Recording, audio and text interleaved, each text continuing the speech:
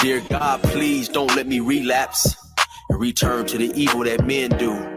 Father God, I pray and ask that you help me to have mercy on others the same way I would want you to have mercy on me. Father God, I also ask that you help me to be quick to forgive and slow to get angry. Amen, amen, amen. These young dudes out here don't respect shit until you put the barrel in their ear and let the tech spit. I just might catch a case on my next hit, remove their whole face on some special effect shit. So show respect, Rico, I'ma have a flashback. Digging through the dresser like fuck it, where my mask at? The mash back with the banger and damage shit and say fuck everything, learned in anger management. Hop back on some east side managed shit and push a nigga's top back when I let the cannon spit. Start planning shit, premeditation. I'm in love with the streets again, rededication. Casket or cremation when I shoot you down. I was built for the smoke like a hookah lounge. I keep big shit that sound like a bazooka sound, and I shoot quicker than ain't gotta be a hoop around. Dear God, please don't let me relapse and return to the G-Ride with 3 straps, a ski mask with the case, squeezing keys apps, spraying everything from a nigga's brain to his kneecaps. Dear God, please don't let me relapse and return to the G-Ride with the 3 straps, a ski mask with the case, squeezing keys apps, spraying everything from a nigga's brain to his kneecaps. Gun on me, it ain't never for show, homie. I'm far from a bully, but I'm never a hoe. Get out of line, my Beretta will blow. Real talk, we can take the beef wherever we go. I bring it to your front door like I'm Uber Eats. I guarantee you listen up when this Ruger speaks. Plus I maneuver through these streets like a ghost, and I'm handy with the heat. I cook a nigga like a roast. On me, homie, this is not a boast. I will still come through, boy, and stop a nigga's post. Play him close, man, air will ease it. Quickly off the waistband, man, and air will squeeze it. Leave you niggas laid out dead or paraplegic. Niggas playing in these streets while I'm very strategic. I come to your house dressed like the gas man. Shoot you 9 times, leave you stretched by the trash can. Dear God, please don't let me relapse and return to the G-Ride with 3 straps, a ski mask with the case, squeezing keys apps, spraying everything from a nigga's brain to his kneecaps. Dear God, please don't let me relapse and return to the G-Ride with the 3 straps, a ski mask with the case, squeezing keys apps, spraying everything from a nigga's brain to his kneecaps. I don't put shit on Facebook, I just holler in person. Put the pistol in your mouth while you're hollering in person. All that shit you kept rehearsing and put on your live, got your clap with the big 4-5. You bitch nigga, if you tell me to pull up, I'ma do that. That nigga who was whooping first nigga that I shoot at. Ski mask on my face, bystanders be like, who that? I ain't with the talking, bitch boy, I thought you knew that. Leave his brains where my shoe at and bounce like I'm on a trampoline. Leave you laid out, nigga, like you camping on the scene. If you want something sweet, grab a peach or tangerine. Niggas won't smoke, well fuck it, I'ma let them handle steam. AR with the beam, you see the red dot? We tug on this trigger, nigga, it'll make your head pop. Blood pouring down to your shoes, call it Red Sox. Your brains hanging all over your shoulders like some dreadlocks. Expect the gang of dead off if they ever cross the line. The Lord said in the Bible, oh, revenge is mine. So I'm just trying to find a righteous path between the two. Before I lose control and do the shit I used to do. This being humble shit is new. I'm trying to turn the other cheek, but I ain't never been a bitch, so watch your mouth when you speak. Your mercy's what I seek, so I pray on bended knees. Don't let me get the K with the extended clip and squeeze. Lord, please. Dear God, please don't let me relapse and return to the G-Ride with 3 straps, a ski mask with the case, squeezing keys apps, spraying everything from a nigga's brain to his kneecaps. Dear God, please don't let me relapse and return to the G-Ride with 3 straps, a ski mask with the case, squeezing keys apps, spraying everything from a nigga's brain to his kneecaps.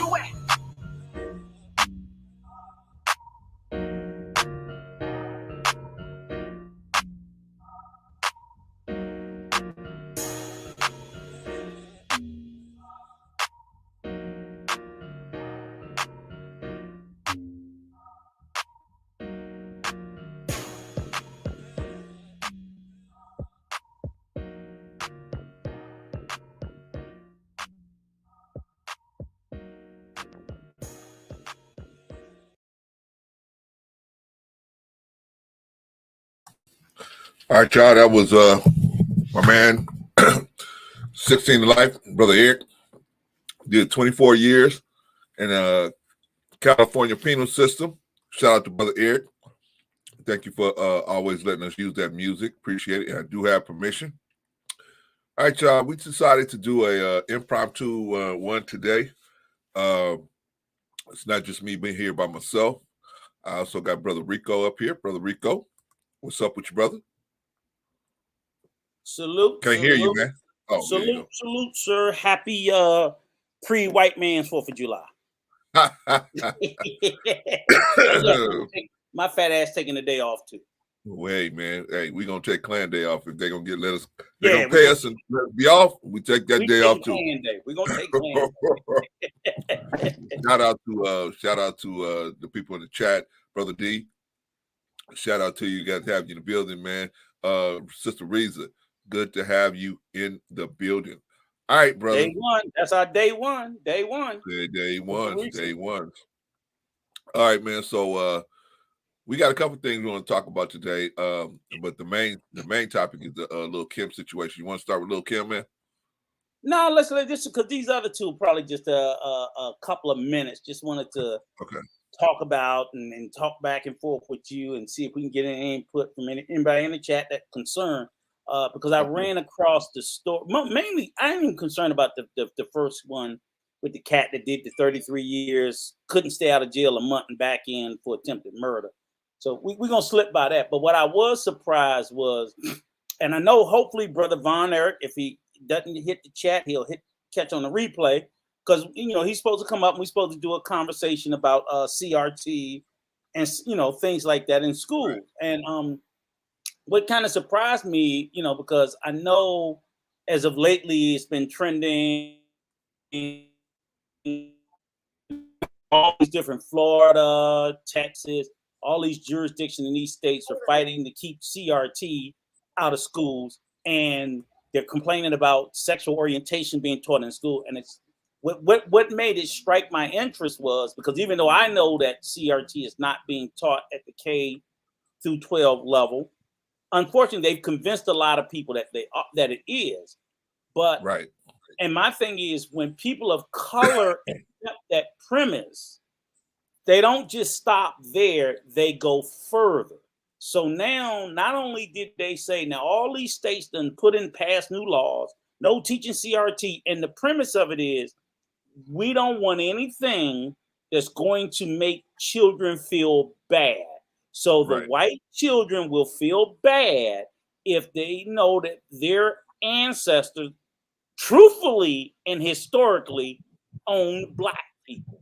That would just make them feel too bad.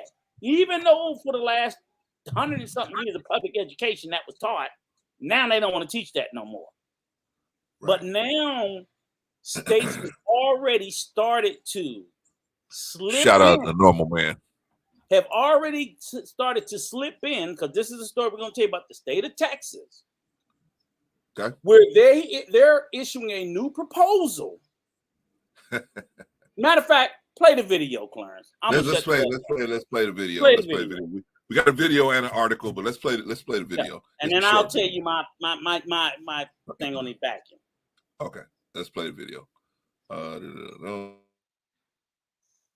Texas Education Agency is pushing back on claims about a new education proposal that slavery be taught as involuntary relocation to second graders. Yeah, as you might imagine, this is getting a lot of attention online. Kim's 5 reporter Alyssa Tellez joined us live. So, Alyssa, who is behind this, and what is the TEA saying about it? Good morning, Marvin and Barry. So the group is made up of 9 different educators, one of them a professor there at the University of Texas at Rio Grande Valley. Now, this is just one of many groups that helps to promote curriculum there to the school boards. The Texas Tribune obtained the draft proposal. The change was proposed during a meeting on June 15th, and it was a meeting that lasted more than 12 hours. Senate Bill 3 dictates how slavery and race issues are taught in Texas public schools, the law stating that slavery was not a part of the true founding of the United States, and it was merely a deviation of American values. Board member Aisha Davis is a Democrat representing Dallas and Fort Worth. She expressed concerns that the wording is not a fair representation of slave trade. The article sparking controversy on social media. Kevin Alice, the chair of the Texas Board of State Education, saying they have asked the group to revisit the language in a unanimous decision during that meeting. Ellis also pointing out that the topic of slavery isn't even taught to second graders in the first place. The TEA posing a statement on Thursday saying the State Board of Education, through the work of review committees, determines state standards, and it typically involves multiple drafts, saying, quote, any assertion that SBOE is considering downplaying the role of slavery in American history is completely false. The board will have a complete vote on the curriculum proposed back in November. Coming up on the north side, I'm Melissa Tejas, KENS 5. America's beverage. Okay, so hopefully, if it doesn't make any sense, hopefully, some of you guys get the gist of. And there's two things I want to point out. First thing I want to point out is I'm glad it shows, because too often we've had these conversations where people believe like the American education come from the president. It don't come from the damn president. Every state and every county and every school system has its own board that decides. Now, so say you're in the state of Texas. So like Harris County is the biggest county in the state of Texas. So the Harris County school superintendent has to come up with their curriculum, and then they have to get it approved by the state of Texas. The state of Texas determines what the hell those kids learn. It does not come from the federal government. The federal government may have certain rules about certain rudimentary things, but whatever Texas decides to teach there, that's why school systems, that's why they vary. That's why they're not all equal. It's not just the students. Some of these states have dumbass students because they're teaching stupid shit. So what do they call them again, Rico? What do they call it? Involuntary what? Involuntary relocation. Okay, So they don't even teach slavery at the second grade, but they're already changing the language of what they call it. And in the state of Texas, not anywhere else yet, because it will percolate and creep up through the other grades. So it doesn't make Chad feel bad. It doesn't make Chad feel bad. What about fucking Jerome?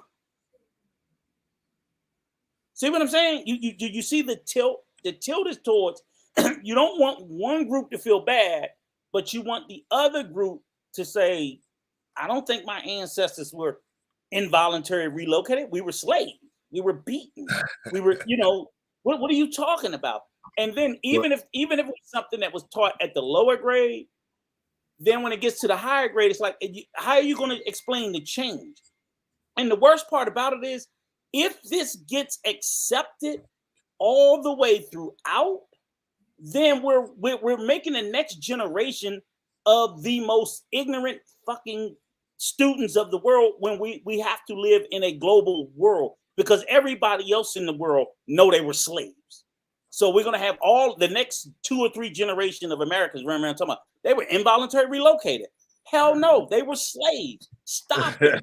Any historian alive will tell you they were slaves. And this erasure of history and facts, which always seem to go towards one way and not the other. You know who else they do this to? They've done this to the genocide of Native Americans. You know who else they've done this to? They've done this towards the Chinese. They erase how even with the camps for the Japanese during World War II, they erase how bad it was, because it'll take you 300 years to get a fucking apology. We ain't never gonna get a check. And somehow they're hoping that if enough passes, they'll forget about it. We can stop talking about it, and so on and so forth. It's called an erasure. But historians will tell you that's not acceptable. It's never acceptable to erase the facts of history. And that there is why we can't even teach, which no one was ever proposing to teach CRT at the grade school level, because it's a college course. We can't even tell fucking kids that Black people were slaves, even though it's a historical, factual truth. We are arguing that as if my ancestors booked a cruise. And I wanted to go to England, and they brought me to America and put me in slavery. You know, it like involuntary. Oh, we just relocated you. I know you wanted to go to England or Sweden, but we relocated you to America because we thought this would be a better place for you. That's not what happened. And you know, I'm gonna tell you, this shit always starts at certain states that's led by certain people. So does it surprise me that it's in Texas? Absolutely not. Absolutely not. And as I told you, Clem, it's going to go to Louisiana, Alabama, Mississippi, Tennessee, Arkansas, Florida, and all those. They ain't the Bible built. They the fucking redneck built. Because ain't nothing biblical about them. That's all I'm saying. Rico, they're Christians, Rico. They ain't fucking Christians either. They're hypocrites. Christians don't lie. Christians don't lie. And calling slavery involuntary relocation is a fucking lie. All right. Hold on, Rico. You know, willfully lies. Hold okay, on. Sister Let Rico, me get some shout outs down in Kansas. let me get some shout outs real quick, man. Shout out to let's see, Jamie Salgado. Glad to have you in the building, my man. Glad to have you in the building. We're gonna open up the lines in about 30 minutes, man. We're gonna or 20-something minutes. Guy, I got the time maybe on. we'll even open it after a couple of minutes to let people come in and chime in on this, because maybe a lot of people didn't know about it. Okay, yeah, let's do it in about maybe 10 15 minutes. Get some thoughts. Okay, shout out to Von Bryant, shout out to Marcus, shout out to Von Eric, and shout out to my sister OG Patrice in the house. All right, shout out to Brother Chris. All right, so and the reason why I say that is again, it's like this is this changing of history to suit people's certain perspective and narrative. You know, we know like I said, why do this and why now? Again, this is a direct backlash to CRT, Mr. Von Erich. See where the we don't want them to feel bad, because literally they've written new laws that the teaching of slavery, shout out to New Growth, it has to be taught in a way to not make students feel bad. Okay. But guess what they haven't said shouldn't be taught in a way to make students feel bad. What? They haven't said that about the genocide in World War II. Oh, yeah. Well, and they're not going to let them change that. Let them call that involuntary camp. Let them call that a work camp. No, they're fucking concentration camps, and they're death camps. And they're not going to allow them to reword. What about involuntary population control, right? They are not going to allow them to reword this silly shit. They won't. So I won't stand for. And the mere my thing is this, man. My thing is it's not entered, but they're trying. And if 9 people that's making this recommendation, and if the Texas State Education Board accepts it, that's the way it's taught. Okay, so my thing is, we need to know why this is a bad thing. Why is this a bad thing? Is it just because our feelings are hurt? Wait, hold on, Rico. What a bad thing? Is it because our feelings are hurt? Is it just, our feelings are hurt, and therefore we don't want you to do that? Or is it more to it than that? And that's what I want to get into. Is it more to it than that? Why? What are the practical reasons why this shouldn't happen this way, Rico? What is the practical? The practical reason is because that's a solution in search of a problem. There is no problem with teaching slavery the way it's always been taught. It's been taught. Yeah, of course there's a problem, Rico. Of course, you're making white kids feel bad. You're making white kids feel bad. And that's then you know what? Then you know what? Introduce a therapy bill so that they can go get fucking therapy. But history is taught historical, factual, and truthful. All history. It just is. It just is. You know what? They're quick to teach slavery in the Bible, right? History is history, huh? But they're quick to teach slavery in the Bible. They're quick to teach it in the Bible and say that the Egyptians had the Hebrews had slaves. But they quick to teach it. Let me tell you what. If you can't teach their kids if you can't teach their kids slavery, don't teach my kids the American Revolution.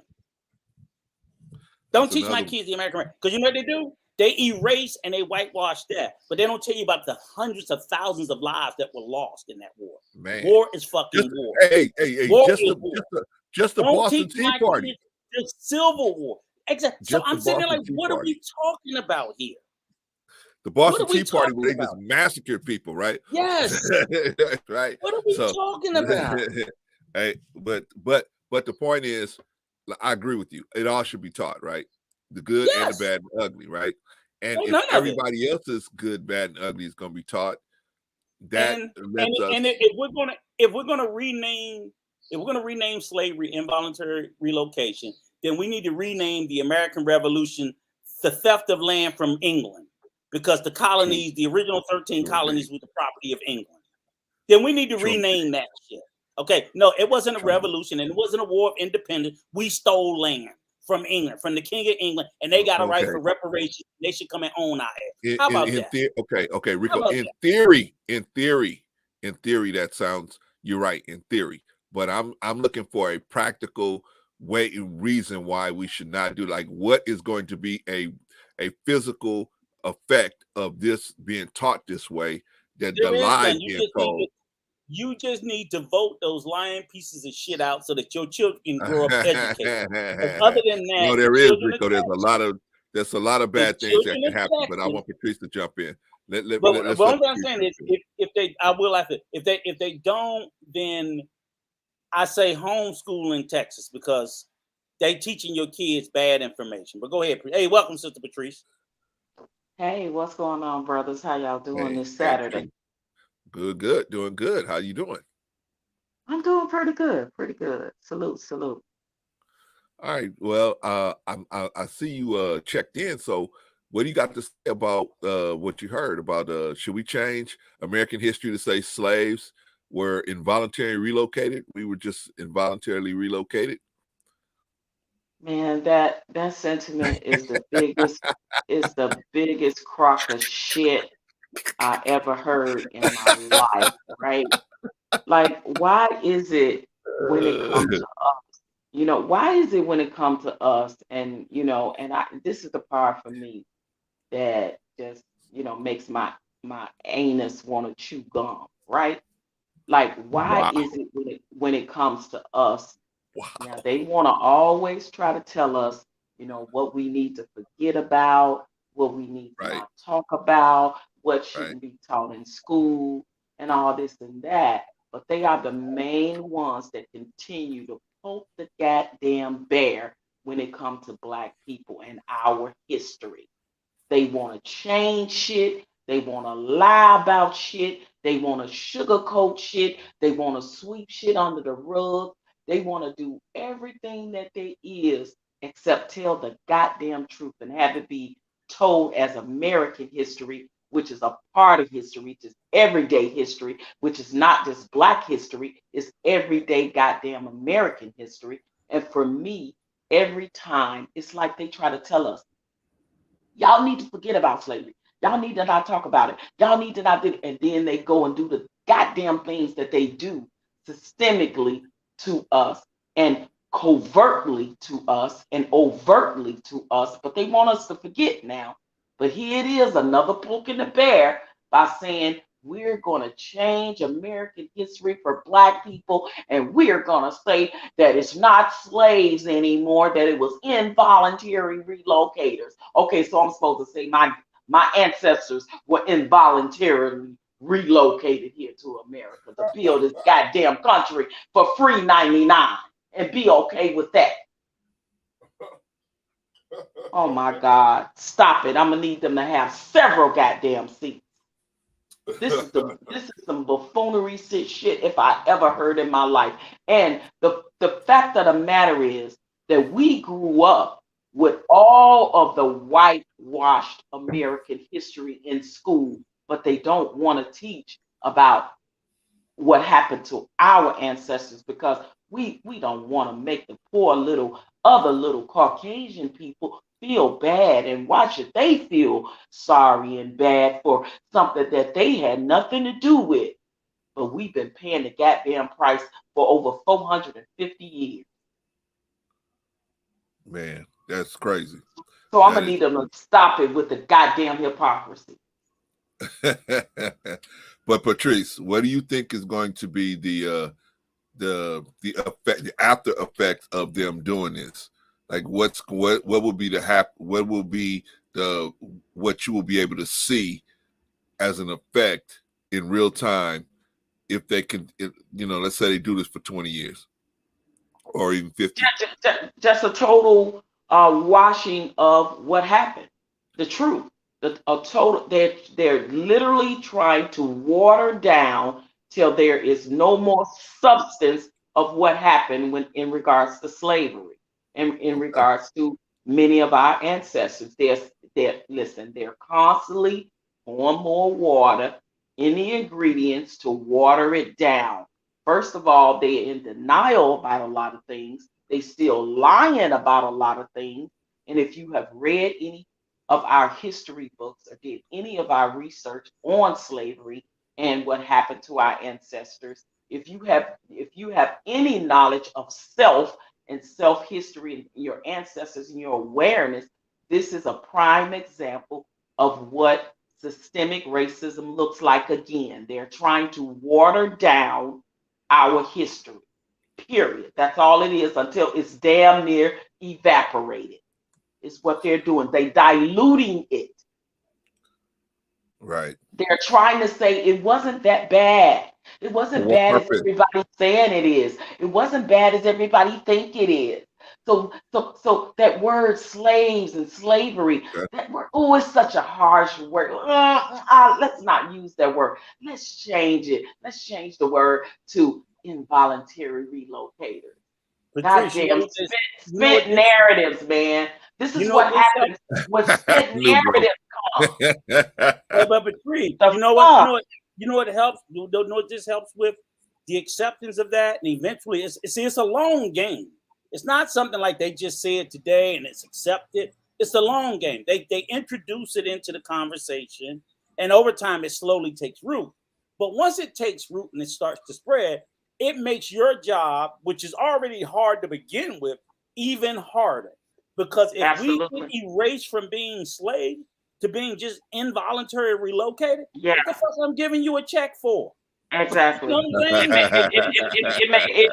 was gonna be my next point, bro. You right on point. You hit it. Listen, as a member of ADOS, again, when we saw this, because I know Yvette Carnell and Antonio Moore is going to be talking about this whole involuntary relocators thing. I know they get ready to do their podcasts on it because it's been all over social media. We haven't had a meeting about it yet, but I know it's coming, right? Because I know that this is just other ways of systemic racism, of systems working, spent narratives of trying to have a reason to say why we don't need reparations, right? Like they got every excuse in the world. And this is the thing that I want Black people to pay attention to, because a lot of our people buy into this shit. They're going to buy into it. A lot of us are going to buy into this goddamn changing of the name of this spit narrative. We're going to buy into it, and we're going to be on platforms talking about, involuntary relocate. Yeah, maybe we should say that our goddamn ancestors didn't come here. Involuntary relocate? Are you serious? Like, and for us and for ADOS, that's another thing we're gonna have to add on to with things that we're fighting against when it comes to the people, the politicians, when it comes to people that look like us, when it comes to other organizations and that's saying they don't want to give reparations to American descendants of slaves. Like, really? Is this what we doing? And the sad part about it is we fight for sometimes all the wrong things, right? And sometimes we got to know when to call the race card properly, because this is a prime example of another part of systemic racism that they're trying to erase, emasculate our history and our history of our ancestors. We are not being taught these things in school, so it's up to us. Like you're saying, the whole CRT, when you're talking about a lot of these southern states and southwestern states that is still very Confederate minded, Confederate in theory, that don't want these things to come to fruition for us. And we just sit back and we just allow shit to continue to happen to us. And we don't fight hard enough. We don't say anything. We don't use our platforms to speak on these things like we should. So thank you, bro, Clarence, for bringing this to the attention, because I don't even think a lot of us even knew about this. I just found out about it a couple of days ago. And I'm like, wow, because I'm waiting on ADOS to address it. And I know it's getting ready to come. And this is the thing for me. As somebody that fights so goddamn hard, right, for our people, and for us to always be the last on the totem pole for every goddamn thing when it comes to they give us shit. Okay, Patrice. We got to realize that we have to start speaking up and fighting harder. We really do. Patrice, here's something I want to say, and I want to say this to you, Clarence, too. Why is this so important, and why did this strike a chord with me? There's a basic premise that's known as, if you can't speak your history or remember your history, you're destined to repeat it. So if we as especially people of color, because like I said, with what Patrice said, and that's the part, I'll be honest with you, I ain't upset with none of them redneck crackers in Texas. That's what they do. I expect them to come up with some more shit tomorrow, this, that, whatever. I could care less. The people I'm offended about the most, or I will be people of color, whether you're Native, even if you're a woman, even if you're a white woman. Because guess what? When they can make the erasure of this, they'll make the erasure of everything else.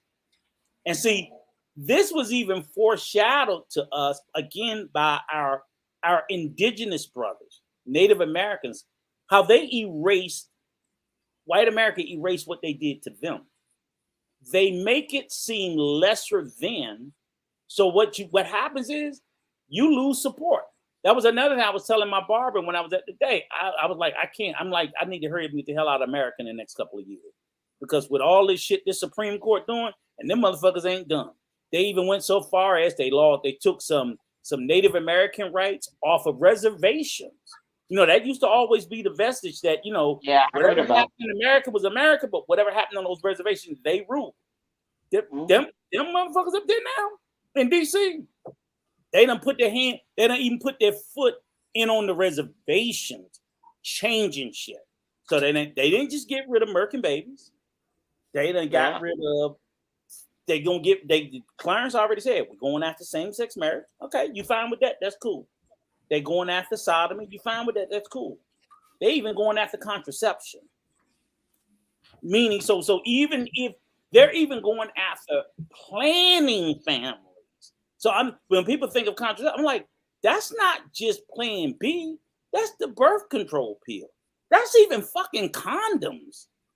That's anything that can prevent pregnancy. So, I mean, my point is this, is that's as bad as that, and I ain't even gonna get on that, but then we go back to this case here. It's an erasure of history. And as you said specifically, Patrice, why do they always come after ours first? I'm not saying, I'm trying to warn other people that they're going after y'all too next. But they always come after us first. Because as I told Clarence is, let me know when they're going to change what they called that genocide in World War II. I bet you they ain't changed the name of that shit. Exactly. See what I'm saying? They're not going to call they're not going to change the name of the Holocaust. They're not going to change the name of the Holocaust. They're not going to change that name. Yeah, exactly. That's what I'm talking about. They're not going to change those from to summer work camps. No, they were concentration camps and they were death camps. And you better fucking not call them anything else. Yeah. And I don't think you should. So why in the hell do you get to change slavery to involuntary relocation? Yeah. That is just, I'm just It's so casual, right? It's so casual. It's like saying, "Oh, well, I was relocated here involuntarily, but I can't." Do you realize how complacent and how, like, as a matter of fact, that sounds? Yes. After all of the horrific atrocities that was done to our ancestors, for them to even say, "Oh, they just was involuntarily located." Because you know what that says? I don't give a fuck, and we're going to rechange it. And listen, and they keep sticking it to us every time, and we just sit up for the most part, and we just take. Sometimes a bunch of us that look like us say, "Here go the Vaseline." Yeah, I'll even give you the Vaseline.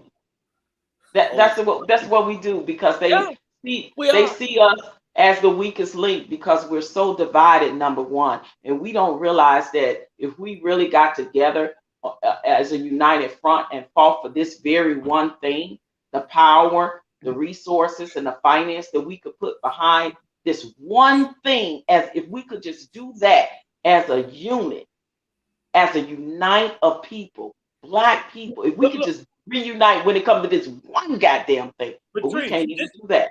This is the part that blows me. I'm glad you said it. This is the part that blows me, right? We know we're not gonna get Blacks in America united against it, because the Blacks in Texas ain't even united against it, right? But guess who was the person that spoke up to even make them pause this shit before they brought it back in? Wasn't no Black man. Who? Because I don't. It was a Black woman. Who was it? It was a Black woman. They would have voted on that shit. They would have passed that shit and would be in the textbook. But it was a Black woman that was a state Democrat and stood up and said, "Oh no, this shit's not gonna fly."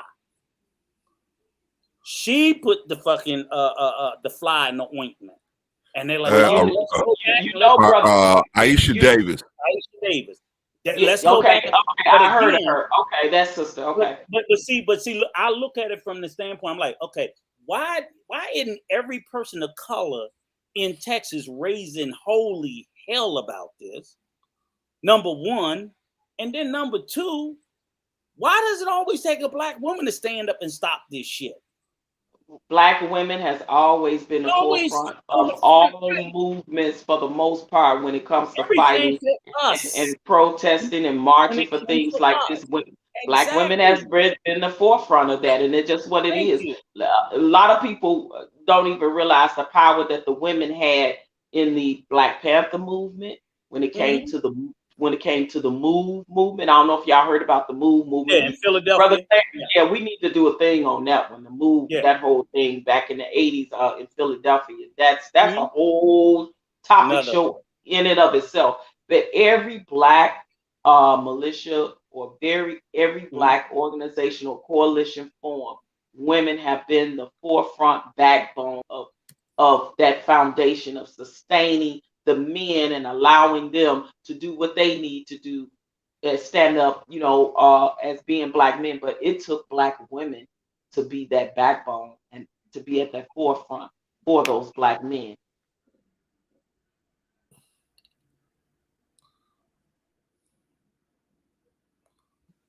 Bro, see? Yeah, I'm here. I was reading the article, brother. Sorry about that. Yeah, brother. Hey, look, the link is there. Is that the link? Yeah, link is there, man. Okay, if y'all want to hit the link, come on up and tell us what you think about this story. I didn't really plan on spending a whole lot of time about it, but I'm glad, like Patrice said, because I was just like, I think we need to put this information out in the ether. Whoever don't see it live, maybe they'll see that we talked about it later, and maybe they go do their own research in your own channel and do a stream about it. Send us an invitation, we'll come up. I just think this is pretty troubling, and I think this is the start of something, not the end. It's the beginning. And you know what? Here's the thing. If this fails, like most things, it's like, okay, now Louisiana gonna be like, okay, we're gonna come at it a different way. You see what I'm saying? They don't give up. They just find another way to sneak that shit in. And pretty soon, while those little white children don't feel bad, the little Black kids are being lied to. God forbid. That's what I want. God forbid making them uncomfortable. We've been uncomfortable all our lives. We've been hurt. We've been everything, oppressed. Listen, but God forbid to make the other ones uncomfortable. God forbid for them to have to listen to something that is the truth and make their little ears hurt and their little feelings hurt. God forbid that. All right, y'all. Everybody in the chat, everybody out there in the bushes. If you really, if you got something to say, come on up here and say it. Even if you got just a minute. Hey, Negro, you are a papa of young children. Get up here. Give me your 2 cents. Yeah. And Marcus, you close enough to Texas that you probably put that shit in their head. You hit the link too. You probably put that shit in the head. You explain to me why Texas is trying to whitewash the fucking history of something so basic as slavery. What are we talking about here? We're talking about some really basic truth. Well, what I'm trying to get y'all to get to is the practical application of what's going on here. Outside of the obvious that they don't want their children to have, they don't want to have to explain to their children what their ancestors did to us as Black people. I understand that. Why? That's probably why? Why do you understand that? No, stop because right that's there. a very difficult conversation. Why do you understand that? I understand. I mean, because I understand the person that I'm dealing with, so I understand you understand because it's a difficult conversation that they. No. You say you understand why they don't want their children to know that. Absolutely. Right? Well, I don't. I know why they don't want to have to explain that situation because there's really no explaining it. See what I'm saying? It puts you in a situation where there's really no way to explain it. And say I'm a good person for doing that, right? But my question is this though: if you, and this is why I can never get to that space, and you always do this shit, Brad. You do this every show, Brad, right? You always come with the man's point of view because my thing is, it's just a simple equation to me. But what about the other side of the equation? Because where you don't want to feel uncomfortable having to deal with your little precious seed, there's people on the other side of the coin that don't want to feel comfortable. We've been made to feel uncomfortable our whole lives. Like I can't with the pity part. Listen, when I go to certain meetings and I say things to Caucasian politician or any other race of a politician that makes them uncomfortable. What is that? No, that's Clarence. Go ahead. They face start to get red. You know when you're making them uncomfortable. They try to change the subject. They try to not answer the questions. They deflect. They speak dismissive. These are the things that I know that happens in meetings I'm in when I bring up certain questions that they just didn't even like. Oh my God! Like she know her shit. They didn't expect. They didn't expect. Come way out of left field with it, and I challenge them every goddamn time. And the first thing they do is get red in the face, and they stop. We're looking into that, but right now the fact of the matter is this is what we're. I say but this ties into that, and I'm gonna explain why it does. But see, when you break, and see, they think that we're not intelligent, that we can't break things down where we see that A can't actually connect to B and B connects to C. It's as simple as 1, 2, 3. Like they don't see, they're looking at, they'll say one thing, but I'll say, but do you know that economically the Black race has not had equality when it comes to our white counterparts due to the fact that your ancestors and you are still benefiting off the backs of my ancestors. Do you realize that the financial institutions, the banking institutions, the insurance companies all have gotten very, very wealthy off of the backs of my ancestors and still continue to do so?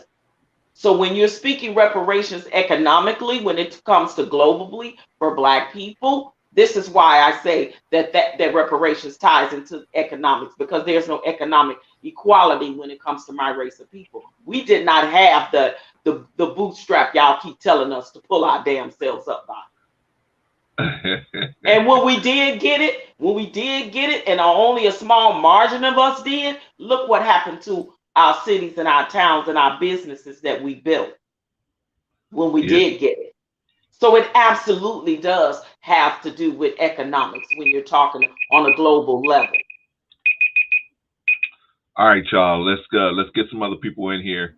Let's bring in, who came up first? Marcus. I think Marcus got it first, then Von Eric, then Vaughn. Yeah, he's the local Texan. What the hell? I don't live in Texas. You close enough, damn it.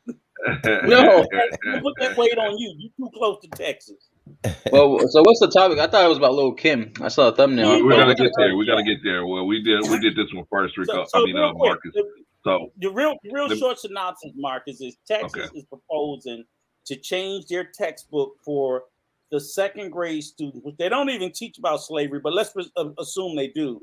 And they don't, because they don't want them to feel bad because of the whole CRT argument I got to beat up Von Eric about with, because they don't want them to feel bad that they are proposing to change calling slavery involuntary relocation.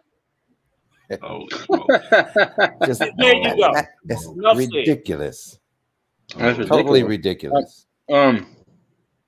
So real quick, like Texas, its history of Texas is like, it's been very historically, you gotta know, patriotic to its roots, very gung-ho cowboy. There's the reason why they call it the Lone Star State. Very Confederate. That part, right? Thank you, OG. Actually, first of all, sorry, how's everybody doing? My apologies. I didn't want to come in, but I hope everyone's doing good. How are you doing, Marcus? Happy Clan celebration, Clan weekend celebration. And we all have to realize, we all have to realize that they, in certain parts of southern states and southwestern states like Texas, they still fly the Confederate flag to this day. Yeah, that's true. And just as because we just celebrated Juneteenth, we know they were the last state. We know they were the last state to free the slaves. Facts. Rico. Hold on 1 second. Go ahead. Goddess Tesla. You're gonna have to cam up for just a hot second so I can see if you're real or not, for real or not. So before I can bring you up on the stage, but as soon as you cam up, let me see you. Then we off to the races. All right. Can I just say this real quick? You know, that whole visual that Patrice was talking about, you know, the hole in her ass chewing gum. I'm still not over that. You know what I'm saying? I'm still trying to get past that. I was like, where did she pull that up from? And you thought my old babysitter, that's so old school. She used to always say, "You piss me off so bad, you makes my ass want to chew gum." Easy, Patrice, easy, Patrice, easy. All right, let's see. Who's Marcus? up? Marcus didn't finish. Still up? Oh, no, I get it. And I'm glad that OG said that because you know, it is very old school. It can be very conservative. It's very sometimes Confederate. And like their policies, there's a reason why a lot of people back during the pandemic, they left to Texas from California. Whether it was economic, whether it was like policies and rules and laws. I think the reason why they're doing this, the way y'all explained it, is kind of like putting a Band-Aid on a wound that is like a traumatic scar no matter what for the rest of your life, historically. So I think they're just trying to like shift the blame or just trying to take it easy on the people that did it. Because there's descendants and there's like legacies of businesses, corporations that are thriving because it was on the back of slaves. And I think that's the reason why they're probably doing it as well, to not be vilified as much. It's classic hiding of the hands. That's basically what it is. It's a classic hiding of the hands. Because if we get to the root of who's actually responsible for that situation, then we can get to the root of some issues that's going on right now, currently, right? And they don't want to connect those things. And then that's the practical thing. One of the practical things. I'm gonna ask the rest of you guys can tell us what the practical thing, but that's one of the practical things. If we actually go to the root of that problem, we'll understand why the situation is in the Black community. A lot of those reasons, a lot of the situation is the way it is now because of that situation, right? And so they don't want to connect that. They don't want the American people to connect that. They want to just always have a disconnect, like, oh, they're just stupid. The reason why they out there, the reason why they go to jail, they're just stupid. The reason why they poor because they're stupid, right? So nobody wants to collect, or the immigrant, a lot of our immigrant brothers will come over here and say, y'all just dumb. I came over here, now look at me. I got money, I got a job, I got a good job. You know, white folks love me. What's your problem, right? So they don't understand. They don't want to get to the nuances of what is actually the psychological and other economic disparities by connecting all of this stuff together. In my opinion, I don't mean to interrupt you, Marcus, but I just want. No, I'm done. Yeah, anybody else can rock out. Okay. No, you spot on, bro, Clarence. You spot on with that. Real talk. All right, thank you, sis. Appreciate you. All right, so let's move on to Von Eric, then Vaughn, then Goddess Tulsa. What's she gonna explain to me how to say it's it? Goddess Tulsa, yeah. Goddess Tulsa. Okay, I'm sorry, I'm not from. Get it right. Oklahoma, Get it right. That's Vaughn. Is that Vaughn next to me? Yes, it is, sir. No. I thought you Vaughn. Shout out to you, Vaughn. I'm talking about Von Eric. Is that Vaun next to me? Yeah, that's Von Eric. Thank you, Goddess Tulsa. Appreciate you. All right, so Von Eric, let's. I hope you got a whole bunch of smoke for Rico. Can y'all hear me? That's anti-CRT. Okay. Yeah. Von E. Shout out to the Chaz and Brads. Blessings everybody on the panel and in the chat. But yeah, I agree with everything Rico and Clarence and Brother Patrice said. I could see their tactic that they're using, their word tactic. But I wonder if it's going to be when it's in the inner city, in the urban neighborhoods, are they going to be able to make that change in those areas like Dallas, Houston?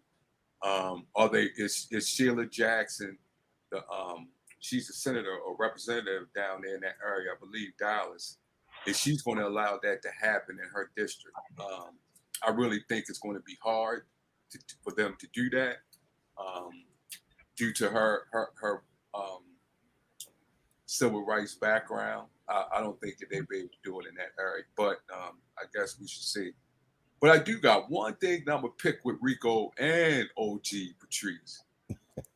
Black women forefront.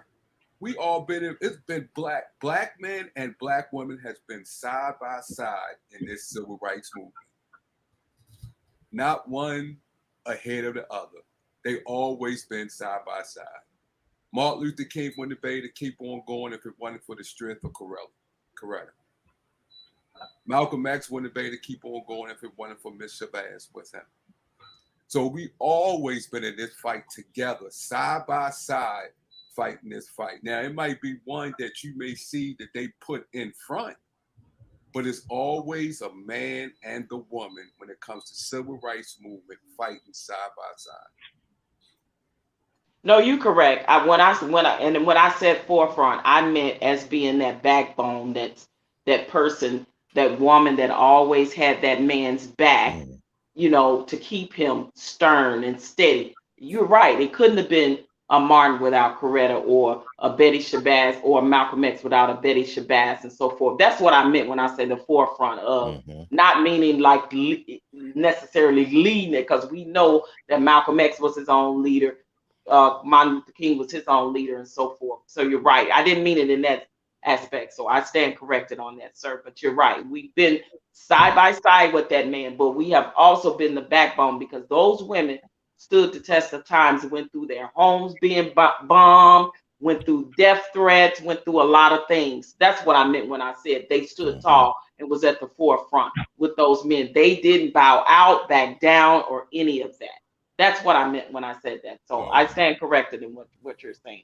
Brother Von Eric, considering what you said, let me ask you a question. Because I know you said and I always try to, and I'm not 100% sure about the state of Texas, but I know most states, like education comes down from the state level, then it goes down to the county level.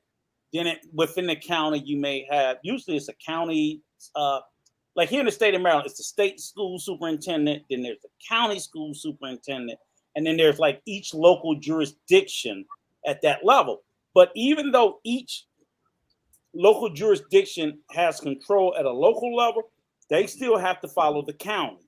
The county is dictated by the state. So this whole involuntary relocation bullshit is at the state level of Texas, where they're saying second graders, or they're proposing that second graders be taught that it wasn't slavery, it was involuntary relocation. So if that passed, is what I'm saying, then that would be pushed down all the way down through from the state level to the county level to the local level. And even though Harris County, Texas, I think that's the one with the most black people, that's the Dallas and so on and so forth, they may not like the shit, but if it comes from the state, I don't think they can do anything about it. You know, you hate it. So, and again, remember, the premise of it is, this is also born out of that anti-CRT stuff. Why they came up with it was because they've instituted state laws. Florida, it's not just Texas, it's Florida as well, and several other southern states that says when you teach about something like slavery, it has to be taught in a way not to make kids feel bad. Fuck the truth. To hell with the truth. The truth don't matter. Make it up. Put flowers and you know what I'm saying? That's what's problematic. And my thing is, even if I discount for the fact of the children's feelings, then we would be raising some of the dumbest fucking kids in the world. We're raising kids on lies. Well, but and then like Rico, like maybe to your point too, like if you're willing to add stuff that's not really necessary to curriculum, you know how like sexual preference and like the rainbow community and stuff, which isn't really needed to be added to curriculum, what's the surprise of people taking out knowledge and history from the books, you know? Because I could see this coming when they want to manipulate it and take things away now, because that's part of power and control. And you know, okay. It is what it is. You know? But they've been lying to us for years. Look what they taught us about what's his name? The one that discovered America. Christopher Columbus. Christopher Columbus. Christopher Columbus. The one that we know didn't discover America, because it was people already there, and they were people that looked like us and indigenous people. But this man, this is a lie, and we have celebrated it our whole lives in school, been off for school, and thinking that this man was a great thing because he discovered America, not knowing, and I don't know if you all even know the history on Christopher Columbus and how that man had a whole sex harem of slaves in certain places where he gave all kind of sex orgy parties and forced slaves to do things with each other, and they started at children at the age of 13. This is the guy that we celebrate, that we were taught that part of history, that whitewashed history, the lies, but that's what that man did. Now, I will say, when it comes to second grade, I believe that's too young to teach children, period. I believe that when there's a certain age of, I would say maybe middle school, I started learning a little bit more about Black history when I was in the 6th grade, 6th, 7th, and 8th grade, because I learned about the Constitution in order to graduate from out of 8th grade into high school.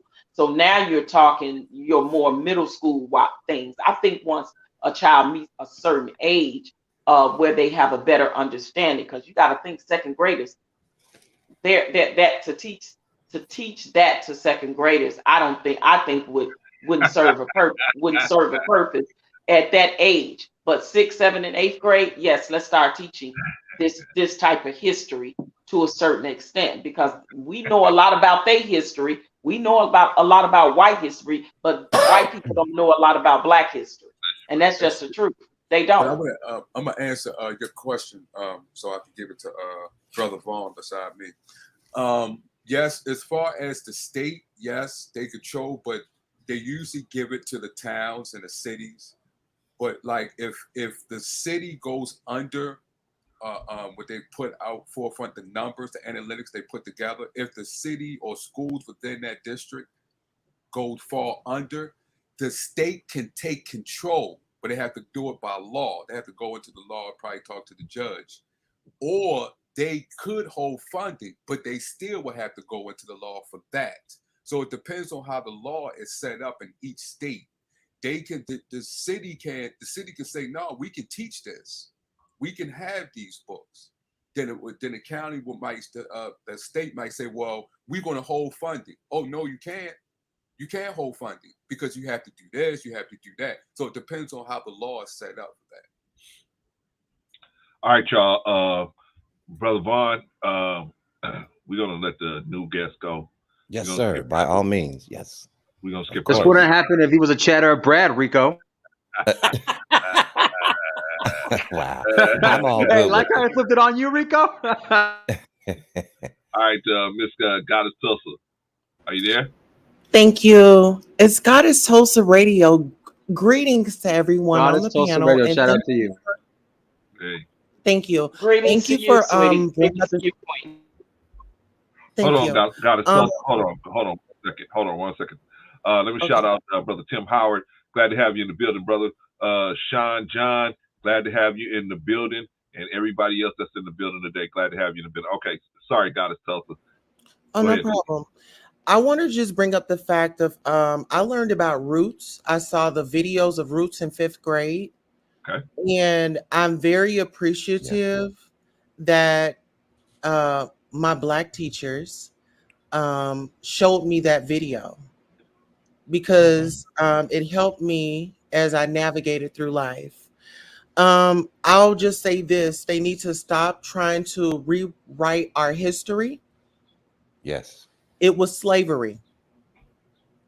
It was what it was. We got beat. And I'm a younger generation. I'm an 80s baby.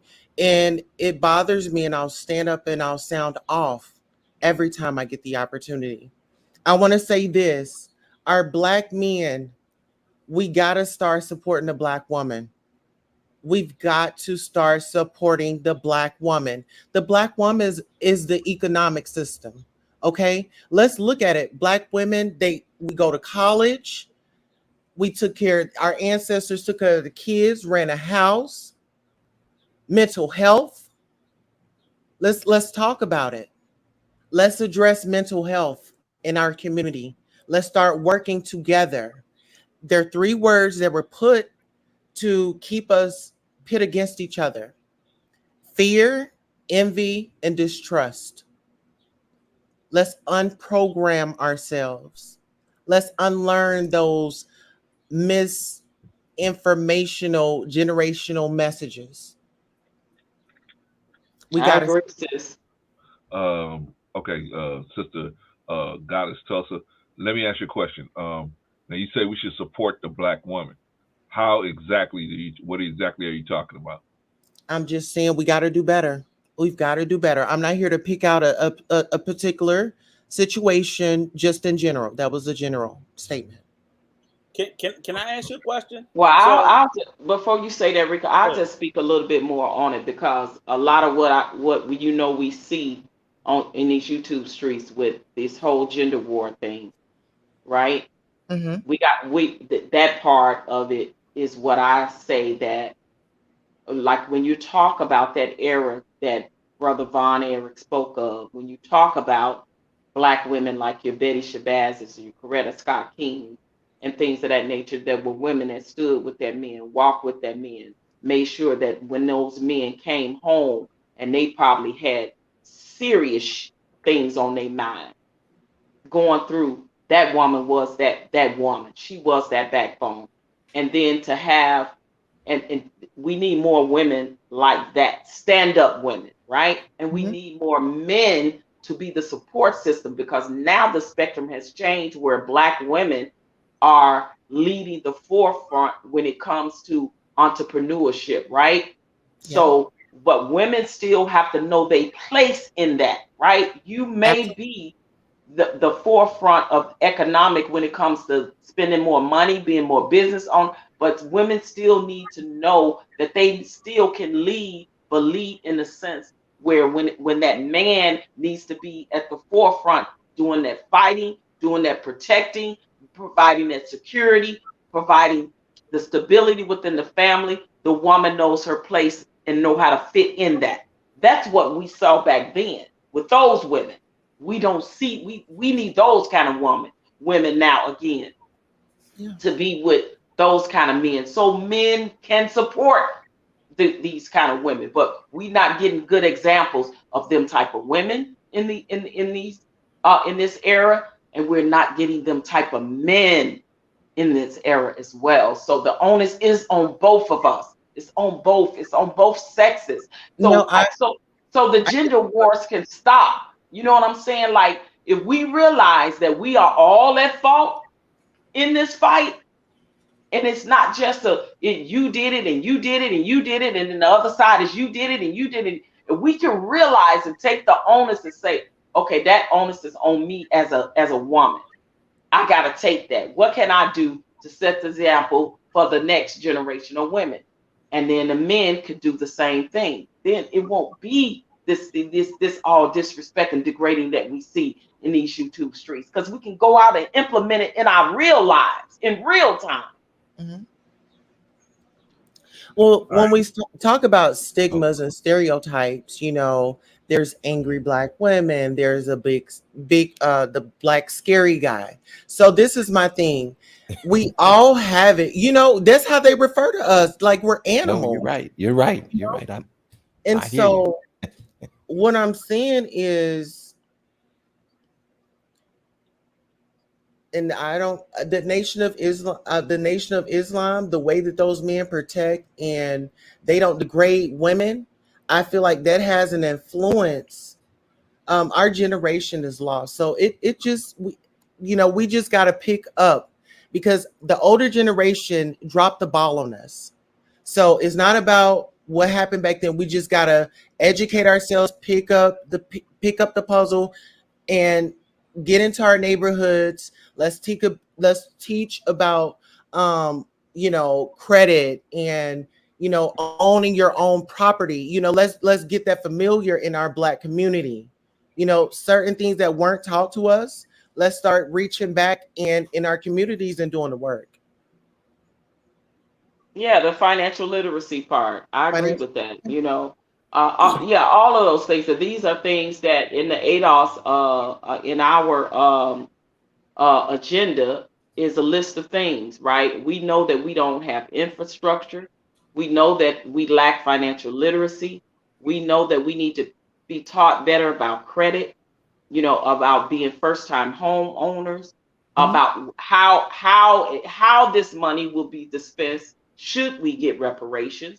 We're not saying we just give us a check and let us go willy-nilly, because we already know Black people look at some of your famous rappers and entertainers. They don't know what to do when they become wealthy, and then they end up just spending a bunch of money on a bunch of crap, and some of them go broke, have to file bankruptcy, because we lack the financial literacy. So yeah, so ADOS is saying, yes, we need to teach financial literacy so we'll know how to disperse the money where it continues to grow and add value to generational wealth to our families. We need to be taught that. We're saying we want annuities and trust funds set up the same way that our white counterparts is continually to get rich and pass on generational wealth to their kids' children and their children's children. We're saying the same exact thing, because we didn't have that opportunity. Because when you be real about it, talking about educational wise, all those things was ripped from our ancestors,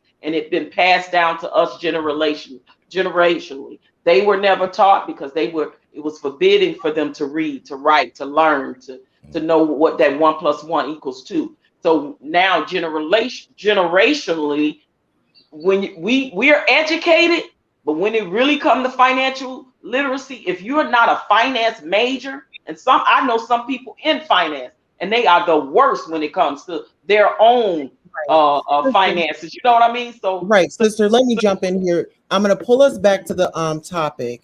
And so the topic is, should we change American history to save slaves? Yeah, to let's save get back to or that. involuntary relocators. I want to talk about the 1921 Tulsa Race Massacre. I want to talk about that. Black Wall Street here in Tulsa, Oklahoma. Greenwood. Rosewood. Greenwood. Okay. They come in. They just destroyed the black, what we built. If you don't know what I'm talking about, look up Simon Berry. Look up Old W. Gurley. Yeah, I know what you're talking about, sis. Yeah. It goes deep. We still fighting for reparations here. The indigenous people. This is our land. This is our land. Let's make that fight strong, and let's educate ourselves, and let's get better as a people. And I'm going to yield the floor. Okay, so real quick, I would like it's to called, I would like to it's pick it up called from here if I involuntary could. relocators. When Yeah, they say I the would word like to. involuntary relocators, does that count? Can immigrants Sir, now go do ahead. that? So, all right, my bad, my bad. I'm gonna get it real quick. I'm just gonna say this. Yeah, go right ahead. So, if they're gonna use that term, so can immigrants now come to America and say they're involuntary relocators too? We're talking about slavery. No. I know, but I'm just talking to real So quick. listen, I'm asking. no. We're gonna stay on topic. We're not gonna invite them in. This is a black conversation, and this is what we're talking about. It was slaves. We're talking about slaves, our ancestors, and how they are trying to rewrite their history, rewrite their pain. We're not gonna step over that. That wasn't my point, but okay. Let's address That wasn't my point, but okay. I don't think she got what you were talking about, Marcus.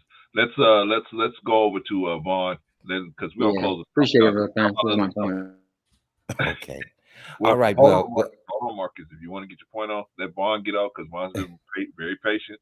Let's let Vaughn get off, and then you can go back to your point, and then maybe you can make it a little more clear, so she can see what you were talking about. All right, Vaughn, you there? Yes, I'm here. Wake up, Vaughn. Vaughn. I'm here. Can you hear me? Yes, sir. Right. Oh, okay. I just want to make sure because I have to tap this mic sometime. Is it on? Is it on? But you can hear me, right? Yes, sir. Okay, so yeah, I don't have too much to say about this, but I do think that it's ridiculous for you to try to dumb down or sugarcoat, our history as Black people. Now this term involuntary relocators, I kind of have a problem with that. Call it what it is. You see what I'm saying? And even with my son, when we were teaching him these accounts, at a certain age, we presented it to him, but we didn't give him all the graphics, because there's some really bad, things that took place that maybe his young mind wasn't able to understand at that time. But as he became older, then we started to tell him the accounts and the happenings, but we didn't sugarcoat it. You see what I'm saying? We kind of taught him as, when he was little, got a little bigger, and then he learned our history that way because they really wasn't teaching it that way in the schools. And our society has a way of the dirt, that they allow to accumulate. They love to just sweep that dirt under the rug. You know what I'm saying? It's an easy way to cover it up. And so a lot of stuff that's going on is like covering. We're trying to cover it. When you cover anybody that covers their sin, you can't prosper that way. Call it what it is, and let's deal with it from that point. But that's basically all I have to say. All right, thank you, Brother Vaughn. Appreciate you. Okay, Hey, Marcus. my brother. Marcus, before we move on to the next topic, I'm gonna let you ask your question so that maybe you can clarify it. Because I'm good. Y'all can run the show. Go for it. Yeah, we're it's just done. That people misunderstood. It's okay. Okay. All right. So we always misunderstood you, but that's okay. You are a misunderstood child. We're done. Yeah, We're gonna go ahead. I got you. Let's go, fellas. But great topic. Look, I just want to say this real quick because we're about to move it. Great topic, great conversation, and I appreciate the input, even the differing views and opinions, and so on and so forth. So yeah, all we ask them is everybody be respectful. That's all. And if you find yourself in a space where people don't know about this, educate each one, teach one. Right. Let's continue to put this out because this is just the beginning of this, not the end. Yeah, that was more towards my point, what I was leading to, but there you go, Marcus. Each one teach them because they're not going to stop with us. They're going to go to every other community as well. And even when oh God, this is from the BET Awards. Yeah. This was a buffoon. I don't even watch it. I haven't watched it in years. But anyway. Me either. But it got so much press that I want y'all to see what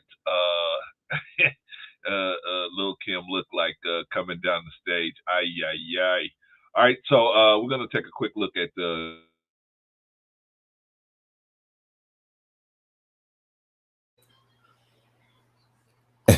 Wow. Let me start. I just want to say two things real quick. Go ahead, Vaughn. Y'all let you start. Okay, so she absolutely reminded me of the leprechaun on that movie. Oh man. The movements and how she came down the stairs. All she needed was that hat to go on her head. Oh man. And I hate to talk about people, but come on. Too much is too much now. Okay, let me just say this. Let's before everybody chime in, let me read a definition, okay? Okay. Because we use in this topic, we talked about Lil Kim because of course everybody's talked about it. And there's another video of a plastic surgeon that went through the entire generation of like every year where he looked at her face and he saw some sort of procedure was done. He wasn't her plastic surgeon, but he could tell as they use can. But what it made me think was when I looked up the definition of body dysmorphia. And I said, and I thought before we start to discuss it, we should know what body dysmorphia is. And body dysmorphia, anybody can Google search it, is described as a mental illness involving obsessive focus on a perceived flaw in appearance. The flaw may be minor or imagined, but the person may spend hours a day trying to fix it. The person may try many cosmetic procedures or exercise to excess. It's a mental illness. I'm not a doctor. I ain't saying Lil Kim or anybody who get plastic surgery has a mental illness. But when we see certain people, and obviously we're talking about a celebrity, because celebrities are the people that we most know. But I see a lot of other people in regular life, not so much here in the U.S., but even in the U.S. and other places, who we all know it's like, okay, something going on here. And that's why I wanted to discuss the conversation in that framework that we're talking about. And just for reference, over 200,000 people a year are diagnosed with body dysmorphia. And one last thing, just before we start to discuss it, right? When they talked about the causes of it, it is okay. When they talk about the causes of it, they said it can be triggered back to trauma in childhood, meaning, i.e., being called fat obsessively and repeatedly. Things of that nature. Just so many things. I'm gonna look up the detailed list of it, but just so that because I just wanted to make it have an educated conversation. Again, I looked at her. She was the fucking leprechaun to me. I thought it was ridiculous, hilarious. All the trolling that people did. I'm just like, what in the hell was she thinking? But she's not the only one. If you look at it, what was the famous fashion designer who got shot and killed in Miami? His sister is the same way. That just totally destroyed herself. Donatella Versace. Yeah, Versace. His sister. Horrible. These people have made themselves monsters where there was a normal looking, beautiful person before. And we all know Little Kim, pre the surgeries, was a beautiful black queen. And she had just turned herself into a monstrosity. And I'm trying to figure out, so when we talk about all the BBLs, the weaves, and everything else, it's a lot of societal pressures that I think we should consider. Because the doctor says, Lil Kim says, she used to deal with getting beat up, black eyes, broken noses. And she also spoke about how boyfriends always left her for European-looking men. So he think that this has something to do with mental illness It as absolutely to why does. she did that to herself. It absolutely does, bro, I'm gonna be Rico. quiet, I just wanted to put that out of the conversation before we start. That's absolutely true. Body dysphoria is a real mental illness, and a lot of celebrities end up having it. And some dysmorphia, thank you, and some regular folk. But for her, it definitely became that because of childhood trauma. People talked about her complexion, about being too dark. They talked about her. She was a little chubby when she was younger. They talked about her weight. They talked about her being real short, which she couldn't do nothing about that. They talked about her nose being too wide, her lips being too thick. She said that she experienced a lot of that type of verbal abuse from boyfriends, and it definitely did something to her mental, right? If I don't know if you guys ever saw the true story about what happened with Karen Carpenter, the same thing. She ended up with anorexia, right? And she died from complication from that because one reporter told her she was fat. And it literally went to her mental, and she went on this thing to lose weight, and it became a whole thing, and she became anorexic, bulimic, and she ended up dying from complications with that. So but it's so unfortunate because a lot of these young ladies are being influenced by the media and what society says looks good, and so it's like they go to all of these great lengths to just try to replicate that somehow. You know what I'm saying? When some of it is unrealistic, I mean, some of these young ladies are actually too thin. You're going from one extreme to another. But Brother Vaughn, Karen Carpenter used to say, and she was literally 80-something pounds soaking wet. That's how little she had got. When you have body dysmorphia, every time you look in the mirror, because it's a mental thing, you think you're fat. Right. She thought she was fat when she would look in the mirror, and she literally, you could see her ribs through rib cage through her body. And so now it's like you're not fat enough. My ass is not fat enough, so I need a fat ass now. It's like, where are we going? Back in the day, a woman didn't even want a big butt. They wanted to have a certain type of a frame, and hey, nowadays this is what we see now, and it's very unfortunate. And like Rico said, there is some mental issues that are involved with this type of behavior, and I would also want to say that shame on the surgeons and those who perform these procedures, because I mean, you as a doctor, you should be able to understand that this person has an issue.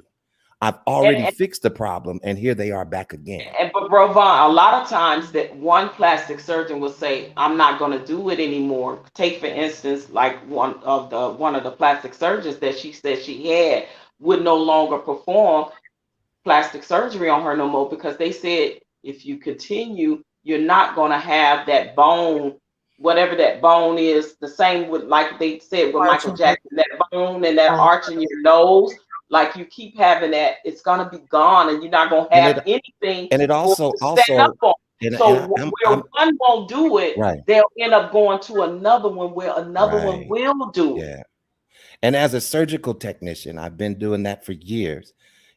These procedures, anytime you have any type of surgery, it forms a scar tissue, and oftentimes a lot of scar tissue can complicate blood flow. Do you see what I'm saying? And see, people are doing these crazy procedures, and I'm so surprised that the surgeons are allowing this to take place. It's like they're doing it. I wonder if it's something mental going on with them as well, because I mean, you would have to be able to see when someone is going, even if it was a consultation. Wait, watch this. Even if you were giving somebody a consult, and when they came into your office, you should, as a physician, or a surgeon, you should automatically see that they've had 12 or 13 different procedures just by looking at them. Yeah, and they You do. know, They do, Bro but Vaughn, because but it's a but money bag. because of the money, because It's of a the money money, grab. yeah, because of the money, oh yeah, I'll do it again because whoever the client is, a lot of surgeons get real happy about celebrity clients. They're not patients anymore. They're clients. And I agree with Brother Rico. Man, oh my God. Lil Kim was beautiful to me.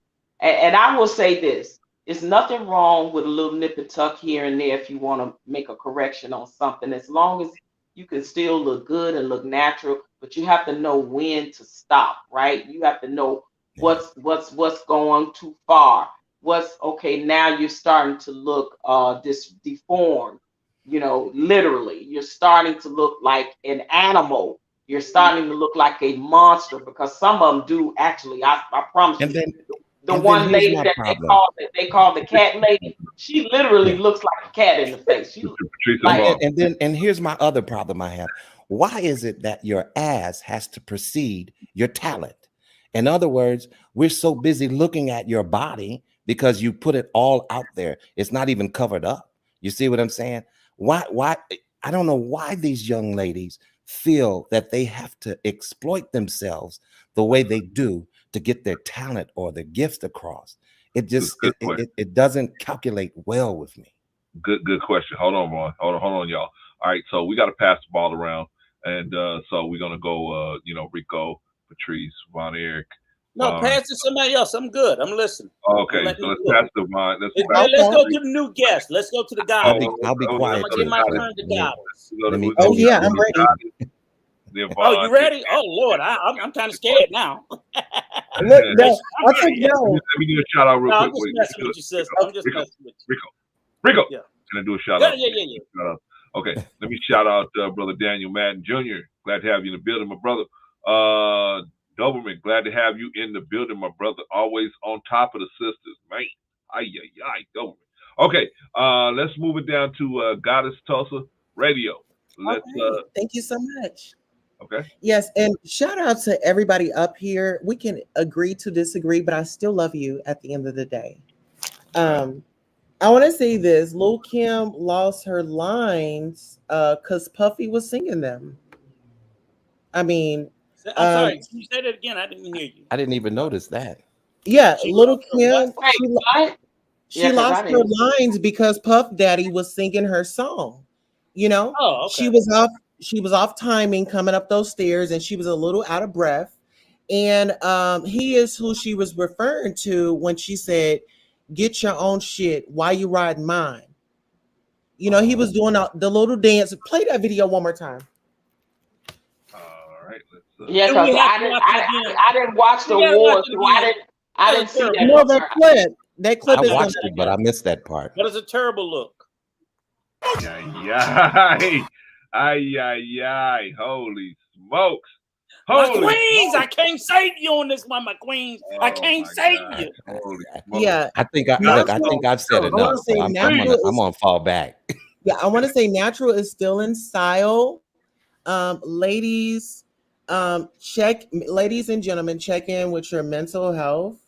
And really, really, really, really, really make these decisions very carefully, because these are permanent decisions. There are risks when you are going for procedures, but just be mindful that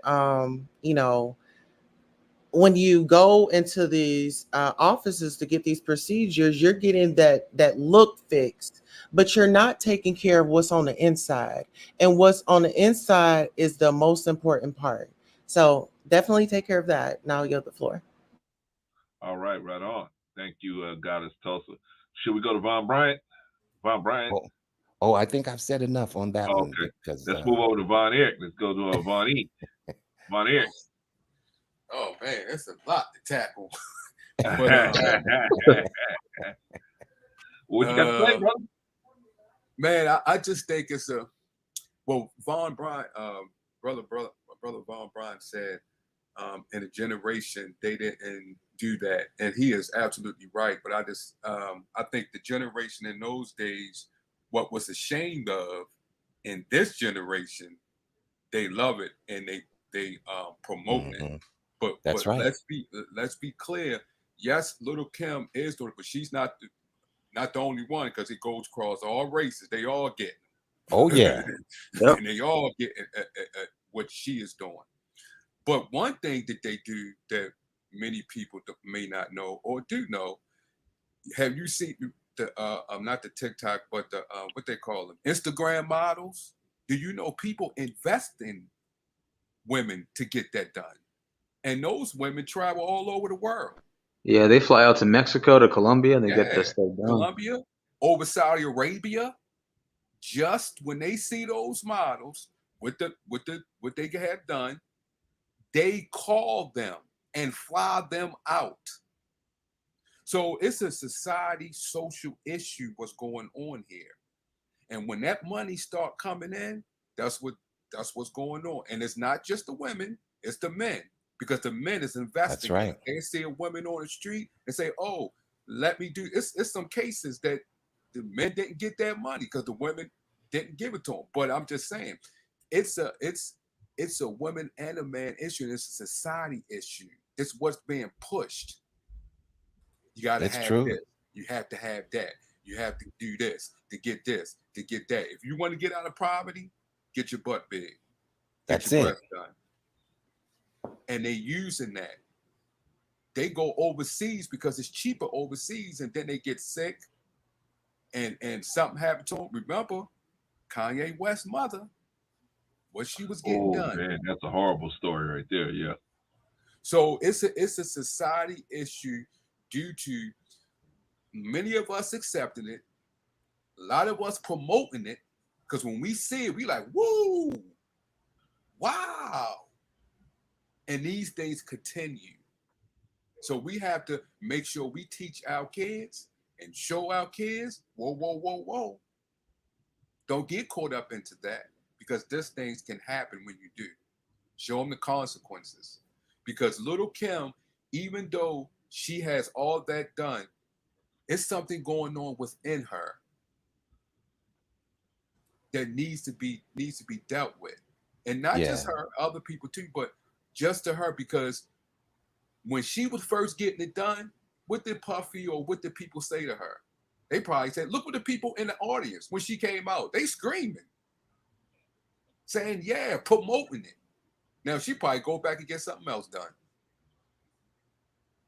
It doesn't look natural. I mean, it I don't know. It doesn't look natural. It's really hurtful to see. It's really hurtful to see our sisters go through that and go through the pain. I posted something on my Facebook where a woman was, I mean, she was going through hell. She was getting it removed. Look at the K. Michelle.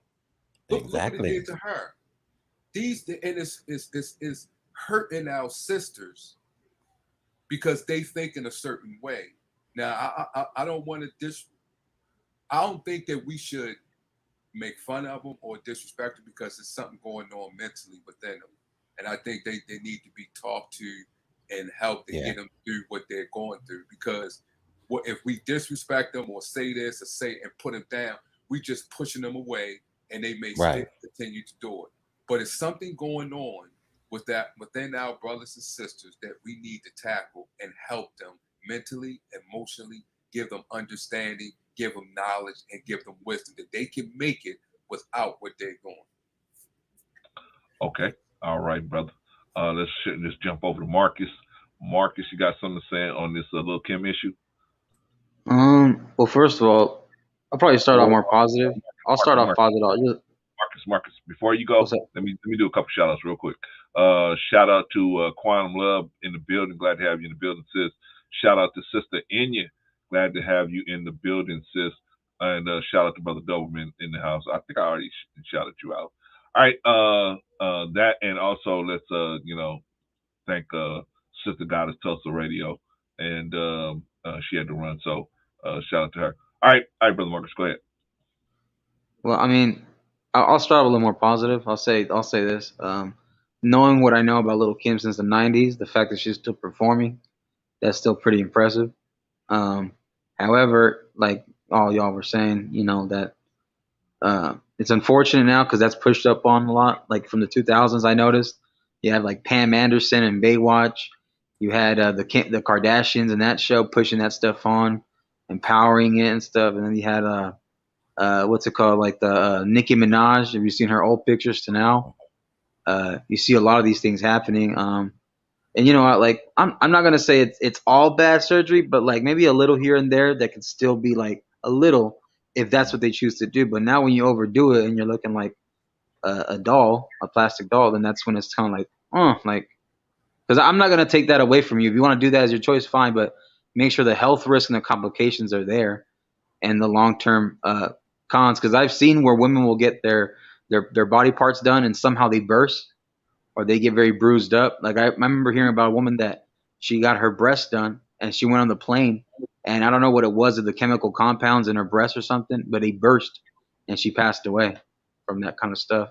So it's stuff that's serious. I know that maybe like, you know, Von Bryant, he can touch up on it more because medical field and stuff. You might have seen some things here and there more than I have, but that's just from what I've seen. And like women, when they do their butts, like they have like this very bad bruising and this bad like reaction to it, and next thing you know, it like bursts and they pass away. They're deceased. Yeah, that's terrible. That's terrible. All right, you guys mind if I give my little 2 cents on it?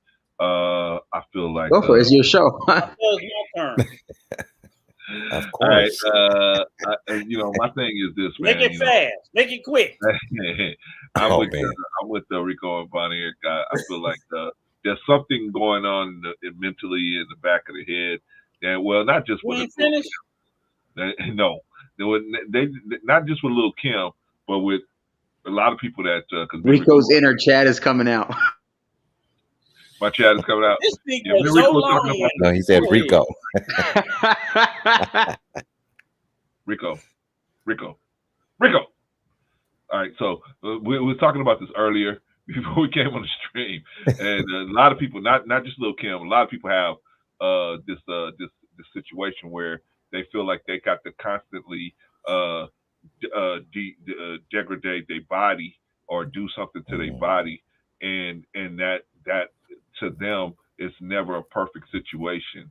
I had a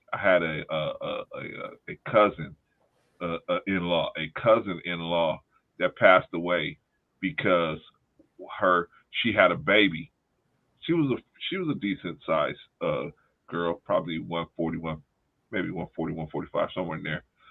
Decent sized girl, but she had a baby and put on probably about 15 pounds. So the husband wouldn't do nothing with her no more. He said she was just too big. He wouldn't do nothing with her no more. And so she just stopped eating. And she lost 10 pounds, 20 pounds, 30 pounds, 50 pounds. I mean, she lost all this weight. And then she got into where it was dangerous, like Patrice was talking about Karen Carpenter. It's like that, where she was on like 80 pounds and then 70 pounds. I mean, she got down and she was so slim, and then ultimately she ended up passing away, right? Because, I mean, she hadn't eaten in probably like 2 or 3 months, right? She hadn't eaten. So, all because her husband wouldn't have relations with her and he kept calling her fat. He did something to her mental state, right? He did something to her mental state. And so what we see when we see these people do all these plastic surgeries, we're seeing the after effects of somebody who has something has altered their self-value system in their head that makes them think that they can never reach the bar. They can never be good enough to be accepted and loved, because that's what they're really looking for, is love. They can never be accepted and loved in their current condition. So they have to constantly try to do things so that people will love them, and they don't have the understanding of how, you know, people who truly gonna love you, how that actually works. So that, in my opinion, is what happens. And so we have these situations where these people have, I don't know if you guys are familiar with a show on they had a show on E where these two doctors, these two surgeons would actually reverse a lot of bad plastic surgery. They would fix bad plastic surgery. I forgot the name of that show. But you guys know. Yeah, I saw that. I Yeah, think it's called Botched. Yeah. Botched. That's the Yeah, name of it. Botched. That's the name of it. I mean, and their Oh yeah, I office, forgot about that. their office stayed busy. Those guys never took no time off because their office stayed busy with people coming in with all kind of different situations where doctors from all over the world had tore them up. You know. Yep. Corrective surgery. It's an ongoing thing, man. But no. It's an ongoing thing. Clarence, okay. Yeah. Because you just opined for so long with your long-winded. I take my shot when I can, right? That's Hey, we bad when the family. host We can't. on The that host together can't like even get his point across. Man, that's bad. That's pretty bad. That's misogyny. No, That's okay. One thing You know, I do want to say, Clarence, I seen you on the other panel. I think it was Blacks. I forgot, but you did a wonderful Last job. night, yeah. Black Oh, man thank you, brother. unfiltered. Wonderful job. Yeah, I had to get up there with my brother because Who you you know, think schooled him? Wait a minute. I didn't want him to did. get ambushed. I didn't see that. I gotta go back and watch. I didn't want him to get ambushed, I gotta Rico. go So watch it. you Yeah, know, watch he had to it. have a little I'm- backup. You know, they I were do trying to want- come for They him now. They were was trying to come for him. They sure Which was. Clarence didn't send it to me, but like he. I mean, you know, The funny thing It was about fun though. but it was definitely, you know, it went a lot better than I expected it to go. I expected it to be a lot more arrows, but it went actually. It was I fun, I was actually. surprised. Yeah. It went a lot better than I thought it did. But they tried to come for you It though. was, And I was Yeah. Black supposed man did. He threw a couple jabs at me. Yeah, they was coming at you, brother. But Vaughn, Batman Yes, sir. was supposed to have Robin, but see what they did, they set Batman up. Oh, Batman okay. asked Monday, and we were supposed to, he was telling me Thursday, Friday. I'm like, okay, I'm down. And then every day of the week, he was like, I ain't heard nothing back from Rico. I emailed him again. So he kept bullshitting us. So I thought it wasn't going to happen. So Me when too. it happened at the last minute yesterday, I was like, I've already made commitments, right, Clarence? Right, of course. Because I had told him, I was like, oh, I'm ready. I'm ready. Because Batman. Well, it was Robin good. fucked him up. It was good. The outcome was very good. Right. You know, but and I'm just we saying, even had a little. We even had a little fun. You know. right. What I'm saying as is, we Batman went was along. he was only up there alone because and they emailed Clarence like maybe an hour or two before the show. Right. How you gonna email somebody an hour or two before the show and say show up? Because he used to When deal you with had a a single cat. whole week of communication. Right, I know, but he So used to to deal with me- some single cats, man. So Right, he don't to realize he got me- children and But let me- grandchildren. no, You gotta let us know ahead of time, right? Clarence, see, this is why I get fucking mad at you, Batman. Ain't got nothing to do with being single. It got I told you he was gonna everything cuss you out, professional. brother Okay, 'cause Clarence. I told you business he was gonna cuss you out, right? Business I is know it's business. coming anyway. But something, Single or married, business is business. You do not set someone up for an interview on such short notice like that. Patricia That tell you was from the being in word. the industry. When they do set you up, Clarence, listen to me. When they do set you up on short notice, Batman, this is when you fucked up, Batman. You're supposed to decline. You're supposed to say, I can't make it. I'll get it on next. Two reasons. One, it's a setup. The second reason is this. But he did well, though. He did. He did Yeah, I'm very not well. saying he didn't do. I'm not saying he didn't do well. I'm telling you why you don't accept it. You don't accept it because one, it's a setup when they get you on short notice. Okay, because usually you want to prep for an interview. But you know, but wait a minute, Rico. That was a very good time because an individual who was involved in what he wanted to talk about was actually on the panel. You know why? You see what I'm saying? So that it was really good What would have timing. made it a actually. perfect? Yeah, and plus the way Vaughn. No, was no, his no, backup. brother Vaughn, So brother Vaughn. I think that was good. I'm gonna tell you, that was his backup. Brother Hey, Vaughn, guess what? Guess what? I'm the prize. Yes, I I'm was the on prize. the show.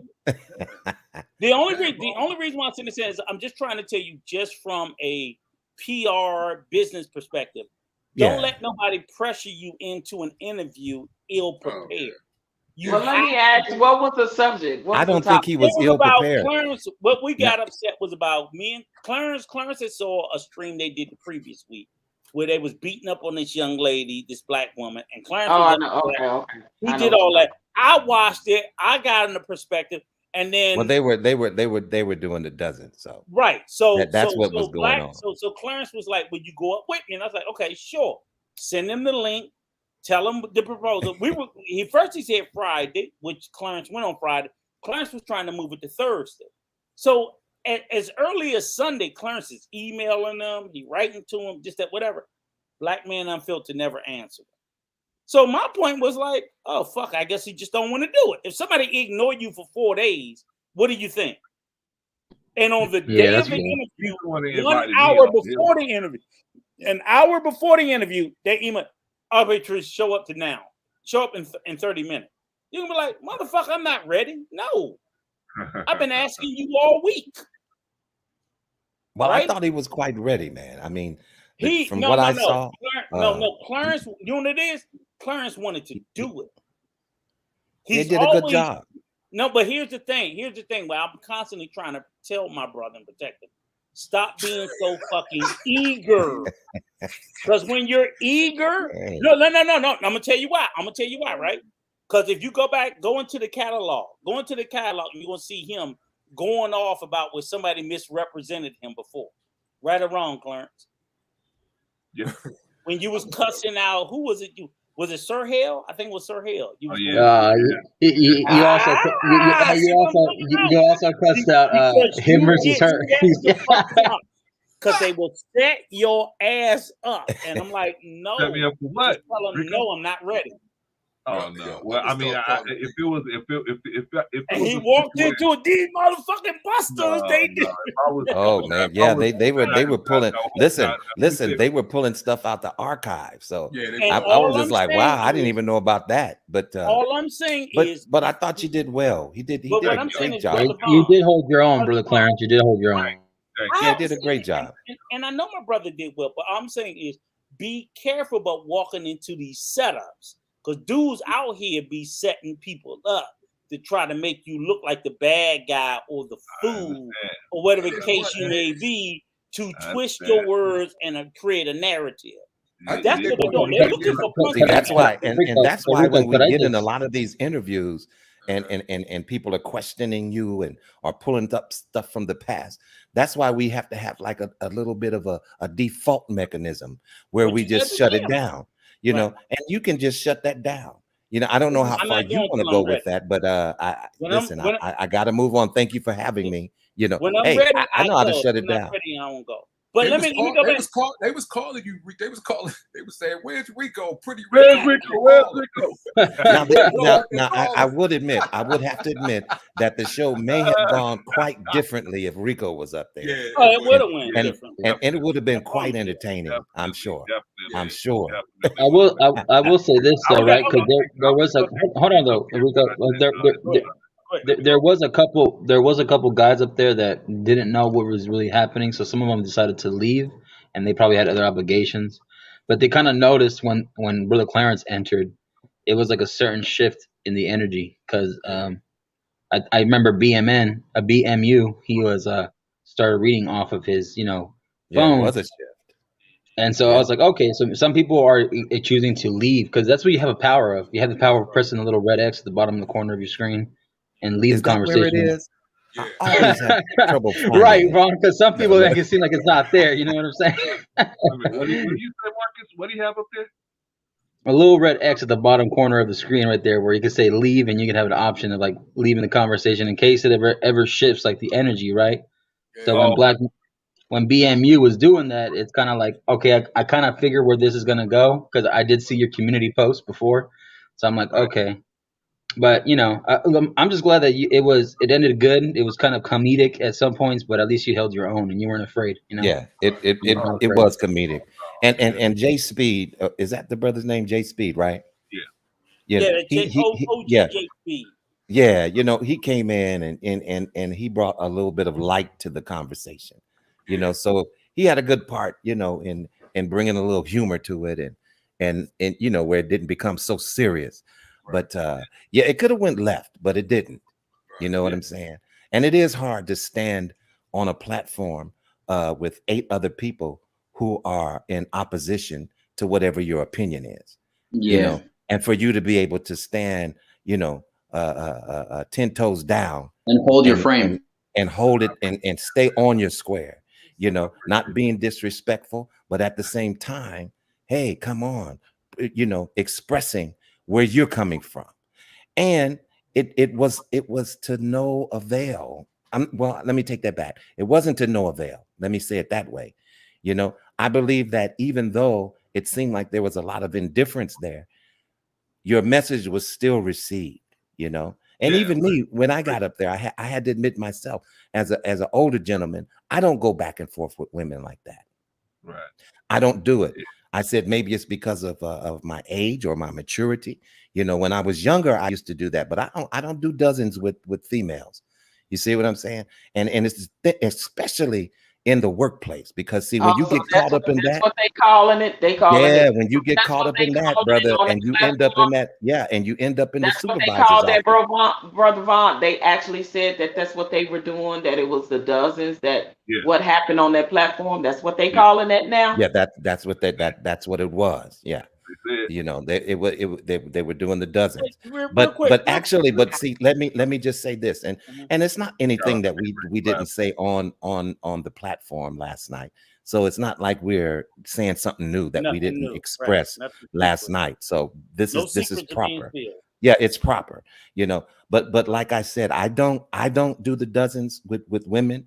As a mature man, because I've learned and I've watched people, even in the workplace, how they have fallen into snares, man, just because they got too friendly with some of these females at work. It's not a good idea. It's just not a good idea. But based on what you said, even at our age, we've even stopped. And I'll be honest with you, I certainly don't do the dozens with females. I've reduced the dozens. I do the dozens, though. Very small sector of even men.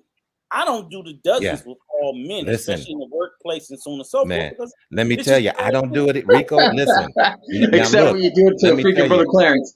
Because my thing is, I draw that fine line, brother Rico. I draw the fine line like that because see, I don't want to. I never want you to be comfortable to feel like you can just say any old thing to me.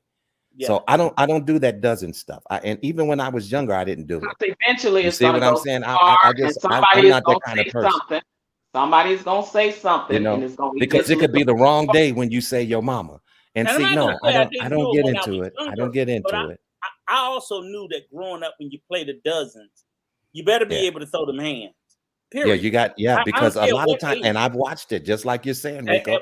I've watched it come to blows. If you get too good at it, motherfucker, you better be able to throw them hands. I'm just telling you, that's where it's going. It's going to that. But let me just real quick, because old long-winded ass Clarence didn't let me get my talk on him, right? All right. So this is the question, and I'm really glad. And first of all, let me give a shout out to Sister Goddess Tulsa, who's new up on the panel, and I hope she comes back and join the panel again with her thoughts and opinions. But she's been up here before, haven't she, bro? Yeah, she's been up here before. Strong word. Maybe I don't know. It's the same sister. I think she's been up here. Like this may be her second time coming up here. I think second or third. Yeah. Okay, well, kudos. She knocked it out the park again. The only thing I was getting at was, again, which is where I'm going to go right back to where when we started the panel, or we started the segment, I opened up about the definition.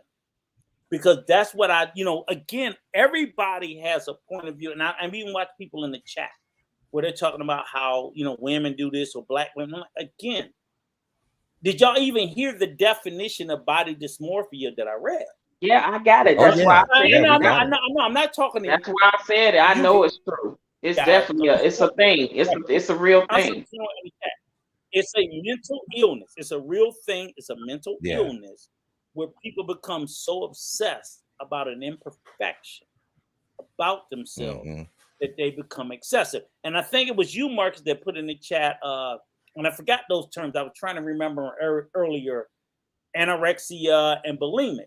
those are all, they're all of the same fruit of the same tree. I think anorexia is where the I have to look up the definition. So that's where they listen. When you they won't eat, anorexic and bulimic, you take laxatives, you make eat, and yourself they throw throw up, up and shit like that.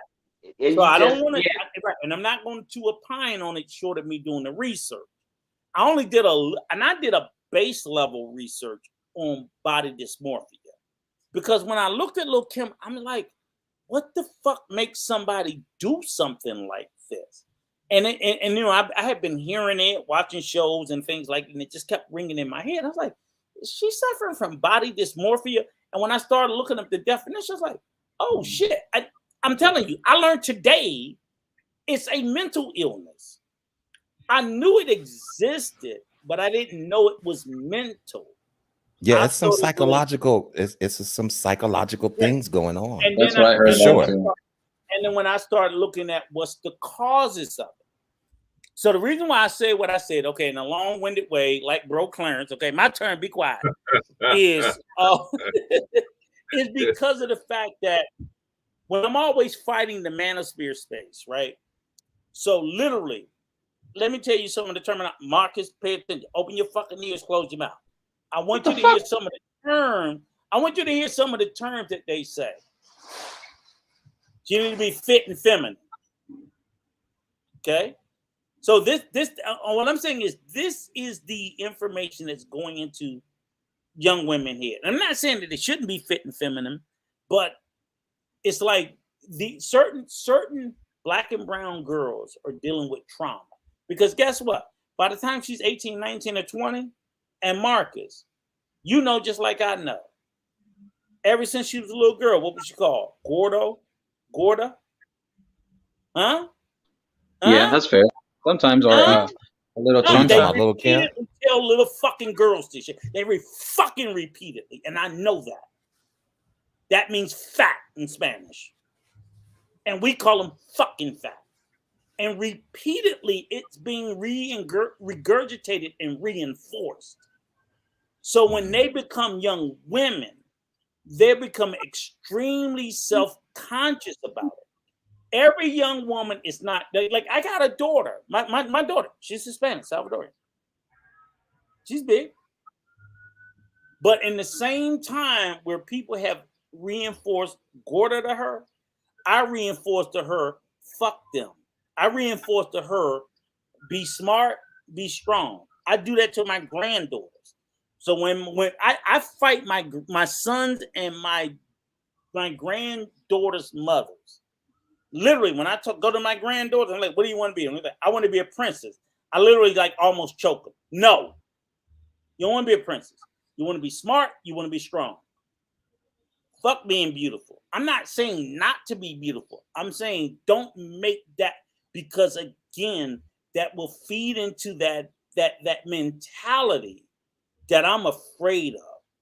So again, I'm literally telling, like, even young boys, be smart, be strong. Let that be the first two things you want to be. I want to be the smartest, and I want to be the strongest. But Rico, you said your daughter said, you said not to be pretty. I'm not saying not to be. I'm saying don't let that consume you. So you saying He's saying basically not make it her priority. Okay. Don't let it consume you, because the bottom line is she's big. She's probably gonna be a big girl. And if she can't lose that way, I don't want a fucking Lil' Kim. I don't want somebody that's gonna go under the knife. I don't want somebody that's gonna do just all sorts of self-harm, trying to appease people who's not going to love her the way she is, the way me and her mother loves her. We love her irregardless. And if you fucking can't, fuck you. I don't want her. Little Kim, we just watched Clarence play the video. That was a beautiful. But before you play the video, wait.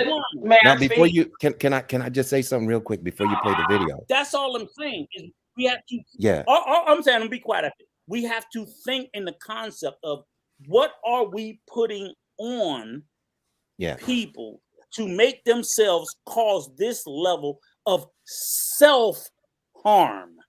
Nobody did that to her. Nobody forced it to her. But mentally, in her fucking head, she decided looking like this was better than looking like the way she was. And it's a fucking mental illness. That's all I'm saying. I'll be quiet. Okay, well, I just want to say this real quick. I think it's really crazy that that these young women are getting a lot of these procedures, you know, and their body hasn't even really matured into like a mature woman. Do you know what I'm saying? So could you imagine the effects that it would have getting these procedures done at a young age and then you mature? Like, you know, it's just like people who get tattoos when they're younger. You know what I'm saying? What happens to the tattoo when you start to age? It starts to, you know, sag, or it's not, you know. So I'm just saying, wow, it's kind of crazy that at a young age that these young women feel that they need these procedures done. And in all honesty, they really don't. They really don't. Well, Go ahead, Patrice. No, I just want to say, I get where you're coming from, Rico, but what we need to also do, and let's be real about this in our community, is we need to promote better health and eating better as a culture. I agree with In that. I our agree children, with to stop things like childhood obesity, childhood diabetes, because that's a real thing in our community, especially Black and brown. And it has a lot to do with our eating habits. And our eating habits come from way back when, right? Like all the stuff that we were raised to eat that we know is not is unhealthy for us, that is now causing us all these health issues and contributing to that. So promoting healthier eating in the children, and start talking to children realistically, at a certain age where they understand that if they are gaining too much weight, that you need to get them into something healthy, change their diets, get them into something healthy, get them into activities where they can lose the weight as children, where they can care about their health, they can care about eating, having better eating habits. Like that is, for me, is what needs to be pushed in our communities more, because in a Black community especially, we used to see that little fat pug child, and oh, look at his little fat cute self, he's so fat, little cute chubby child, look at him fat. And then they grow up to be a bigger child, and then you're talking, they just gonna be big boned like they mom and they daddy. And sometimes we know everybody is built different, the body mass is different and everything. Yes, we know everybody ain't gonna be skinny, but for the most part, we don't, as a culture, push healthy eating and exercising from childhood on up, so that these things can be avoided, because childhood obesity and childhood diabetes runs rampant in our community. So I just want to say that, because when you look at how body dysmorphia works, like you said, brother Rico, it is a mental illness, and it comes from a childhood trauma, just like sexual abuse, just like raping, just like domestic violence, just like being abused as a kid. It's a form of somebody that, how someone had abused them, and the traumas, and how they compartmentalize that in their brain.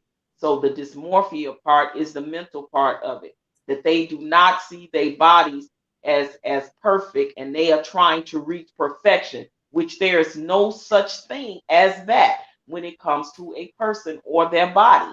But that And is then the look, mind. and then look at Michael Jackson. Yes, that is. We're gonna have to talk about that now, because He he brought up, took he's it. the same thing. Yeah, he He's took it 100% very, of very, the same very Nicki far. Minaj, same thing. Yeah, You know, but they've been doing. Yeah, he did take it, but they've been doing plastic surgery since the 1950s, and it was. Who you talking about? Which who? They've been doing plastic surgery since the 1950s. Yeah, I mean, and a lot of Hollywood stars were having a little nip here, a little tucked in. Like I said, in proper content, it's fine. Nip It's tuck, in proper. right? It's fine in proper content if you don't become obsessed with it. Now, Overdo it. what? Yes. Right now, what I'm starting to see recently, and man, listen, I used to love this. I used to love this queen. And now I'm getting concerned about her going over the rails with it. And that's my girl, Vivica Fox. I'm looking at her on Fox Soul, and I've been looking at her lately, and she done had some nipping and tucking, and that's cool. But now I'm looking at a lot of what I'm seeing to be a Botoxing. When you see the face and it's swollen, and just had that swole look. They coming off of something. So I'm sorry, I get it. She's older because she's my age, and I understand a little nip and tuck here and then pushing back a little bit to make it so. I get it, because let's be real. One of the queens of that is Cher. Cher done had so many. Oh yeah. And the one, wait a minute, She the queen of it. But if you look at her, she does not look deformed. So it's a difference in. What about the woman, the comedian that just died? She was going in at 72 to get plaques. The comedian, the white. You talking about Joan Rivers? Yeah, Joan Rivers. Yeah, Joan. That's right. Yeah, she sure was did. A queen. Yeah, she was another queen of it. She was the queen of facelift. Yeah, she's the I queen want to of say that. this. I want you to answer this, Patrice and Rico too, because he said something about his daughter. She's her size and everything. Now, in the music industry or the industry period, what they doing. Now, you know what happened to Lizzo. Look what Lizzo is doing. How she came out in the basketball, revealed a lot of things. She was like, hey, if the other girls could do it, who body that people like, why can't I do it? Just because. But brother Von Erich, let me tell you, deep down inside, Lizzo don't want to be that girl who she is, her size. That's bull crap. Okay, but what about, you know what I'm saying? But I'm just saying, when remember Kelly Price, she was under Puffy. Remember when she was under Puffy? She said in the interview, she was like, Puffy, can you help me come out? Puffy said, nobody gonna buy a big girl album, girl who's big. That's why she ended up with Under the Isley brother. So I'm just asking. Yeah, and she lost over 100 some pounds. Yes, and she What's your question? So my question is, Rico and Rico first, what would you tell your daughter when she sees somebody like Lizzo? And Patrice, what would you tell someone who wants to get into the industry and they hear talks like that? You need this, you need a tuck, but then after things goes on, you need this done, you need that done. What would you tell the young people? What would I tell? So you want me to answer first, or you want Patrice to answer first? No, you answer first, Rico. Go ahead. What I would tell my daughter is the same thing I would tell her before she met a Lizzo. Fuck a Lizzo. Love yourself. Period. Full motherfucking stop. Love yourself the way I and your mother love you. The love of others should never supersede the love of us. Everybody's sitting there trying to create Lizzo as the boogie woman, boogie man, boogie woman, whatever. Right. People are mad because Lizzo has learned that lesson. Whether Lizzo still aspires. See, you know why Lizzo's a big girl? Because all her life she's been okay with being a big girl. Right. But because she wants to go over into this other space where being a big girl is not acceptable, that's the difficulty. If she came back, see, Lizzo was doing singing jingles and all that other bullshit before. I think she was doing it. They had a video of her doing the tax, spinning the fucking shit. She was fine with herself then. Right. You don't get that big for the totality of your life if you are not okay with who you are. But now she finds herself in a space. She's not just in the black community anymore. Because in the black community, it's okay. Or not even, I'm not going to say it's okay. It's like people are not going to shit on her for it. Nor should we. I'm not going to shit on her for her size. Even if it's unhealthy. Because I don't see the benefit of it. I'm not going to. Let me finish, Marcus. I said I'm not going to shit on her. I didn't say I would not advise her differently. I wouldn't tell her to be careful. But I'm not. There's no benefit on me going there and beating up a fat person saying you're fat, you're fat, you're fat, you're fat, you're fat. When they fucking woke up, they knew they was fat. When they go to sleep, they know there's no benefit to that. So all I'm saying is she's in a space where size matters because she's in the entertainment industry. And yes, now she's got to deal with. And the only thing I'm telling her, like, look, you wanted to go over there, you got to deal with that shit. Right. Either you bend the knee to what they want, or say fuck y'all and come on back home, and you ain't got to deal with that. Because where you were, where she was before, the only reason why it's not like people in the black community was beating up about her size, because if they had been, she wouldn't have been that big. She got to that size because I'm not saying that we accept it. We love our people, and we're going to love us no matter. We love us whether it's, look, and I'll say this to you, black man. Okay, fuck it. You ain't big. You have huge major, you motherfuckers are leading cause of death through diabetes, heart disease. See, you got, your shit is hidden. That's what black men do. Black men, right? Your health disparities are hidden. Black women, they show theirs. It's weight. Black men, diabetes, drug abuse, fucking heart disease. We don't see that. So we look at black men, we think they healthy. Them motherfuckers is the walking dead. They the fucking walking dead. Knock it off. Easy, Rico. That's the truth. Yeah, No. I'm just saying. That is the truth. We lead in so many comorbidities, even more than black women. But weight is what we can see. Okay, all right. Let me let Marcus jump in here. And let me answer the question. Can I answer the question? Oh, I didn't know you had a question. I'm sorry, Patrice. Go ahead. Yeah. So, Von Eric, that's a great question, because I had to have the conversation with my granddaughter when I found out she wants to go in the entertainment business. She wants to be an actor. And I had to have the conversation with her, and I started it off basically by asking, what did she think of herself?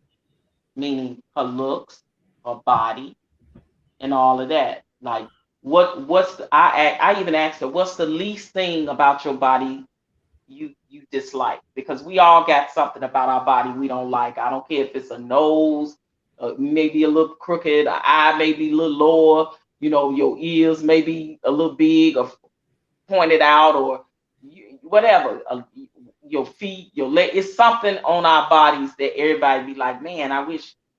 That's just real, right? So I asked her these type of questions because I wanted to have the conversation with her about when she start to getting gigs and things of that nature later in the future. There may be pressure on you to look a certain way. For certain roles, you may have to gain weight. You may have to lose weight. That's just a real thing.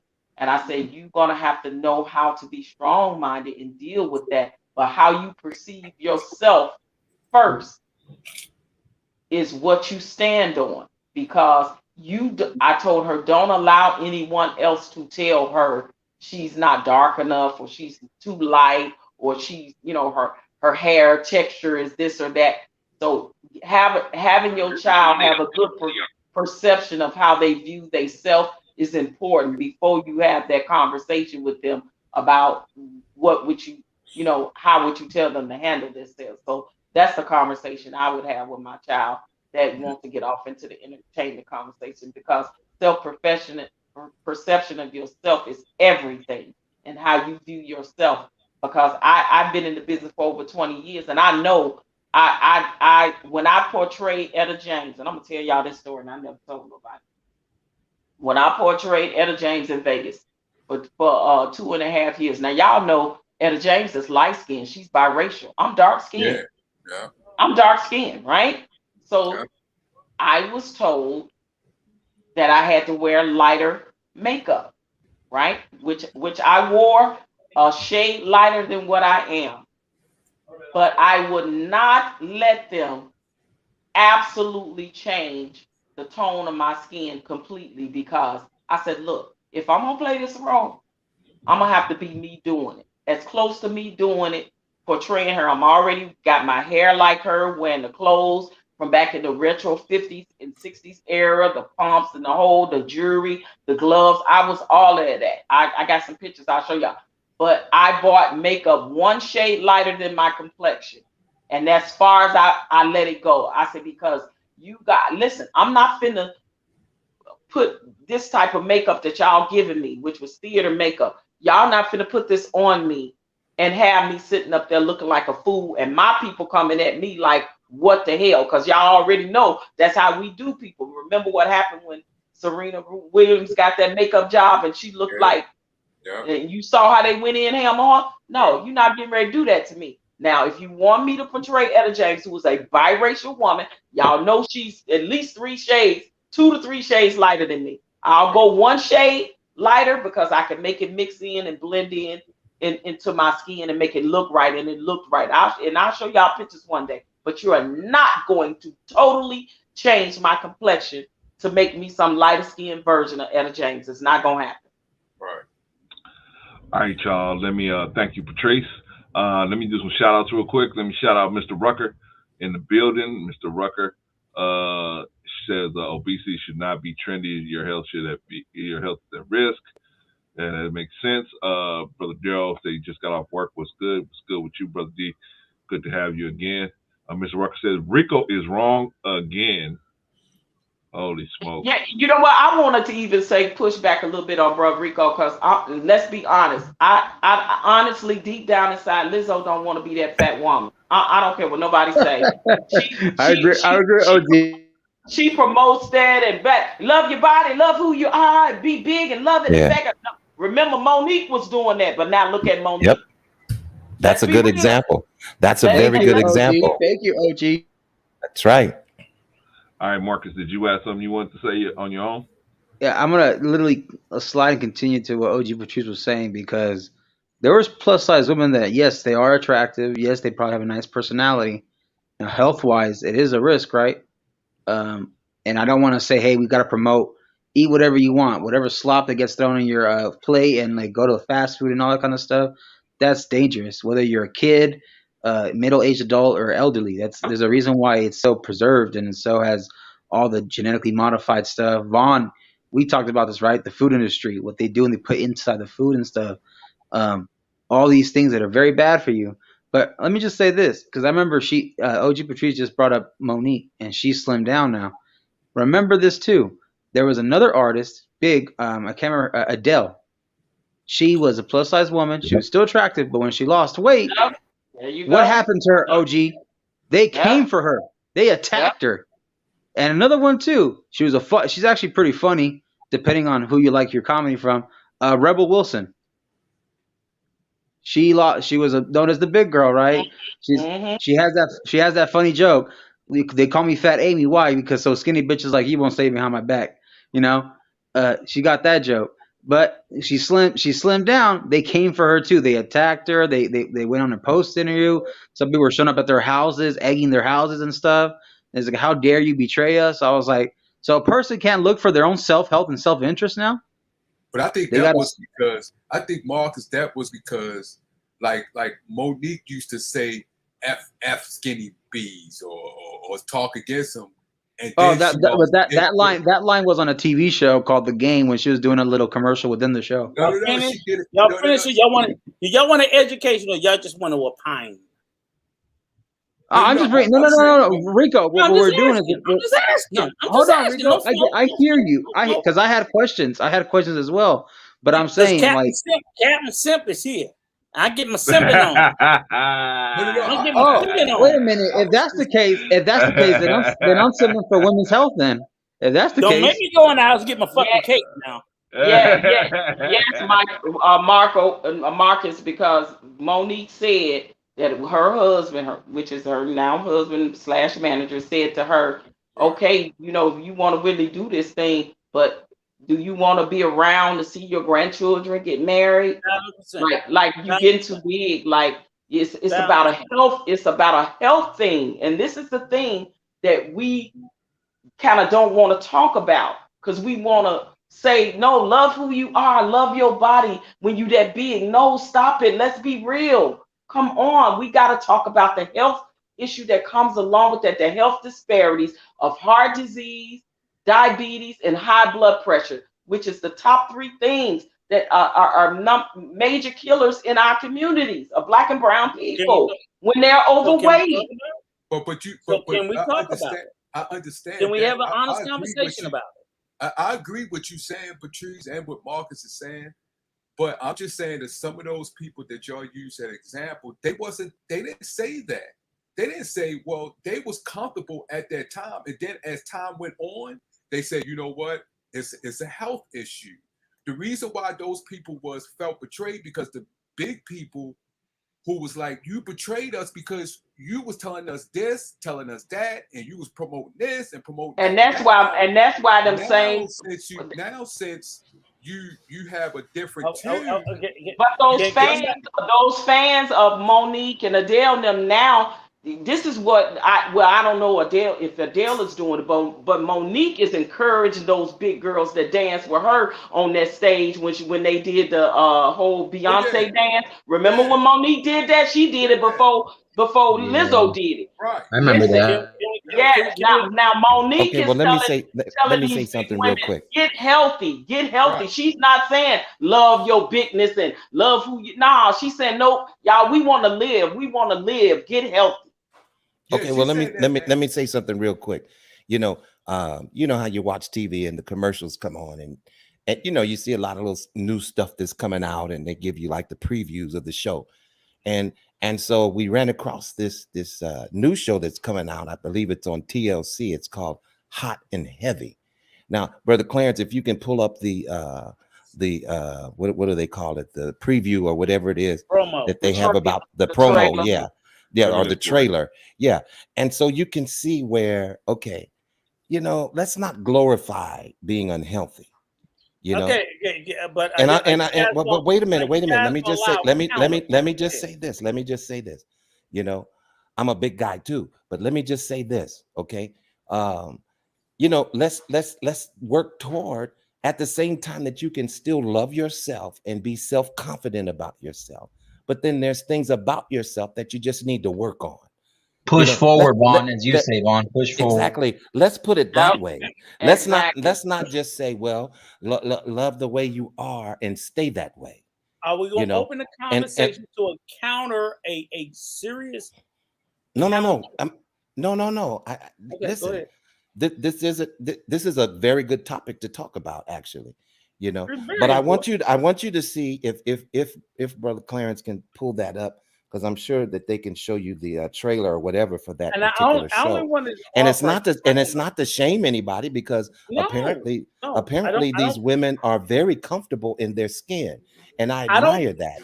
I don't believe that you should walk around and be ashamed, because you're a certain size or you don't fit what other people want you to look like. But at the same time, as you're loving yourself, continue to love yourself and work toward being a better version of yourself. You know what I'm saying? I'm not pushing back against anything you're saying. I'm pushing back against misinformation or information that's left out of the conversation. So again, I think everything that you, OG Patrice, Marcus, everybody said has been factually correct. I don't rebut any of it. I just believe, and I know there's a lot of information that's being left out of the conversation as to how Black and brown women get into those spaces to begin with. And I think the way that y'all talk about it, that's the part where it's fucked up. So go ahead, let's do it. Is this the promo or is this I know I was looking for a promo. They don't really have a promo, Vaughn. They just but she's already a big girl. Wait, We're not talking about somebody that got big. She's already big. Well, I didn't find one. Let me say, I should say it like that. Well, let me see if I can find it. But Vaughn, I what you got? Understand what you're saying, Vaughn. Are you saying? I just want to be clear in what you're saying.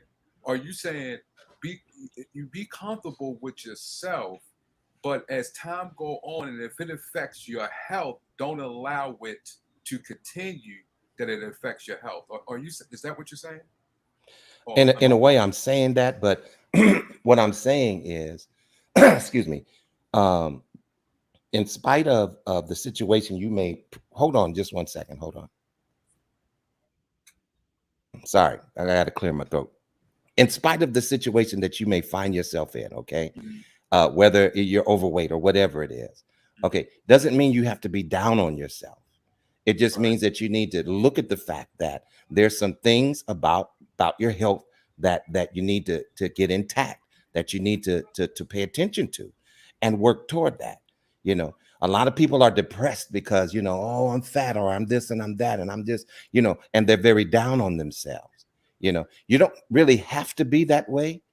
You know, you can still love yourself the way you are, but at the same time, working toward doing something different and better. See, that's the thing. As far as your health is concerned. Right. See, you're speaking on health. So if someone goes to the doctor, and even though they, like OG Patrice was saying, there's some people that's big bone that we may look at and think, oh, they big, they unhealthy. But they're not. Yeah, Vaughn, because wait. Because we know, to that point, we know that Monique is never gonna be a size 6. We know that. Like that's just unrealistic unless she has some major weight loss surgeries and some skin drafts and all. We know that she now Monique will be that cool girl being maybe a size 12, 14. I could see her getting there, but she'll never be a 6, like unrealistically, like what these lot of men is thinking that's the ideal woman. It's just not realistic to say that. Like Monique is never that. Her bones is never gonna be to her where her weight can carry to be a size 6. That's just unrealistic. And I think that a lot of times men need to realize that when it comes to women, that every woman, goddamn it, ain't designed to be a size 6.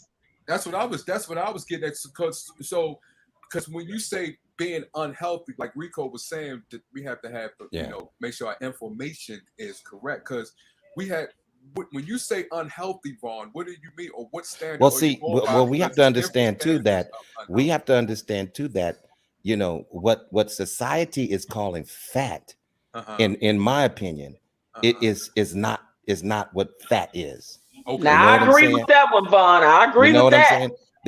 Because you know, you have some sisters who are thick, especially for some grown black women, and they have curves, Right. So what's happening is these sisters who are thick with curves, you know, I'm just saying, you know, they're being looked at a certain way.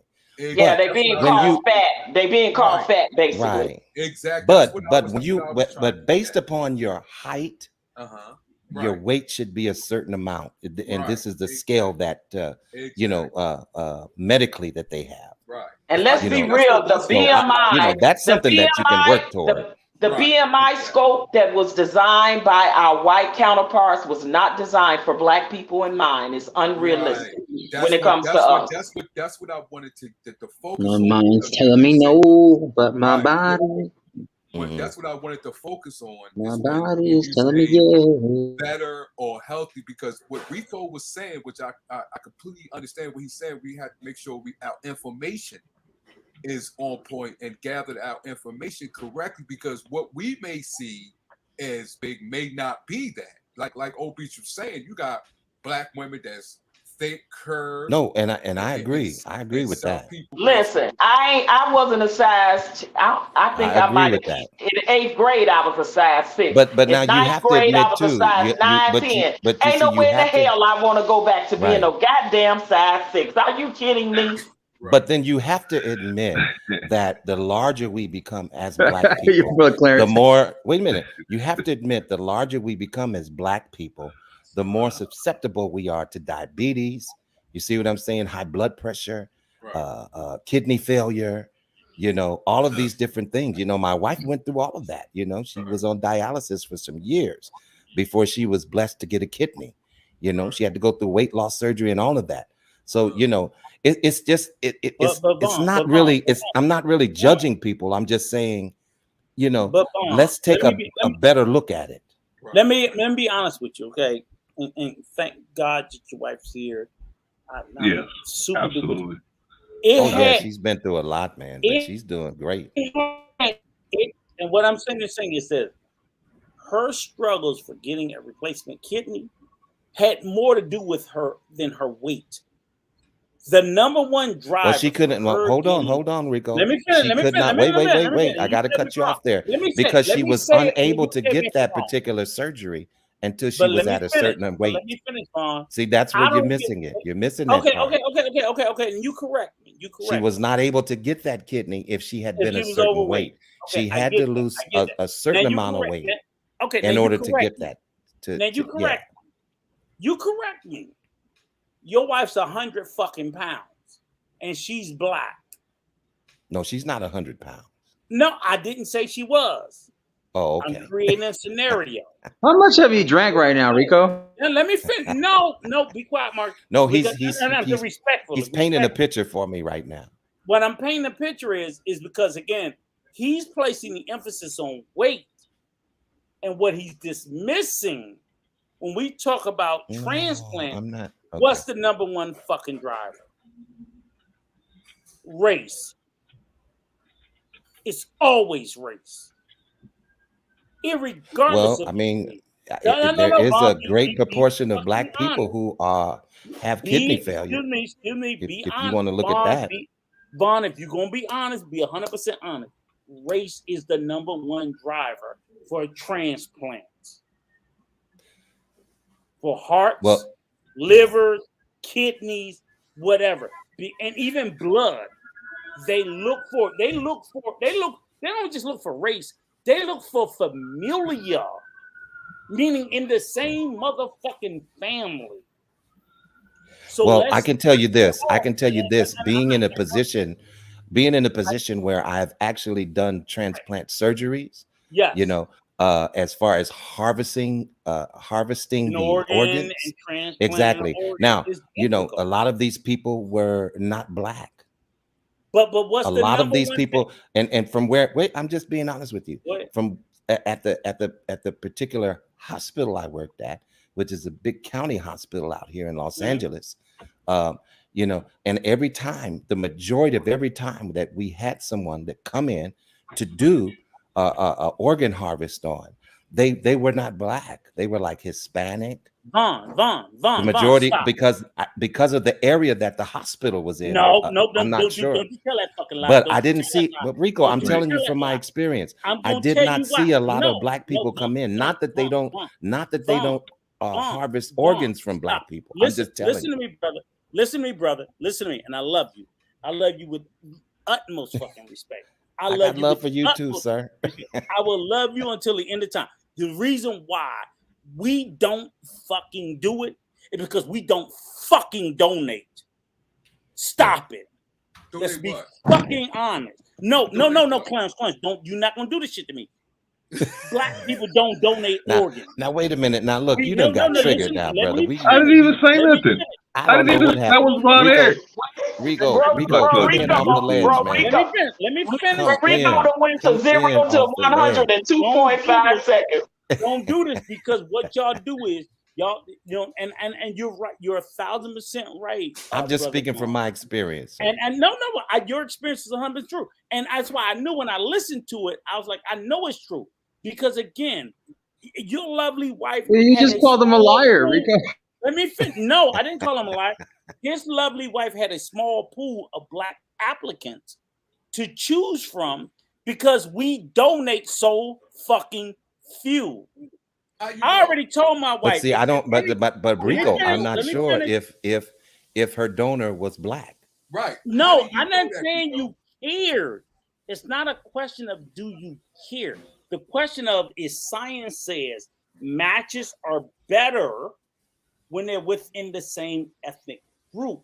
Bodies are less likely. Yeah, but you know what, Rico? I'm gonna have to say this now. And Vaughn, I'm gonna let you finish with that one, but I'm sorry. I've been inside. I've looked inside. I've seen them cut the body open.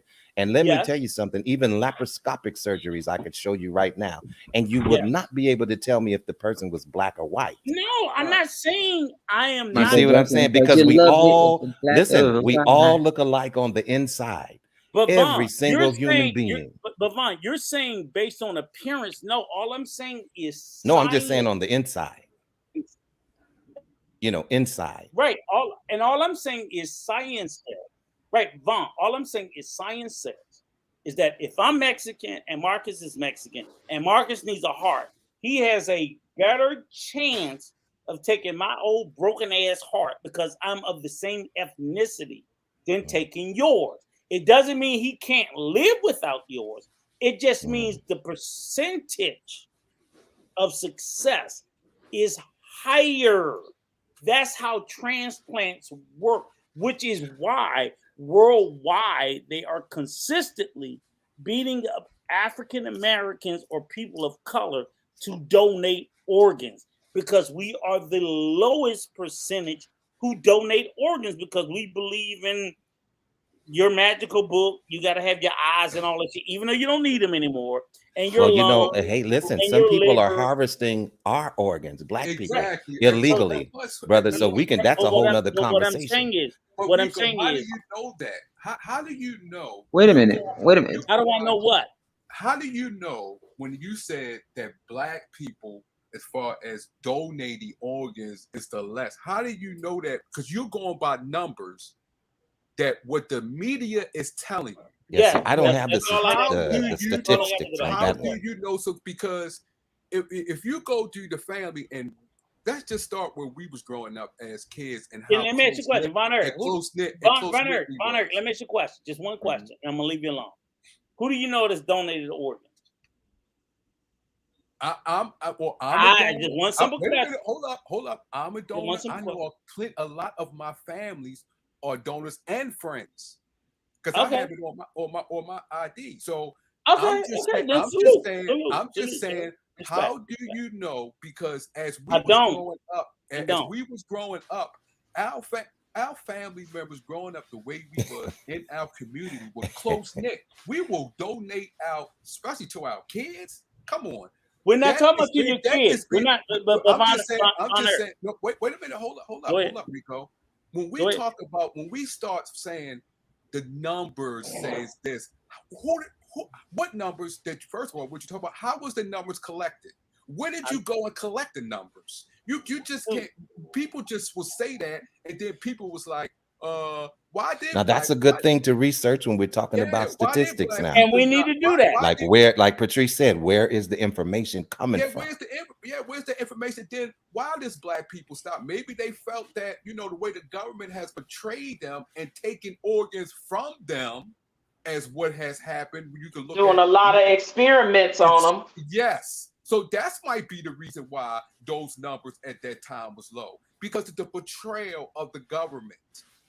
So you have to look at that when you say numbers that black people does not do this or black people does not do that. We just cannot take those numbers face value without looking at the elements or how the numbers was collected. Yeah, because the numbers can be misconstrued as well too. Yeah. The numbers can be the numbers can be bended. Yeah. But see, but Rico, when we were talking earlier about, the Mexicans should get the Mexicans' heart and the blacks should get the blacks' heart. Listen, these things have to be type matched. And whether you're black, Mexican, Chinese, Puerto Rican, whatever it is, if it doesn't match, you see what I'm saying? Because even after you have that type of surgery, you have to be on lifelong anti-rejection medication. You see what I'm saying? Because you can still end up rejecting that particular organ. Exactly. Right. See what I'm saying? So I don't know. I've Vaughn, never really a lot heard. of people don't touch on that detail, Vaughn, that you just said. Right. Yeah, I've never really heard that. You're more apt to be. Your body's more apt to adapt to that organ because it came from someone that was the same race. That's factual. Let me get a quick. You know what I'm saying? Let me tell you guys specifically. I just did a quick search. It's from please look up minorityhealth.hhs government, and it talks about organ donation in African Americans and the breakdown. And we're not horrible at all, but I'm just sitting there saying, because again, well, I would agree with you if you're saying that many of us don't donate, but no, I'm always a beating them, or not donors rather. And the vast majority of our donors, here's the thing. So when we talk about things like living donors, bone marrow, that needs to come from a living donor, not someone deceased. So bone marrow is what's treated for children with certain cancers. You can't have a dead donor. You have to have a living donor. That's a very painful process. Very painful process. Most African Americans. Let me just sit and say this. I'm a blood donor. I donate blood. And blood, unfortunately, fortunately, unlike a lot of things, I'm O positive. Everybody can take O positive. But if you AB negative or things like that with those rare blood types, there's always a shortage of it. Blood isn't driven by race. Blood is driven by type. But I've always been a blood donor. Science of it. I just always fucking have it. Science says that. So again, when I talk about organ transplants, it's not me.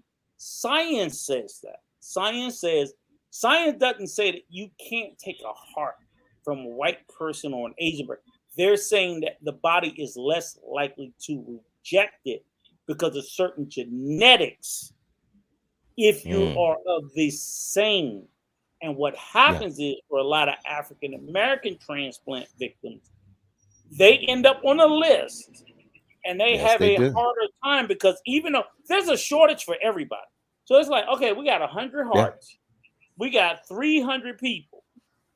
And these 100 hearts, 95 of them are white and 5 of them are black. We're going to put them 95 in all them white people because there's a greater chance of success. It's not the fact that the black people wasn't on the list first. But the whole well, you know what? One thing about that list, Rico, let me tell you about that list a little bit. Put a heart in there and it failed, I can't reuse it.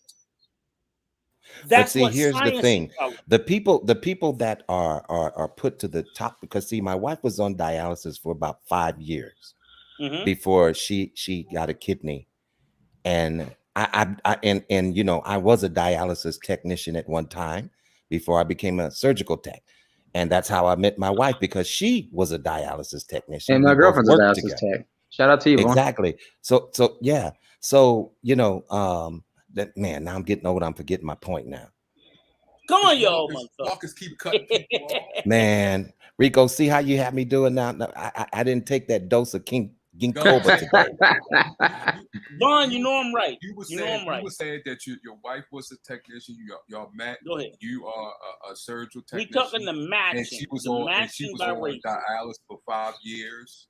Yeah. Okay. Thank you. See, he brought it back. Now, yeah, she had been on dialysis for 5 years, right? But see, here's the thing about that list. Okay, it's based upon compliancy, because you have a lot of people who are on dialysis that are seeking a kidney, but they're not compliant to the rules. They're still eating the stuff that they don't want them to eat. Their numbers they're not working toward getting their numbers the way that they're supposed to be. They're constantly missing dialysis treatments. So you don't get to be on you don't move up on the list when that's the case. But my wife was very diligent about going every single day, plus going extra days, you know, plus maintaining her fluid intake, plus all of these different things that's involved. But Vaughn, who are most of those people that you talk about that's eating what they want, doing what they want, not maintaining their weight? Who are most of those people? Well, you know, I can only speak from Take your wife out the equation. Hold on now. I'm going to answer your question. I can only speak from the community that I live in. There you go. And see, so when she went to get dialysis, everybody in the dialysis unit was basically black, because we live in the black neighborhood. Sure. Right. See what I'm saying? Exactly. Now, if we lived in a Hispanic neighborhood, then possibly the majority of those patients would have been Hispanic. Right. So I can only speak from my standpoint. Right. From where I'm from. But what I'm saying is that, okay, let me just say this, okay? And real quick, and I'm gonna leave it alone because I don't want to bully it, right? So no, you're doing good. You're doing good. Let me say this. We went into the whole conversation about the Lizzo thing, right? And again, and when and Clarence brought up the video of the young woman, again, like, okay, we start from the premise of she's already obese. She's already obese. Are we talking about Lizzo now? We haven't seen the video yet. right? We haven't seen the video yet. So When he let's put up let's that take a little picture, peek. she was already big, right Okay, there. well So you stop right let there. I'm like, okay, we're not talking about her before she became that. We're talking about her there. And if we're talking about her maybe there she's in always that been this way, space, Rico. Maybe she's always been this way. no. So Let me let's take a finish. look at it. Go ahead. Go. You Go ahead, you're gonna do. See, you're gonna push this false narrative. And my point is this: is that we always start the fucking conversation here. Every conversation starts with, "This is what a black woman is," and this is not what our children are born, Clarence. They're not I didn't say fucking that. born this. Some But of I'm them are, saying though, is Rico.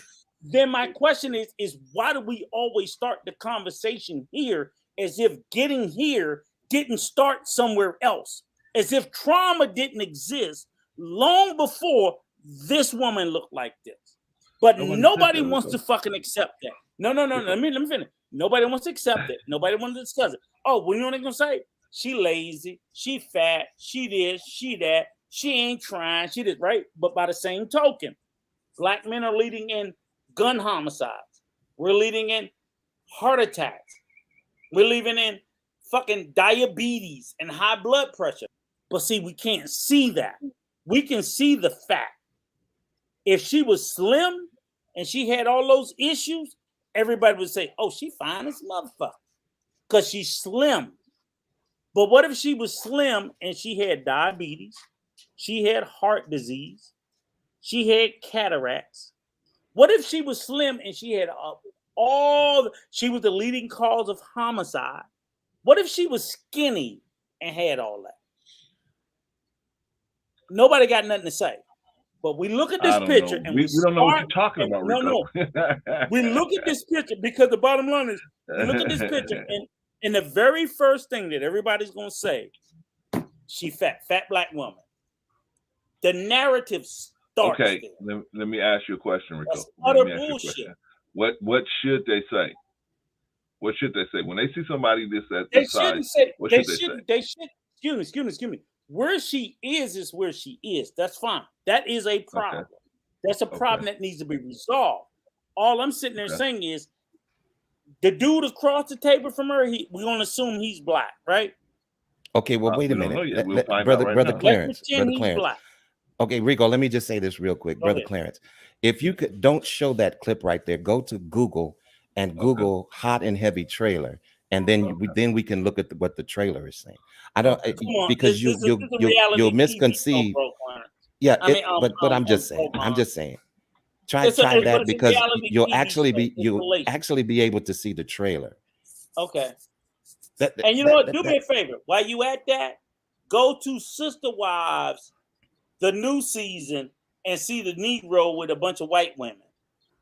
Yeah. And we can see that. No, this is not about black women, though. This is about women of different colors. No, this is about a black woman. Oh, y'all pull this shit up. And I thought this was about health. I don't know. Do you see? Yeah, I thought we were talking about health too. Where are we going with this? Yeah, I was like, OG, am I wrong or? Okay, show me a fat white woman. I don't have a trailer. A specific trailer. Hot and heavy trailer. Did you go to Google? White woman or yeah, I'm on Google and I typed in hot and heavy trailer. Oh, trailer. I put train. Yeah, trailer. Come on, brother. You know trailer, right? Hey, I just had a mishap a few minutes ago, so I ain't mad at you, bro. Show me a fat woman that's not black. Okay, I think I got it here. Yeah. Two ladies in the hot tub. Yeah, but that's gonna be the trailer. Okay, let's do that. So and I want the same conversation around them. Right, I got you. That's all I'm saying. Okay. Well, listen, I'm not judging anyone. I'm just saying this is what's being put out. This is what's being put out, and hey, people are people. If all people are going to be people. Showing our blemishes and not showing theirs, it doesn't mean they don't have blemishes. Right. So show me the big fat white woman and all the ghetto shit, and I'm okay. I'm good. Then I'm like, okay, it's a fat thing. But every time I look at it, it's Naomi and Keisha. And I'm like, come on. No, not well. I don't know. I'm pretty sure they do have some. Vaughn, I'm putting that weight on you. Find it. Oh, Go find it, listen, Vaughn. I have Okay, enough there you weight go. on me already. Okay. Let me see. All right, y'all. Thank you, sir. Let's watch the video. Play the video. Vaughn worked hard to make me find it. Okay, so let's watch. This should have came up first, though. If y'all legit, this should have came. Well, you up kept first. on talking. Nobody could get another word. I just wanted to get your opinion of what you thought about this. There you go. Thank you. Thank you for showing a unbiased clip. Well, I mean, that wasn't the trailer that I saw, but anyway. But I get it. But why did you see the trailer? So what do you think? What do you think about what you saw? Then I can be. That was my question. About it.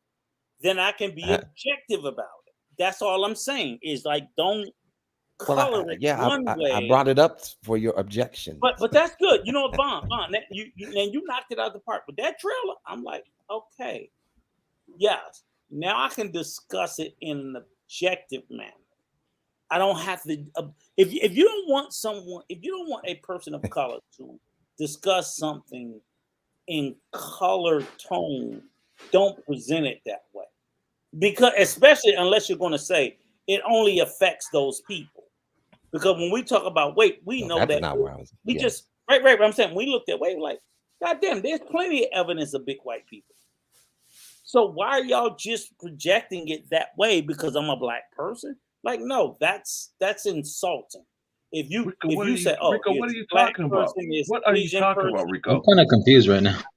No, listen what I'm saying. What are you talking about? Wait a minute. Listen what I'm saying. Listen what I'm saying. If I'm talking to you about drug addicts, right? I'm talking about junkies, drug addicts. And Marcus, I came to you and I gave you a proposal, and every drug addict I showed you was Mexican. That's okay? When you know goddamn well every drug addict in America ain't just Mexican. They're black, they're white, they're everything. You would be eventually, I thought, well, like, okay, I get it, but why are they all this? Same thing if I said that no matter what the deal is. And what I was saying was when we first came into the conversation, it was the same constant narrative. We saw it all through the chat. Black women are not fit and feminine. And it's like, look, that shit is so old and exhausting.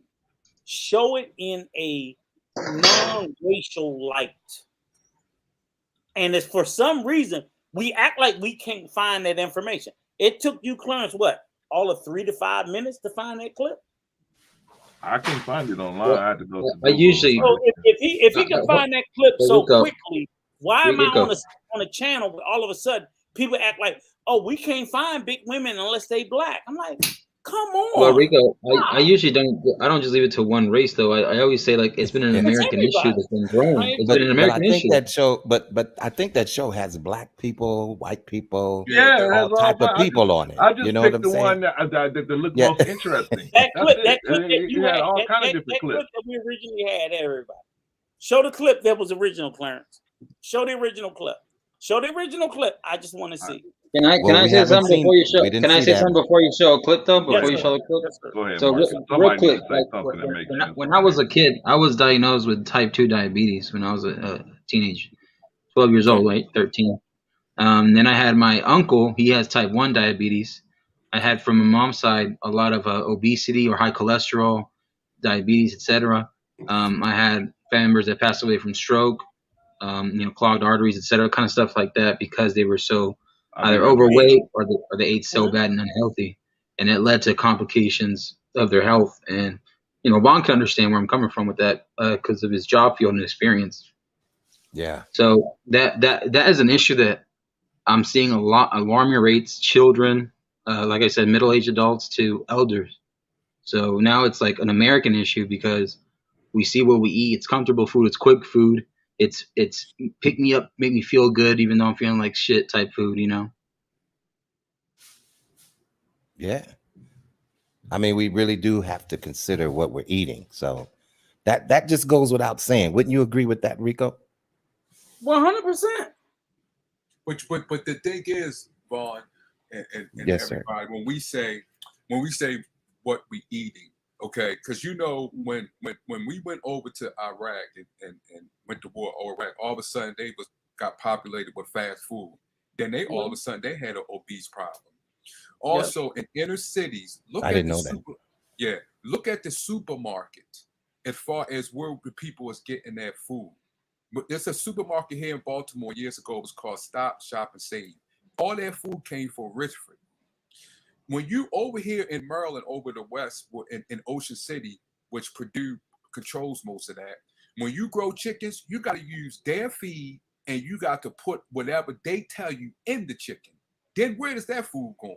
Then we got most of people in the urban neighborhood who suffer from mental issues due to the oppression of the system. And when they do that, they eat, and they eat continually because they depress. So that's why you're going to see numbers different than you see in the county or in the suburbs, or you're going to see most of those people in hospitals, especially in the community that you're dealing with in Vaughn. So we have to take that into account, because in the inner city or even in, let's say, city places where trailer parks, their supermarket, the food that they have is different than in the middle class or the upper class, and that's done purposely. That's facts. That's facts. I agree with that, Vaughn. Where you live, the more urban, the more inner city, the more low income, impoverished neighborhoods, the poor the quality of the food, even in the grocery stores, and less food deserts, and you're going to see more fast food restaurants, because that's how it's literally been embedded in us. And even our culture, like I said, because of the foods that we were given, hand down, the soul food that we all love as a Black culture, a lot of that food is not good for us, but we know where the history of that food come from. Right. And a lot of that has contributed to health problems for us, especially pork.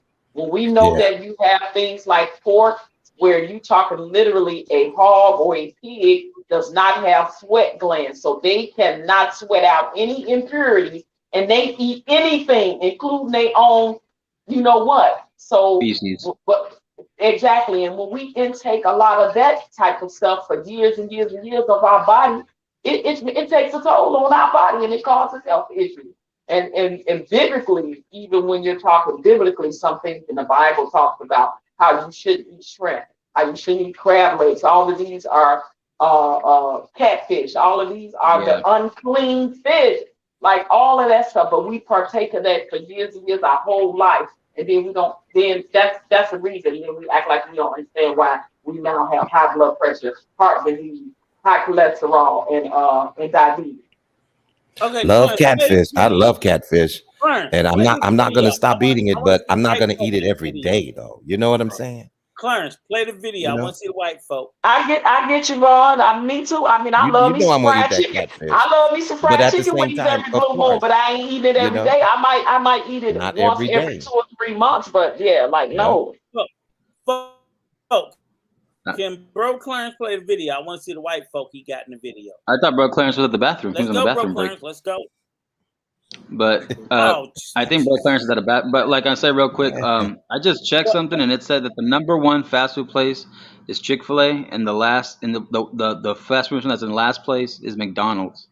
But my question is this. My question is that this is my only issue. My issue is not even about, again, I make no exception about the excessive size of our women and the obesity, Black, white, and especially Hispanic. But all three of them motherfuckers is some big motherfuckers. Okay, you know it, Marcus. It's true. Like it's true. I know it's it. True.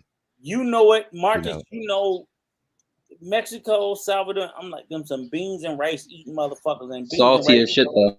They blow your mother. You can call it whatever you want. It blow you the fuck up. It makes your ass. Yeah, all the cholesterol and the salt and stuff. Fine. I don't knock it. My folks, we rock with it. I rock with it. But that's I'm saying. Listen. All I'm saying is the narrative is, again, for Black men, and I'm like, okay, I get it. Y'all want to holler about health, but y'all niggas act like y'all eating asparagus and salads, and we're not. That's all I'm saying. But he said, and that's why we're talking about it, Rico. That's why we're discussing it, which is fine. But no, we're talking about it. But I'm saying to the Black men who are being so hypercritical. He means in general. And I'm saying in general, I'm like, you can't be hyper. Like, and for real, I'm smaller than my wife. I go to the gym. I do all that shit. But you know why I don't talk shit to her? Because I come right from the gym, and when she got beans and rice to me, I sit my fat ass to the table and I my fucking tortilla. Yeah, but you said you going to the health club, you working it off, you burning a lot of it off. What I'm saying is, look, I it makes a difference when you eat it and not going to the gym. But treat, I burn it off and I come right back and I put it back in. So all I'm saying is this, is that like I know my habits don't reflect. Now the thing is this, I don't fuck with my wife about her weight. I love her the way she is. Matter of fact, my wife is half the size of what she was when I met her because she got gastric bypass. And I didn't want her to get it. She did it because it made her happy. I didn't even do so crazy. Well, then, Rico, that's a prime example of your wife not being happy with herself, with her right. That goes back to, listen, it goes, you were okay with it, but she wasn't. So, exactly. So, so it goes back to, it's kind of an oxymoron, what you're Rico, saying. you literally proved all your points, Rico. What I'm saying, what I'm saying is this. Listen, what I'm saying is that it didn't matter to me, mattered to her. Right.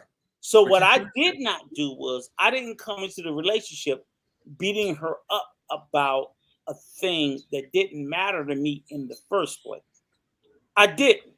She was never happy with it. I was like, right, so it wasn't whatever, do whatever makes you That's happy. what we just said, and I just said,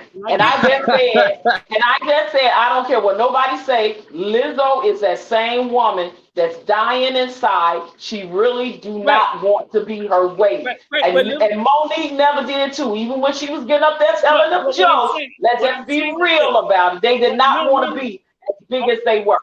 But Patrice, what I'm saying is this: as an outsider, okay. So, for example, if I met you and you are a particular size, girth, whatever the case may be, I'm outside. Watch it. I'm just saying, I'm outside your body. So, in other words, like, and here's the funny thing about it is, my wife got gastric bypass. You know what she fucks with me about all the time, every day? How fucking fat I am. You know what I tell her? But you stop drinking then, Rico. Rico, you in the gym. So what? Okay, lay out the libations, bro. Like slow it up. No. I'm drinking Coronas and Bud Light, Rico. All I'm trying to tell you guys is if you just follow logic a little bit, right? She look at me, right? When I met my wife, right? I used to. I'm gonna show you guys some pictures. What I used to do was we're gonna name a section Rico's libation logic. No, this is going to be called Rico moving the damn goalpost 180 at a time. That's a great idea. Listen. That is a great idea. Listen, guys. This is the guy. When my wife met me, I used to run what was called OCRs. You guys know what OCRs are?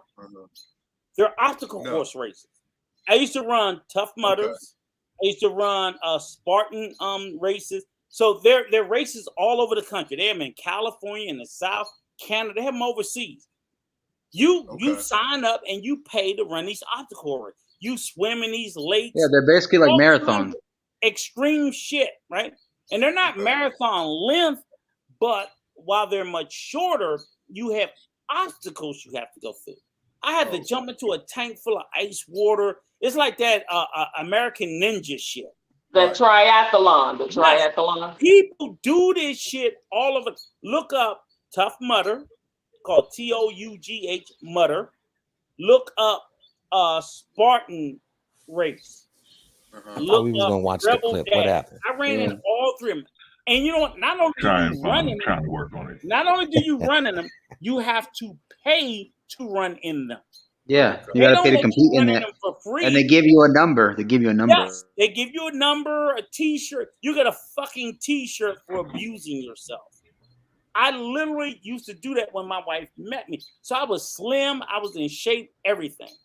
And that still didn't knock some sense into you?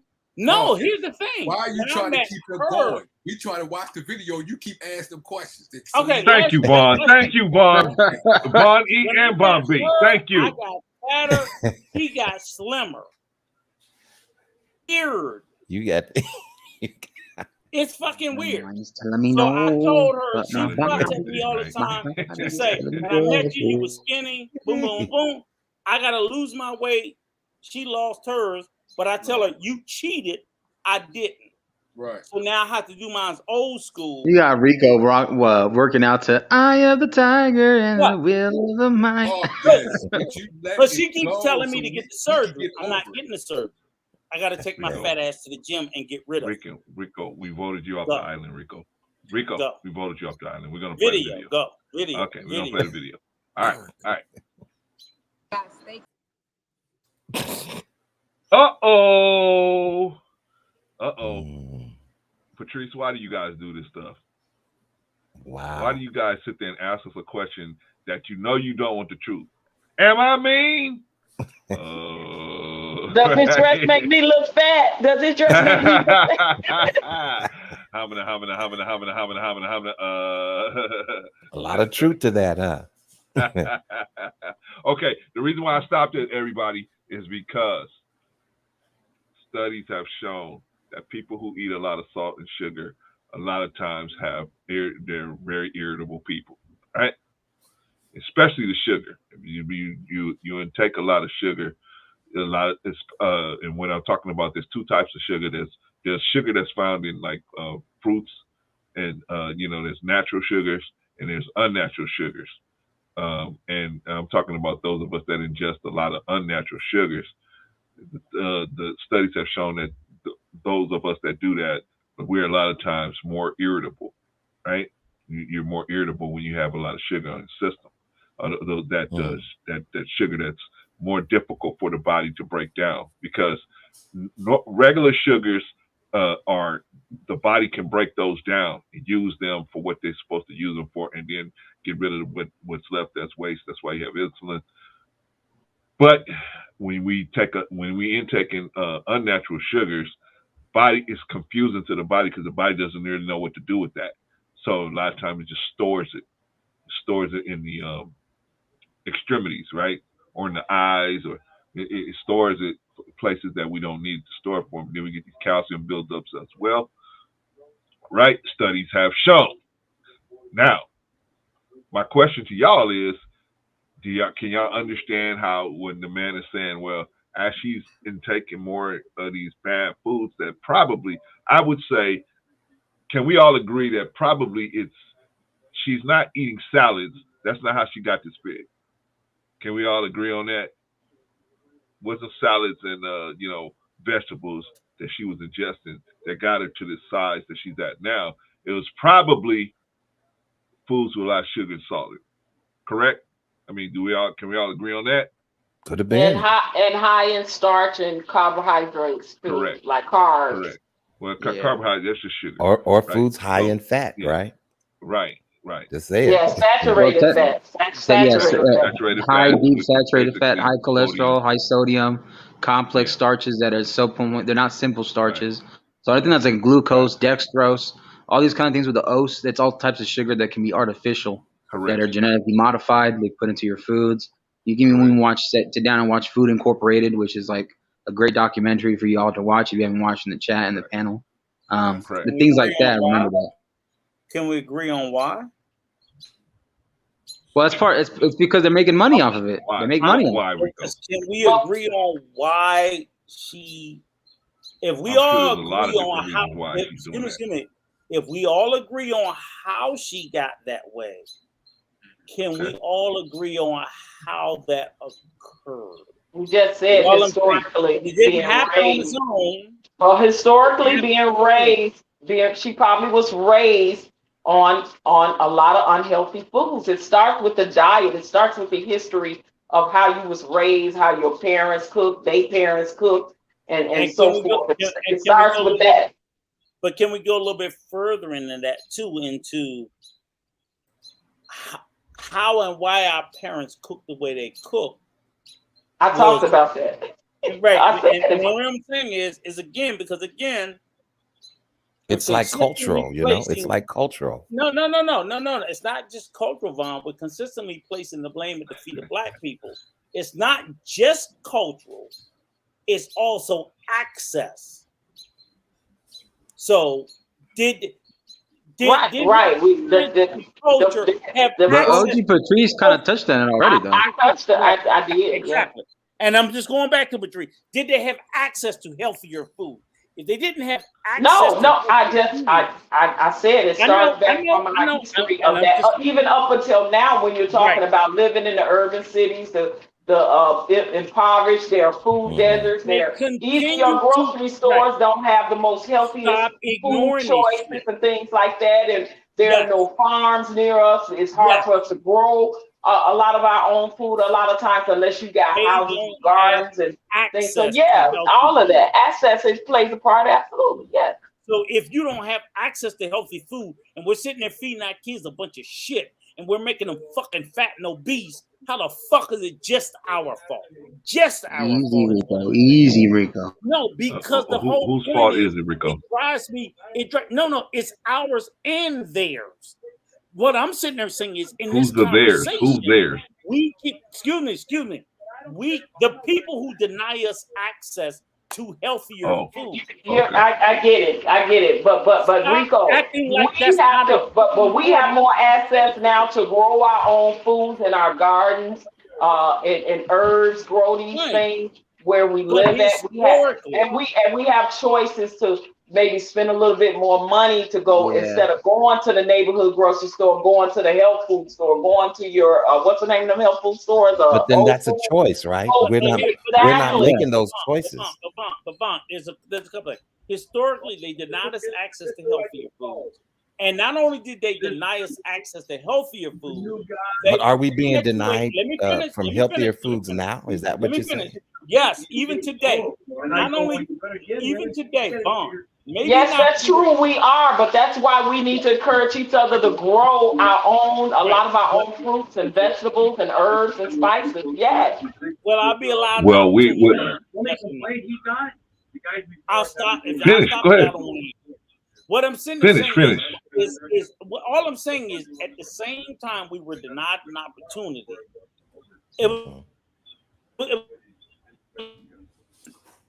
The powers that be say, we're not going to let these niggas have healthy food, and we're going to give them processed food at the same fucking time. So when we talked about earlier today, we talked about the addiction. Addiction is not just to drugs or cigarettes or alcohol. Addiction also is to fucking food. I agree. We become addicted to the shit we eat, to the sugar, to the processed food. We become fucking junkies to that shit. And for us to sit here and have this conversation and act like that's not a part of it, we're not acting like it's not. We all of course it's a part of it. But I'm just saying, all I'm saying is, we all know it's a part of it. Oh my God! Oh my God! What I do not want to do is I do not want to have this conversation and act like, well, black people just can be better about everything. And I'm like we're not saying that. We're not saying that. Other shit that was not put before us did not have any part. Like we could just shake it off. White people couldn't shake it off. They fucking helped. They helped wean them Rico, off of. Nobody said that. Nobody said that, Rico. Clarence, what I'm saying is they weaned them off of dependency to fucking processed food. They did not wean us off of dependency to processed food. They fed us processed food. So let me ask you a question then, Rico. What responsibility do we have then? We have the excuse me. But you can't say. Here's the thing. I'm just saying, what responsibility do we have? It is disingenuous in regards to what we're eating and how, the what we're putting in our responsibility we have is we can eat the processed shit or we can starve. Okay. There's your choices. Or we can grow better. We also can shop at healthier food stores and make better selections Hold on, Rico. Better selection. Hold on, That Rico. is a Hold on. third option. Rico! I am not going to discuss that third, Patrice. I am not going to discuss that. Rico! It's me. I think Hello? somebody's calling Rico. No, I was gonna say what OG said was perfect. Yes, you can grow. It might take some time, but you can grow your stuff in the back. It's more healthier nutrition.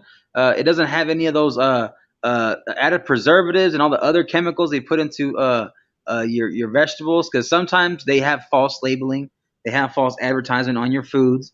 A lot of it's been exposed before as well. You can go and my father, he bought like many chickens, and then he had them in the backyard. He had to get permission from the landlord because he was renting the house. The landlord allowed it, but he said you have to make sure you maintain it right, and whenever you leave or move out, you got to put it back to how it was, even adding the grass to it, whatever. And then on top of that, you can go to your local farms, and sometimes these local farms, the ones that aren't paid off by the corporations, that don't sell to the corporations, whatever, they will sell vegetables, fruits, maybe among meats as well. I have an uncle himself who has the cattle. He's not white. He ain't no Cheddar Brad, Rico. But he has cattle. They have like chickens. They have goats, stuff like that. So there are accesses there as well. So I love what OG said. I love what Vaughn said. It is about choice. However, I understand that Whole Foods is very expensive.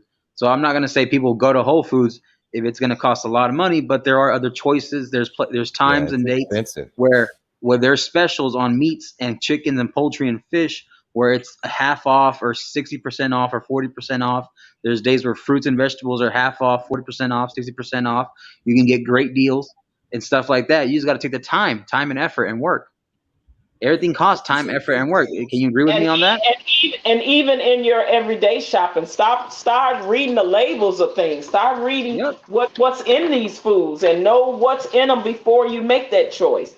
Get no sodium, low sodium, no sugar, sugar-free, low carbs, no carbs, like all the glucose, MSG, all of these things that we never looked at before, we can start now paying attention to, because we know these are some of the things that causes a lot of health disparities when it comes to our culture, right? Well, I understand what Rico is saying. No. Rico is right. I get what he's saying. He's right, but we have to make better. We have to make better choices too. Now there's some onus on us as well. But what should we say to but people? I literally want to ask, what's the percentage of black farmers? What you're right, Patrice. We should involve it, and we can make better decisions. We got to make sure that we research. But let's do things like the keto diet. Let's fast. That part. And portion. And also portion. How much of it you eat. Right. But that's an aspect of it too. Right. But it's not that you couldn't have it's not that you couldn't have a piece of moderation. Listen, it's not that you couldn't have a piece of pizza. It's just don't eat the whole pizza. Don't eat half a pizza. But there you go. We also have to tackle, and this is very important when it comes to just about anything. If you listen to any doctor, I'm sure, Vaughn, you know this, the first thing they have to tackle, and first thing they say, are you depressed? Yeah, what's that part, that could capacity? So that plays a good part. That's a very important issue when, especially in our community, we have to deal with what we're going through mentally and how the social society is set up that oppress a lot of people. And we have to understand that, and we have to tackle that, because we can sit here and say, do this, do this, do that, do that. But if we don't tackle what a person is going through mentally, and if you don't understand that and get the knowledge of that, you done lost a person. It's easy to say what to do, but let's tackle what you're going through. What you're going through in your house. What you're going through with your kids. What you're going through with your parents. Those things are an issue that we have to tackle, because it causes, when you get depressed, you eat, you get on drugs, you get on, you start doing crime. All of those things, all those vices come out. Yes, we have to tackle that. I can't go in a person's house and say, "Oh, you need to eat this," but yet they upset. They don't want to hear that. I can't even feed my child. I got to stretch my food stamps out. They don't want to hear that. Take care of what's going on, what I'm going through mentally, so I can understand and get through. Then I can work on what you're telling me. And then the sad part too, to me, is, a lot of people in that predicament, they feel they do end up depressed because they feel that they are unlovable in the state that they're in. Now that's got to be a miserable feeling. You know what I'm saying? And then when you have people on YouTube saying, you're fat, you ain't nobody gonna want you, you're not lovable. You know what I'm saying? And that's just not the case, because people love you. You have people that will love you the way that you are. It doesn't necessarily mean that you should stay the way you are. But there are people that will love you in your present condition. But see, here's the problem with that, Vaughn. Clarence, can you highlight Rest and Neil's comment, Brother Clarence, the last one? True, but that's why we have a lot of emotional eaters. That mostly obese people are emotional eaters. And they become addicted to the food because they emotionally going through depression or some form of mental illness. So, Von Eric, you're right. It starts there in our culture as well. And then, realistically, you need to really work on yourself too before you try to get into these relationships. Number one, before if you're already broken and you are struggling with issues, you really need to tackle those issues before you try to approach being in a relationship, because you'll bring those things over into the relationship with you, and it may cause the relationship not to be as effective as it could. Can I ask Clarence a question? Clarence, go ahead. You played the video, and the video, which I get, I don't know if that was the end of it or not, but that video clip was it longer? Yeah, it's longer. I just stopped it at the part where she started talking. So the only reason I'm saying is again, my premise was it was all African American, which was my first point of contention.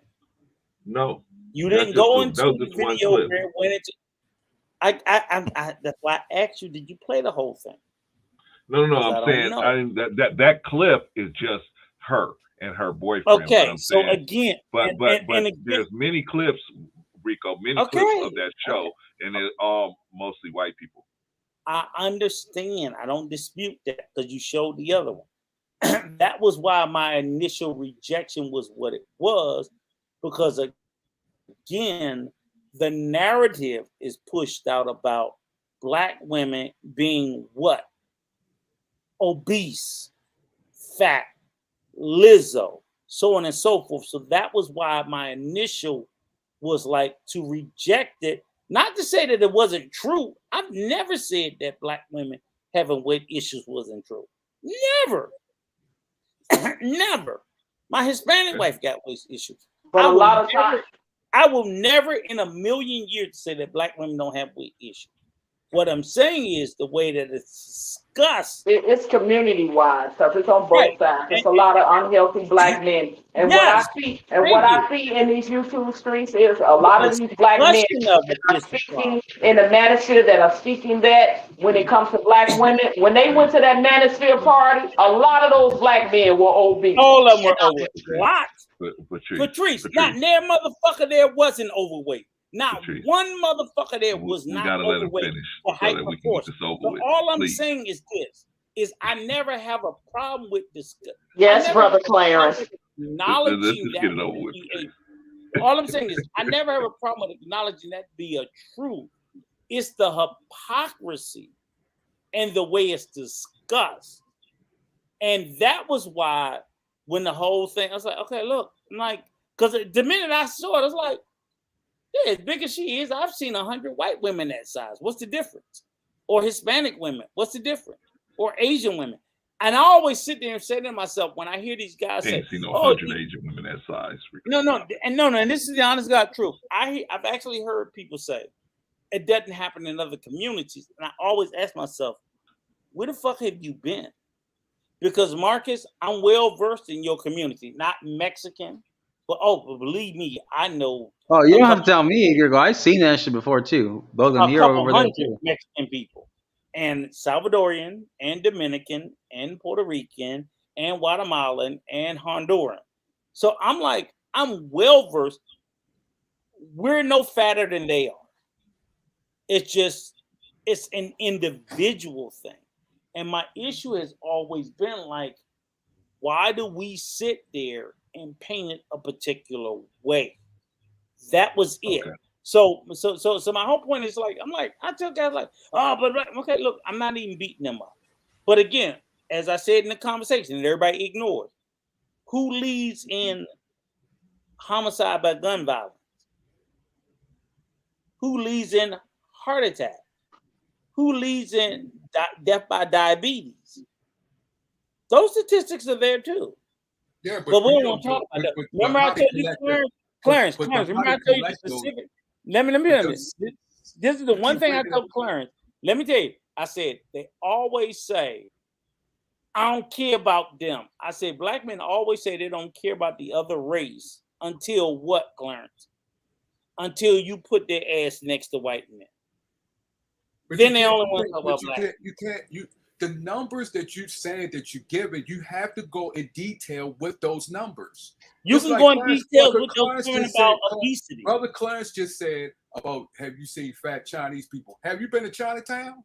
You see a lot of fat Asians. Do you know why? They out of that culture. Go over to Africa. They don't have a big obese problem. You ever been to Korea? You ever been to Korea? Listen to what I'm saying. You ever been to Korea? Listen to what I'm saying. Von Eric, have you been to Korea? No, I haven't been to Korea, but I've seen a lot of fat bitches over there. Okay, but a lot of them. I'm just saying. A plethora of fat motherfucking plethora. I'm just saying. An abundance of it. Matter of fact, Rico now wants to articulate himself and sound fancy now. Rico.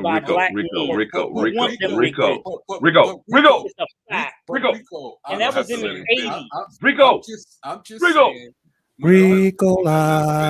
When y'all do those, do those numbers, you just throwing numbers out at the final result.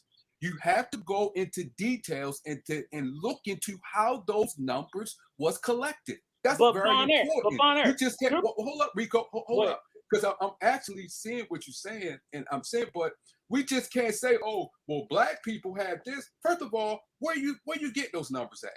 How the black what mentality state are they at? Where are they at? Are you talking about the black people in the suburbs or the black people in the urban neighborhoods? Can I black people you're talking about? Then you have the people. Then you have black people that come from other countries. Are they in those numbers? Let me ask you a question. Do you believe Jamaicans? So you let me ask you a question. Hold on. Exactly. I agree. But go ahead. I'm just saying. I'm glad you said it. Thank you. But I'm just saying, when you look at those numbers, let's not look at those numbers as the final result and say, "Oh, okay, black people is this." No. They're just like any other people in this. If you go over to any urban neighborhood where there's high crimes and things like that, you're gonna get the same result.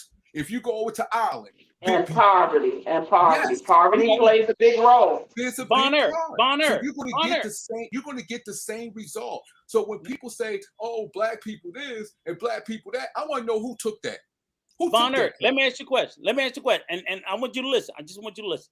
Marcus. I'm right here. Okay, you're currently in Mexico, correct? No, I'm right now in Southern California. Okay, all right. But I see fat Mexicans. Don't get it wrong. I can see fat Mexicans too. Okay. Let me ask you a question. What part of Mexico are you from? What state of Mexico? I have family both in Michoacan and in Baja California, Mexicali. Okay. And another couple states. I just want to ask you a question, and you better fucking tell the truth.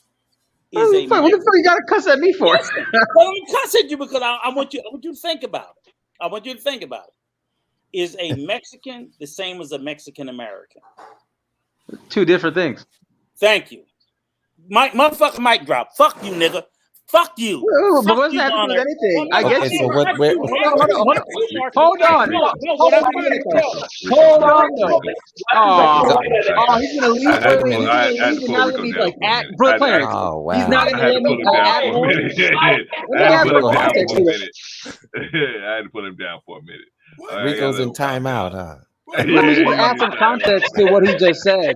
Let me just add some context, because yes, Mexican Americans, they probably will, depending on what they're eating. Hold on. Rico, you're back. Rico, hold on, Rico. Let Marcus context what you're saying, okay? Right. And then maybe we can move into a conversation that makes sense. All right. Go ahead, Marcus. Okay, so I get you. I agree with you. Mexican American and Mexicans are two different things. Just like a Canadian and a Canadian-born American is two different things, right? I agree. However, this is the thing. Mexico has its issues because they have a lot of drinking. They drink a lot. You know they drink a lot, Rico. You know they drink a lot. That's part of the issue they have down there. A lot of cholesterol, the contaminated water.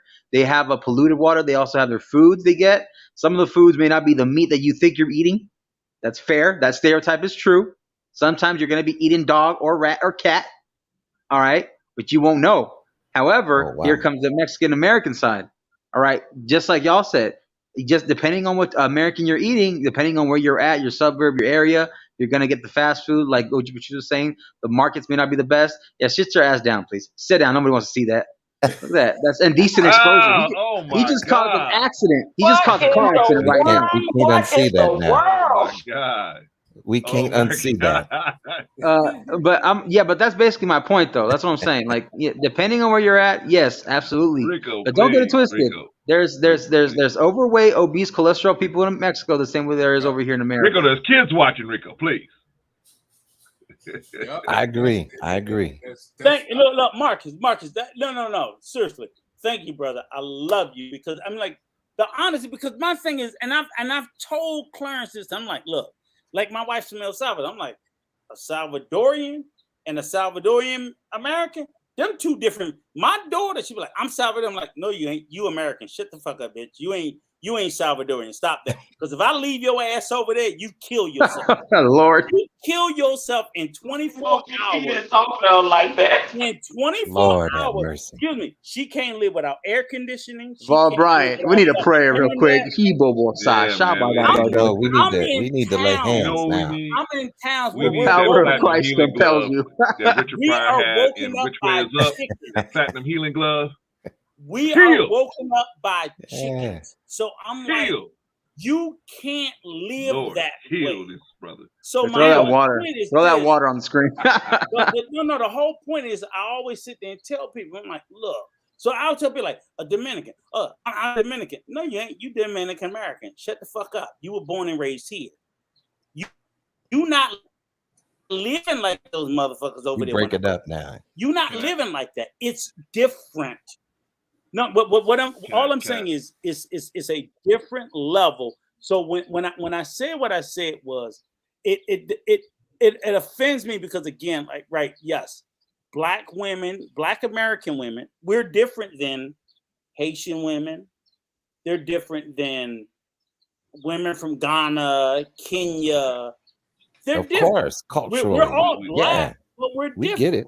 We get that part. So got it, Rico. The bottom line is here in America. No shit, Sherlock. So what I'm saying is this. Listen. What I'm saying is this: is that it's unfair to look at Africa. Rico, I'm gonna say what Von Erich says, but was you there?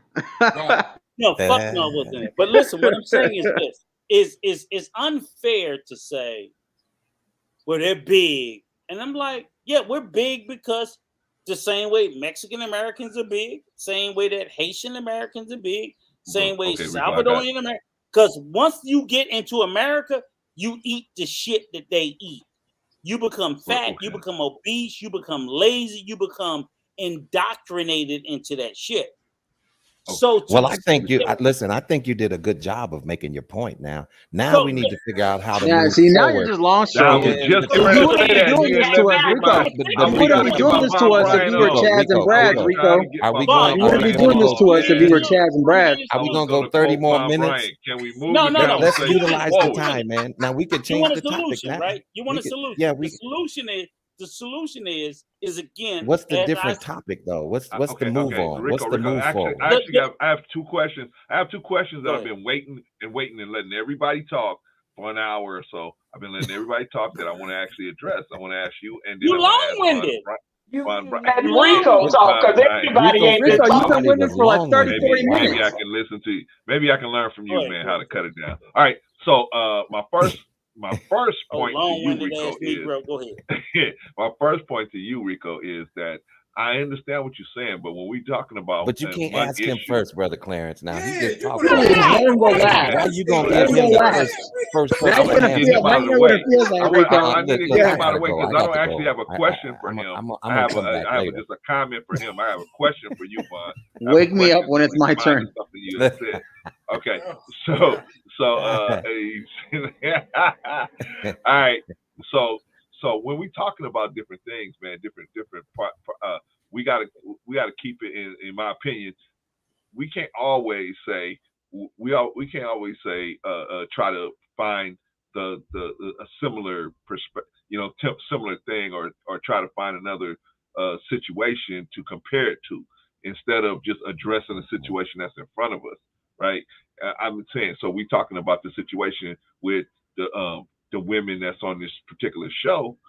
Okay. Why should we have to, now we got to go find women of another race, and we got to go find the women of the, we shouldn't have to do that. If we have an issue in front of us, the first thing we should do is try to find out that issue. Okay, now that's done. That's Rico. Okay, so Brian, you said something about how you said like the women like Lizzo, and I think Patrice said something about it too, where the women like Lizzo, they will have people interested in them, like you say, like doesn't matter what you look like or whatever, there's always going to be somebody interested, and that's true to a certain degree, because but here's the issue, here's the wrinkle in that. The wrinkle is a lot of times the people like Lizzo and stuff, the people that's interested in them, they're not interested in those people. You know what I'm saying? They're not really attracted to those people. They're attracted to another type of person, but at the same time, they're angry, or maybe not angry is not the right word, but they are have issues with the fact that the type of guys they're attracted to aren't attracted back to them. But at the same time, the guys that are attracted to them, they're not attracted to those guys. Do you guys see the contradiction there? I understand exactly what you said. I get it. I get your analogy. I get it. I get it. Right. So my question is, how do those type of women regulate that or make that make sense in their head? Like, it's okay for me to discriminate against these guys, but you're wrong. The other guys, the hotter guys, are wrong for discriminating against me. Follow? How do they make that work in their heads? I don't know, man. I mean, it's on an individual basis. You know what I'm saying? I think it's like a preference, and right? and then one would have to realize that, you're going after something that may not want you. You're going after a person that may not want you, but the person that does want you, you reject it. So see, you can't sit up and complain. You can't sit up and complain that nobody's paying you any attention or nobody wants you. It's just you have such a preference that you're not willing to compromise on because it didn't come in a particular package the way you wanted. You see what I'm saying? Some of us brothers, we pass up good women because it didn't come in the shape and the size, the exact shape, size, hair length that we wanted. And then when we get the exact thing that we want, we figure out that that's not even good for us. So, I mean, it's just on an individual basis. Lizzo flirted with an actor, a guy, fine actor. Chris Evans, Captain America. Yeah. Listen, she wanted a piece of that brother, and she wanted a chat of the brat. and he let her down easy. But I mean, people went at her like as if you really think you can get this dude. You know what I mean? And he let her down easy. But you're right. The ones they go after sometimes don't want them, and the ones that want them, they don't want them. I see what you're saying, brother Clarence. Yeah. So how do they reconcile that? Because I'm sorry, Bonnie. I didn't hear you. I would like to Patrice. Chalk it up to the game. Chalk it up to the game. I would like for Patrice, because she's the only woman on the panel. to expand on what Brother Clarence is saying in his question, what is a woman going through mentally that the reason why she will think the way she thinking? What is she going through mentally? As far as what? Thinking of wanting a man that don't want her? Yeah, changing her body. What is she going? What different things is going on in a woman's head? Well, what I see, Brother Von Eric, with a lot of these women that's doing this to their body, honestly, what I see is it's a competition amongst them. I honestly don't see it as being as more of a competition, to get the man. What I'm seeing in this younger generation, so and so booty this big, I'm gonna get mine a little bigger. Her breast this big, I'm gonna get mine bigger. Her lips this big. Like it's a competition. It's the same thing with the weave and the makeup and the nails. It's all a competition for women against each other. Because I hear the men say they don't even want all that stuff. They would prefer them being a little bit more natural. But the women is like, I'm doing this for me, and it's about, and I'm doing because this is what I want to do, and that's fine. I get it, but it's a part of them women too that's doing it to compete with other OG women. Patrice, I'm just gonna keep it 100. OG Patrice, do you remember when the women were doing that lip challenge because of that one of that Kardashian, the young sister, the really young one, when they were doing that challenge, they'd suction their lips into like a cup or something, and they would try to puff out their lips and it would burst. Yeah, women compete with each other more so and a lot of it has to do with society and entertainment and social media and reality TV and all of that. Yeah, but honestly, from what I see, and to me, that's a competitive mindset of a conditioning, right? That they have, that they feel like that they got to even compete with the next woman, whether it be to look better, dress better, have a bigger house, drive a better car, have a better job, even have a better looking man. Like everything has to be a competition a lot of time in our community, and that I don't understand. I don't get that part. I see it even with Black men when I see a lot of competition. A lot of times on these panels, where they end up going at it because it's like no, I'm gonna compete with you, broke, and I ain't gonna be no punk, and you ain't gonna talk to me that way, and da da da da. It's a mindset for me, right? It's like you gotta prove something, and that's what I see women doing when Does it that comes start to in the household? Does that start in the household what they see going on in the house with their Is parents? it my turn? Oh, I'm sorry. No, it's not your turn, Rico. I don't get a turn. No, it's not your turn, Rico. Oh Lord. Okay, all right, It's possible. It's possible that it could start in the household and in families because there's been some competition with mothers and daughters.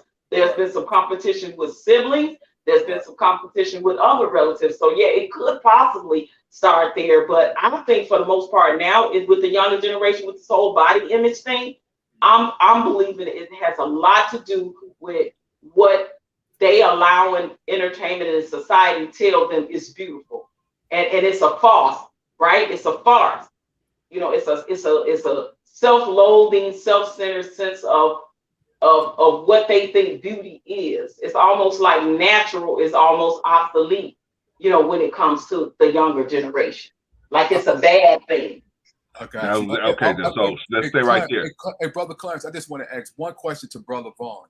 Brother Vaughn, when you're in the hospital, in the community, does people body accept food differently? Meaning some people can eat and not gain, and some people can eat a little and gain a lot. Does that happen? Your last question? Hey, that's my last question. Okay, don't ask another one. Go ahead. No doggone well, Rico ain't rushing nobody. Okay, now what's the question again? Do you encounter people that come, because our bodies are different? There's some people that when You are not invited to the cookout no more, Rico. They gain a lot of weight, and some people that can eat and don't gain, and because I get what they call high metabolism or something. Yeah. Do you see that a lot? And have you seen it since you work in a community, an urban community? Do you see that a lot in the urban community when it comes to that? As far as weight, people who have weight gain. Yes, has weight gain. Is it? Do we ever look at the fact that some people, the way they was born, they gain weight quick? Like It might fast not be. metabolism and slow I mean, metabolism. it's so many different reasons that it could But be do you see why. that? But do you see that consistent? What do you see consistent? The mental issue, where they at, where they live. What do you see consistent? Well, usually what I see are people that we put to sleep to kind of deal with whatever their health issues are. So, I deal with them from a different aspect, but do I see a lot of obese people come in through the operating room? Well, of course I do. Yeah, have you? I'm just trying to see. Have you actually looked at their or their information, or listen to where they Yeah. talk? It could be something like mental. What do you see? Mental issues. Yeah. See, so see, what do you see consistent? the job that I do when I worked in the operating room is basically the patient is asleep. They're basically almost asleep by the time they get to the OR. And then, of course, during the procedure, they're definitely, under anesthesia, right? And so when the surgery is done, we wake them up and then they're gone. So I don't see a lot of their medical history. I don't look at a lot of their charting and all of that stuff. I basically focus on the procedure that we're doing. Like, are we taking out the gallbladder, or you know what I'm saying? Are we removing the spleen, or are we repairing a gunshot wound or something like that? I got you. Okay, I thought you was more so involved, but I got you. Yeah, I'm involved. I was involved, but not that involved. But Brother Involved in a Vaughn, different way. Yes, sir. but Brother Ma'am. Vaughn, Eric, metabolism does have a lot to do with it, because if anybody ever had that cousin or relative in your family that no matter what they eat, they never gain weight, or they barely gain weight, and then you have somebody, if they look at a chicken wing, they gaining 20 pounds. So yeah, absolutely, it plays a part as well. That's why I would like to know those numbers too, because those numbers should be in because when we talk about Black people have this, Black people, those numbers need to be included, and we need to see those numbers, because some may be mental, some may be high metabolism. So I was just wondering what do we see consistent, because I think once we see what we see consistent, we should tackle the consistent first and then tackle the other issues. All right, y'all. I wanted to ask y'all about Black self-hatred. I thought it was my turn. You sure Oh, you yeah, want that's to go right. down? You sure you want to go down that rabbit hole? That's a deep rabbit hole. I was trying to sneak past him. I thought he was sleeping. I was trying to sneak past him. You're trying. All right, come on, man. You're doing your best. You're doing your best. All right, bro. What you got, man? Oh, self-hating ass Negro. But you old self-hating ass Negro. No, look. I'm not. No. I don't even have much to add to it. I think our conversation has been deep, in depth. We covered a lot. The only thing I'm gonna say is this: we started the conversation around body dysmorphia. And body dysmorphia, it is not a singular race, but in particular, we always speak in the less talk the better Black life in the Black race. So, and the only reason why I wanted to bring this conversation up was because of the BBLs, which a lot of women of color are doing and getting. Whether you're going to Colombia, the DR, Panama, Mexico, wherever the hell you're going to get it at. Even before they were going overseas, remember at one point it was all over the US. They were getting, I don't even want to talk about the fucked up shit they was doing here in the US. Patrice, let me know from speaking out of turn. People were being injected in their ass, fix-a-flat. Semen. And women and people of the community were going to these plastic surgery parties because they were deemed as cheaper than going to overseas. And of course, so in other words, if a surgery in the U.S. was $10,000 in the U.S., you could get it for $5,000 in Mexico. You could get it for $2,500 here in the U.S. in a back alley in a fucking hotel. These were the options that, whether you were a member of the community or whether you were because here's the thing. It wasn't just people of the community. Everybody want to say, oh, everybody from the rainbow community. I'm like, you know what's getting a lot of these procedures? Dancers, heterosexual dancers were going and they were looking at the rainbow community getting their backside blowed up with fix-a-flat, cement, or whatever. And they were going and doing the same thing. That's not the vast majority of them, but that was a part of it, and that's what came into the community and into the conversation and why people were talking about it. They're talking about women who went to Mexico and got nose jobs and didn't come back because the same standard of care, whether it's in Mexico, the DR, Colombia, it's not the same standard of care in the U.S. So when you decide you want to go and get a procedure in another country, understand you don't have the same standard of care. It is cheaper, but you're going to get what the fuck you pay for. Full stop, flat out. A lot of them do great work. I don't speak for all of them. Yeah, brother Rico, because you got some American doctors going over there now. I have a girlfriend that actually has a business over in Mexico where she rents out like the Airbnb to these patients that need to stay for a couple of days after they have their surgery. And she's a nurse, she's an RN, and she's on her way to great wealth off of that. She bought a little place in Mexico, set it up, and it's as Airbnbs, and they have their own rooms, and she goes and she nurses them, until they release to go back into the States after they have them surgery. And she making a killing. Right. But I'm going to tell you, listen, I've had countless amount of people who have come into the operating room to get corrections done on breast and all other kind of body parts because they went out of the country to get a procedure done. That's true. And now that it was botched and it's causing them some health issues now. Now they end up in my operating room to where we're trying to repair that, especially boob jobs. I mean, and you really got to be careful, man. You got to be careful when you go out of the country to get things done. Right. I mean, even when it comes to like things like the lap band, stuff that people are doing to lose weight and stuff like that. I mean, you'd be surprised how when we get down inside the cavity, how we discovered that it was that whoever did the surgery prior totally did it incorrectly. But Vaughn, patients almost losing their life. I'm saying is, I'm not, and you're right. You're absolutely right. I'm not dismissing it, and I'm not telling anybody that's doing it.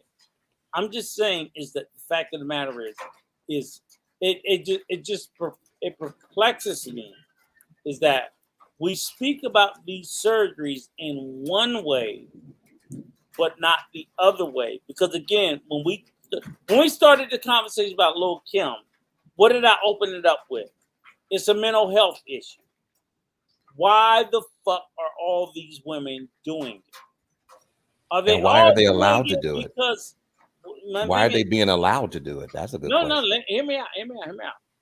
But number one, you can't stop grown people from doing what they want to do to their body. Well, I'm just saying at this point it's up to the surgeon too. But listen, they have a right to refuse to do the work based upon how many times you had it prior. But Vaughn, set aside being allowed. My question is what is driving all of these women from America, Europe, Canada, wherever else they're coming? I think it's the false image that society is trying to put That's what I'm trying to their I'm trying to tap They're putting the this false sense of image, what beauty and is. everybody's False trying sense to of live what up to beauty this is. false, and all unattainable I'm image. trying to Of tap what into, beauty is, and right, it's not beauty. It's not. Exactly. I'm not looking Beauty at. comes in many sizes and shapes. Come But on, listen, Vaughn, I'm not it's not I just mean, tapping. one remember way. the Greek times, the women, voluptuous women were the thing.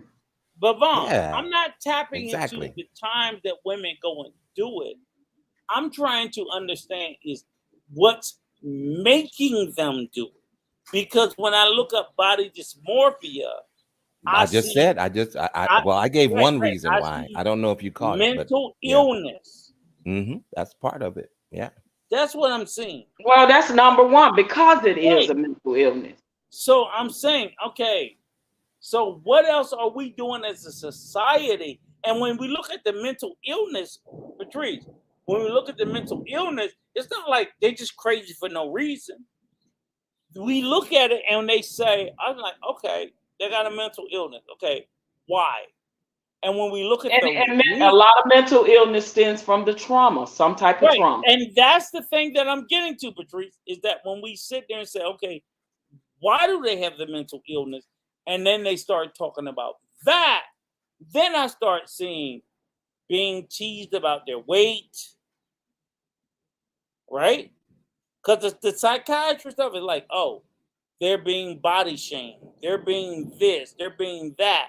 And then I start to look at us and I'm like, why are we doing that to make these girls grow up with the mental illness? Because we as a society been doing that to each other for And years. even as The bullying, the teasing, all in school, at home. You even get it from sometimes your own parents and siblings. Yes.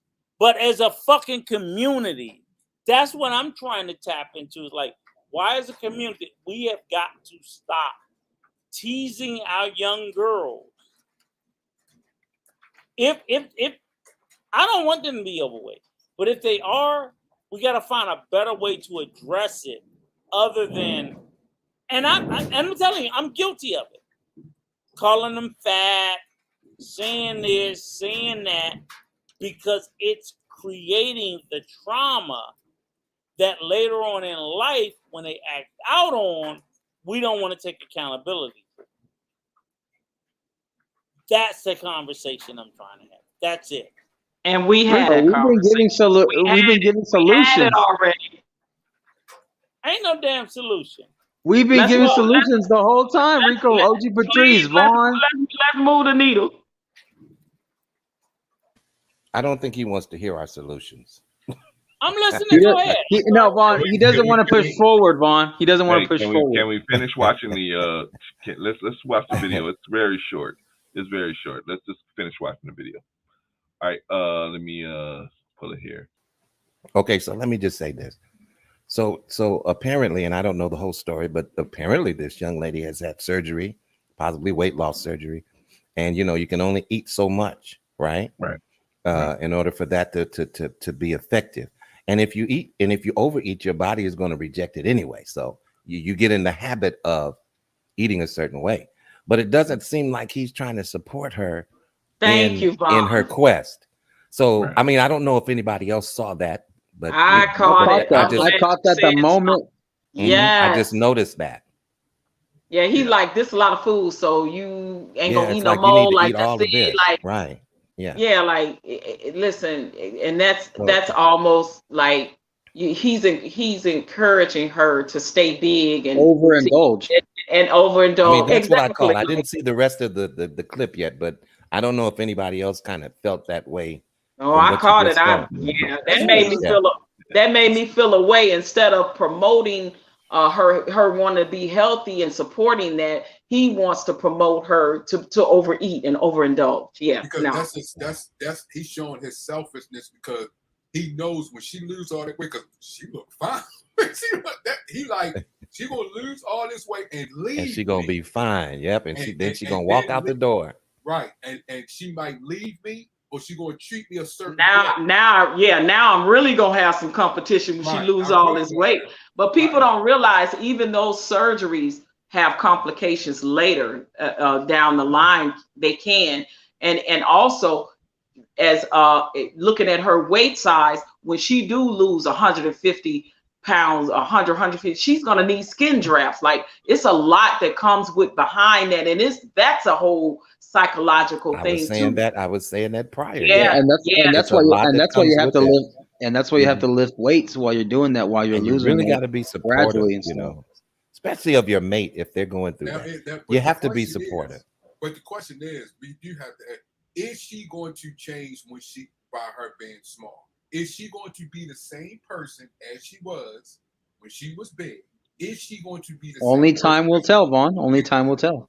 Exactly. But I guess speaking from experience, I could say that my wife, she didn't change at all. Right, but she still we know- remained the same good wife. Exactly. But we do know, Good for you. know. Yeah, that's my story though. I'm just saying. Right. That because it's other women. Quick little autobiography. Other women and men, once they lose that weight, they change.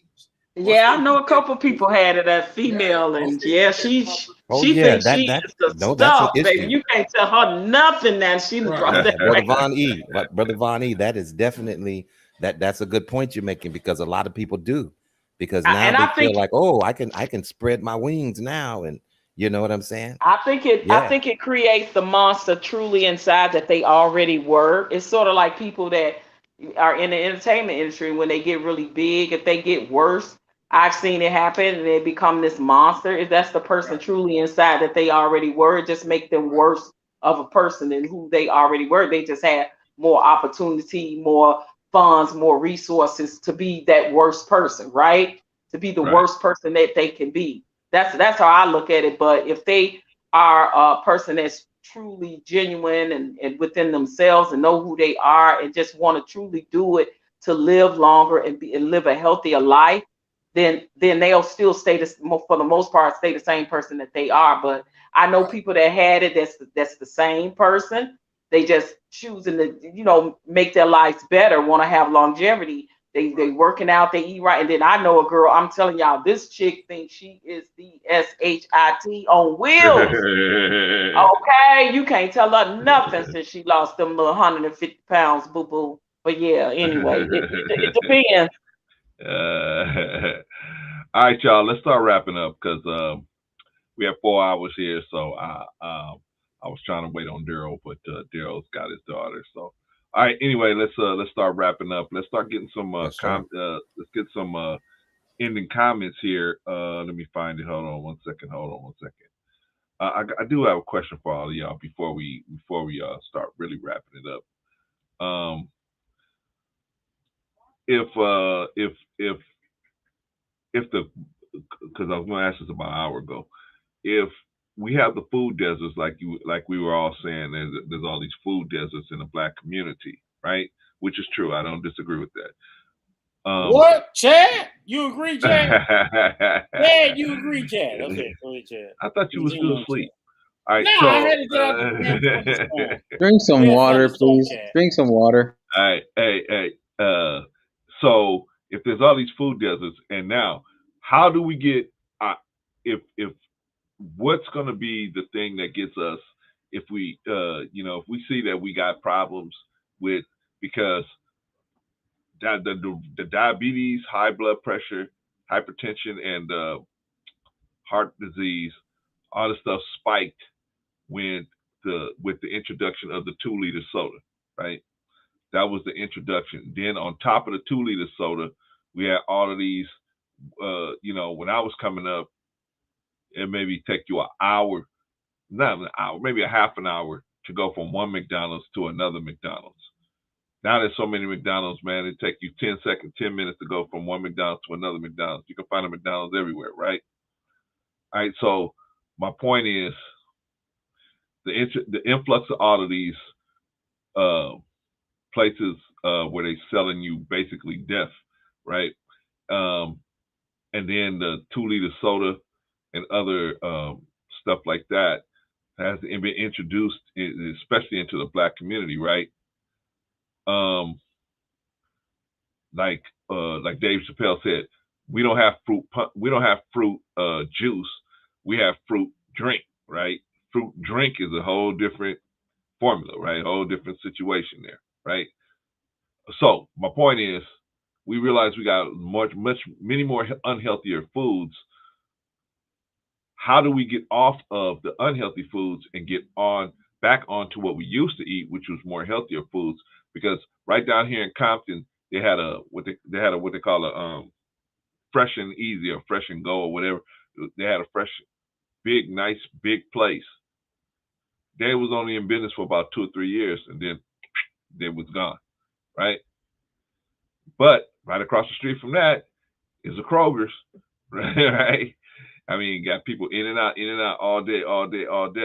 And in the same parking lot with the Kroger's, Louisiana Chicken, the Fish Market, Taco Bell, and a couple of other ones over there that, are selling different types of food over there, right?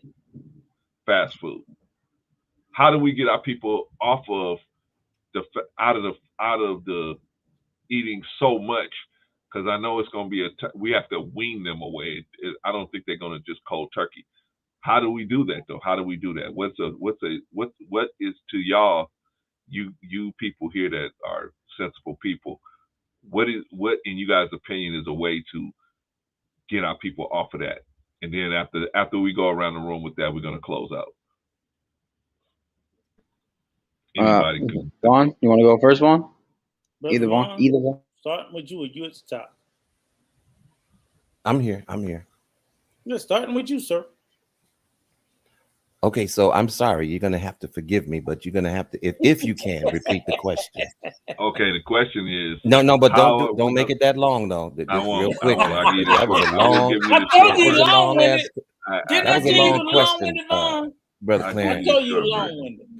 I give you the short version. If a particular person would just be quiet for just a moment, maybe I'll be able to give you the short version. Okay, so anyway, basically, how do we get our people off of all of the bad foods that they pretty much addicted to? Like Rico went into the addiction of us to the bad foods, and we know we need to change. But I gave you guys the example of they had a fresh and grow or fresh and whatever it was right out here in Compton that they only lasted for a couple of years, right? Well, here's my thing. You can only give them alternatives and suggest alternatives. You can always lead a person to water, but you can't make them drink. So you can give them what the alternative is to the bad food that they're eating. You see what I'm saying? And make sure that explanation is good, and hopefully they will receive that and go and abide by it. But at the same time, it's still based upon an individual's. It's still based on them making a decision for themselves, to make a change. You can always suggest the change, but that doesn't necessarily mean that they're going to take your advice. So, I mean, the only thing we can do is continue to put the information out there, because some people will receive it and some people won't. You see what I'm saying? And then I also want to ask, are these closing remarks? No. After we go around the room with this, we're going to start closing. Oh, okay. So, yeah. So I would definitely say, give other alternatives to the bad food, just like you're talking about the soda and the sweet drink or whatever you called it. You can always get water and put Crystal Light in it. Not to say that that's any like better, but it's way better than all of that sugar. You see what I'm saying? So there's different alternatives. Take the skin off of your chicken when you cook it and eat it, and instead of buying a lot of fast food all the time, cook. Let's get back to cooking. A lot of people don't even want to cook now. They just want to, run down here to Denny's or run over here. I'm running. I'm late for work. I'm going to buy food in the cafeteria. We don't even make our own lunches. Hey, you know what I'm saying? Vaughn, hold on one second, Vaughn. Let me just throw this in there with you. Yeah. So one of the times I was watching when Shawnee was on Basketball Wives, right? Shawnee O'Neal was on Basketball Wives, right? So they had got some food, right? They had went out and got some food and brought it back home, right? So the baby said, "Mom, I need a fork," right? So Shiny's in the kitchen, man, and she cannot find a fork, man. You see what I'm saying? And it was because it showed that she didn't know, she never go in because, there, right? the She food didn't is know where catered, stuff the food is catered. And one thing I could say too, because my wife is very good at this and she helps me a great deal. There are certain foods that I need to stay away from. And she helps me by, preparing and making different meals, It could be some baked chicken or salad or however she hooks it up. You know what I'm saying? But you can't be a stranger to the kitchen. Eating healthy really consists of cooking. You're not going to find it out in the street going from shop to shop like that. You see what I'm saying? And then you can't even keep up with your caloric intake by doing that. You know what I'm saying? And reading labels, like Patrice said earlier, listen, you need to see what you're eating. Don't just buy it and rip it open and eat it. What's in it? You see what I'm saying? It may have too much sodium, and then they may have another one with less sodium. Get that one.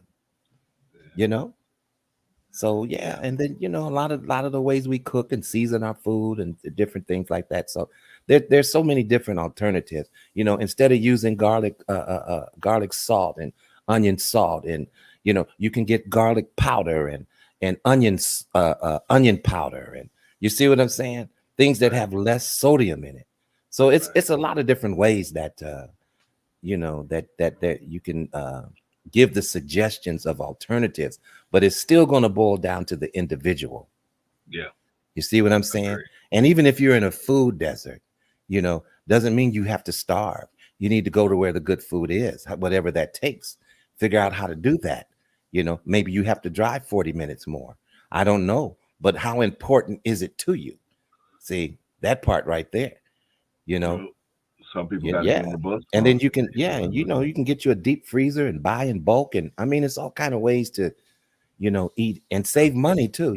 I think you save a lot of money staying out of the restaurants and the fast food restaurants. Definitely going to be healthier. Yeah, absolutely. Yeah. All right. Thank you, Brother Vaughn. Appreciate you. Brother Marcus, what say you, sir? It's just like, I think if one of the solutions would be just, start small, start, what you put in your fridge.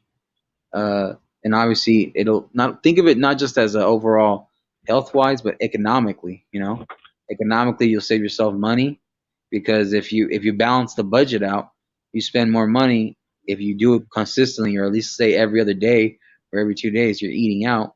And let's say you're eating out maybe twice a day, that money will add up. So now that could be your groceries. Now you just go simply eat healthier groceries. We literally just said earlier, go if your budget is an issue, whether you get food stamps, whether you just get paid regular, whether it's minimum. What? Say what?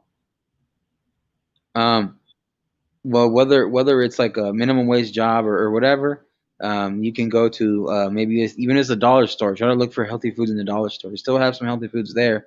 Maybe not a lot, but you can have some, because even I shop at the dollar store. Or even go to Food for Less or Stater Brothers. Maybe not Stater Brothers, but maybe like Walmart, stuff like that. Definitely not Stater Brothers. If you have a Winco, because people that know in California they have Winco. I don't know, depending on what other states they have Winco. It's kind of like another version of Costco. Well, basically Winco is like another like Sam's Club or Costco. Just I not, like Winco, WINCO. They have them here in Arizona. And the thing about Winco is you don't need that premium club card to be a member or something. You just go there and whatever cash or card or debit or whatever, you just go in there, and they have good deals there. So just take the time, like OG even said it herself, look up your local grocery stores. They'll have even in the papers. You'll look up on your phone, So just take the time, man. It's gonna all that is basically saying it's gonna take time, effort, consistency, and patience to get you the results. All right, man. Appreciate you, brother. Let's move on down to Von Eric. Brother Von Eric, what do you think, man? How can we get off of get unaddicted to this sugar and salt? First, I agree with Marcus and Vaughn. I like the wisdom that they talked about. I'm a piggyback off of them. I'm sure Patrice and Rico is going to have some good suggestions too. But what Marcus and Vaughn said, I think there's much wisdom in there. I do think that you have to start with the mental, and it only depends on what person you're talking to and where they state they're in within that household. I also, some people you're going to have to treat different on how you give them the information. I think some information, like there's a woman that is on YouTube. She's a Jamaican woman. She always have things to set up detox juices and stuff like that. That even though you might eat those processed food, you can detox yourself. You can buy that in the store, and different things that you can do to counteract the food that you're eating.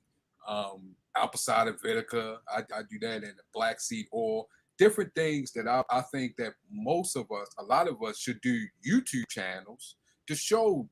Because some people, you go to their door, they may not want to hear. They like, well, what you telling me, or my kids all right? What you trying to say? My kids not. So you might have to do a YouTube channel, go in details, how to counteract, how to do keto diet, or just fast some days and things like that. Go out and walk and play with your children because it helps you and your child. But the first thing I think we have to tackle the mental substance and the mental oppression that most of us go through, because that leads us to where we are at today. And I think that's very important. Thank you, brother. Appreciate you. Sister Patrice, wake up. Wake up. While y'all talking, I done cooked a whole meal. Please. And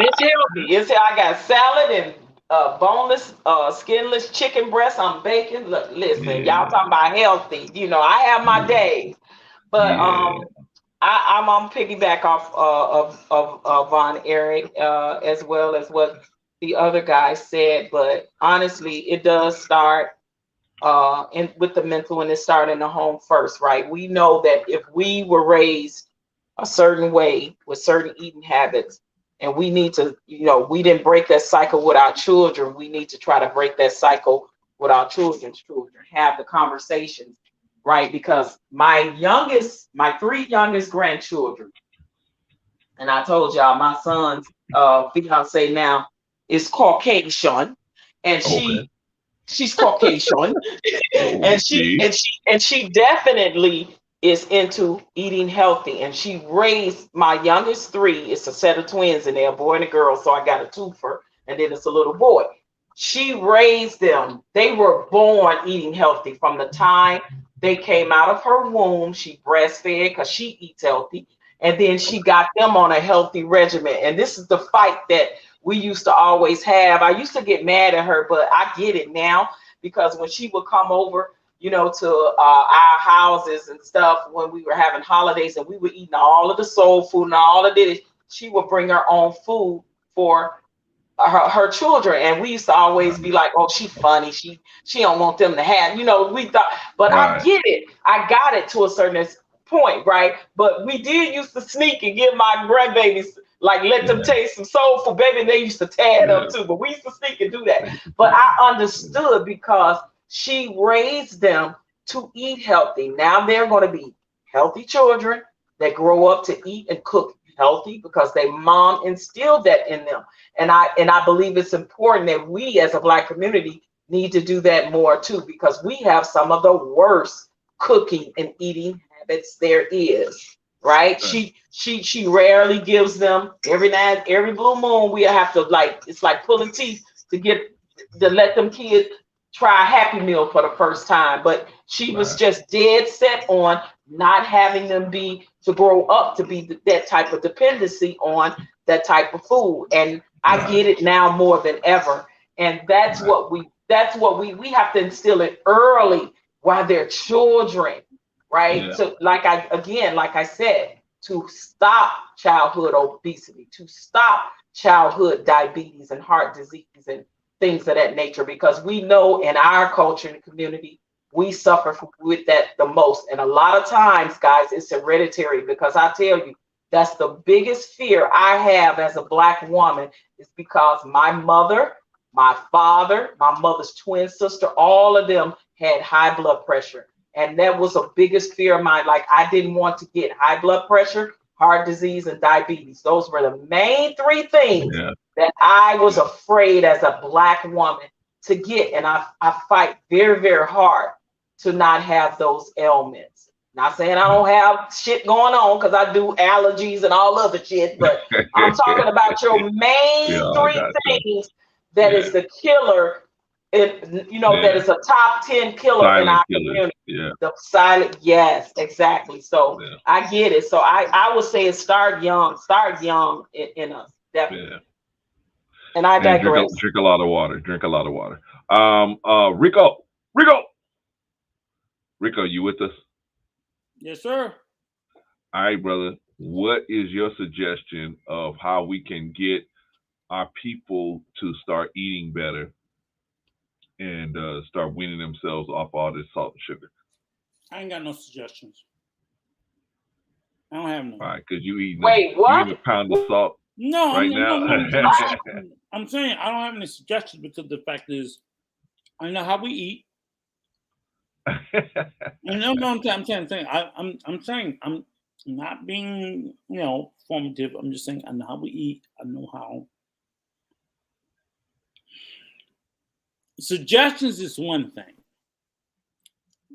Okay, let me ask you this, Rico. Let me ask you this. Solutions. How about solutions? We're giving solutions. Solutions let me ask you a question. and that's what I'm getting at. It's like to offer up a solution where. Now here's the thing, and I don't even start with this. I'm gonna be perfectly clear. Like, okay. He's stuck the chicken bones dry right now from those wings. Goddamn. No, what I'm saying is like when I offer a solution, I have to offer a solution that I know I myself am in a current position that I would follow. Okay. I know solutions that are better for me, but I'm sitting here, my fat ass eating pizza. Let me finish. I'm being honest about it. Because the solution is to say I shouldn't be doing what the very thing that my fucking fat ass is doing. And that's hard to say. Because what am I doing?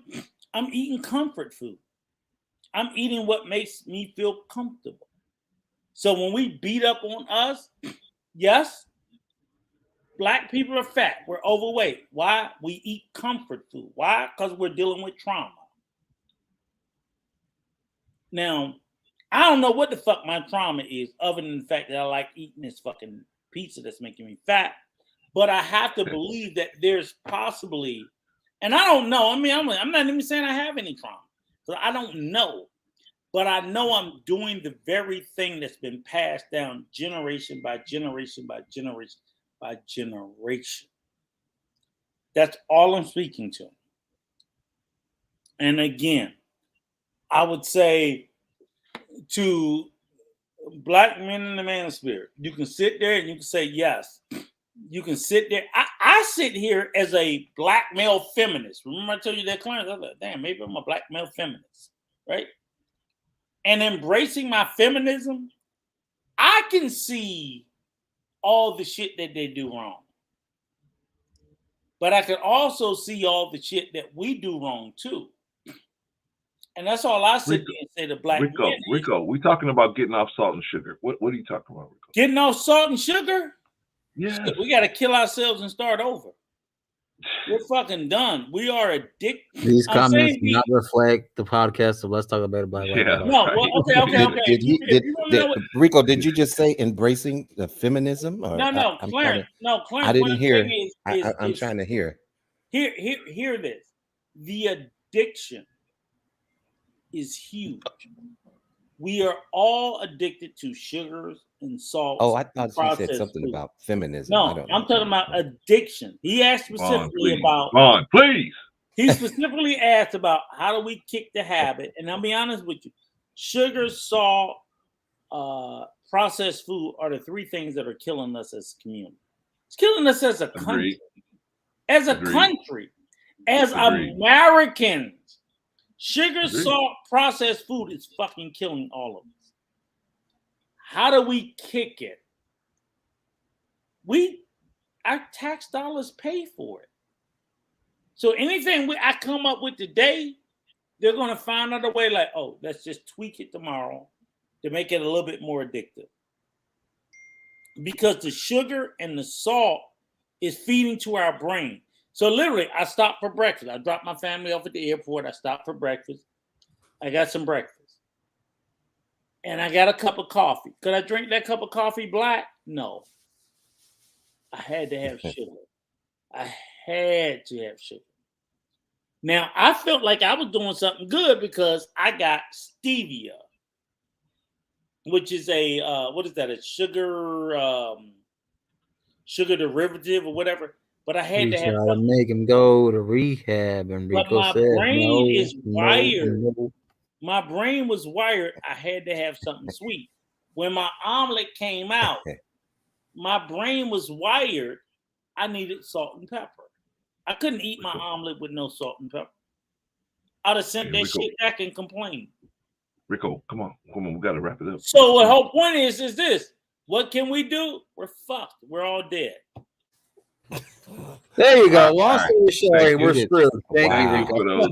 Thank you for those. Really? Thank you for those. I words, love you, Rico. but we're all Really dead. encouraging words.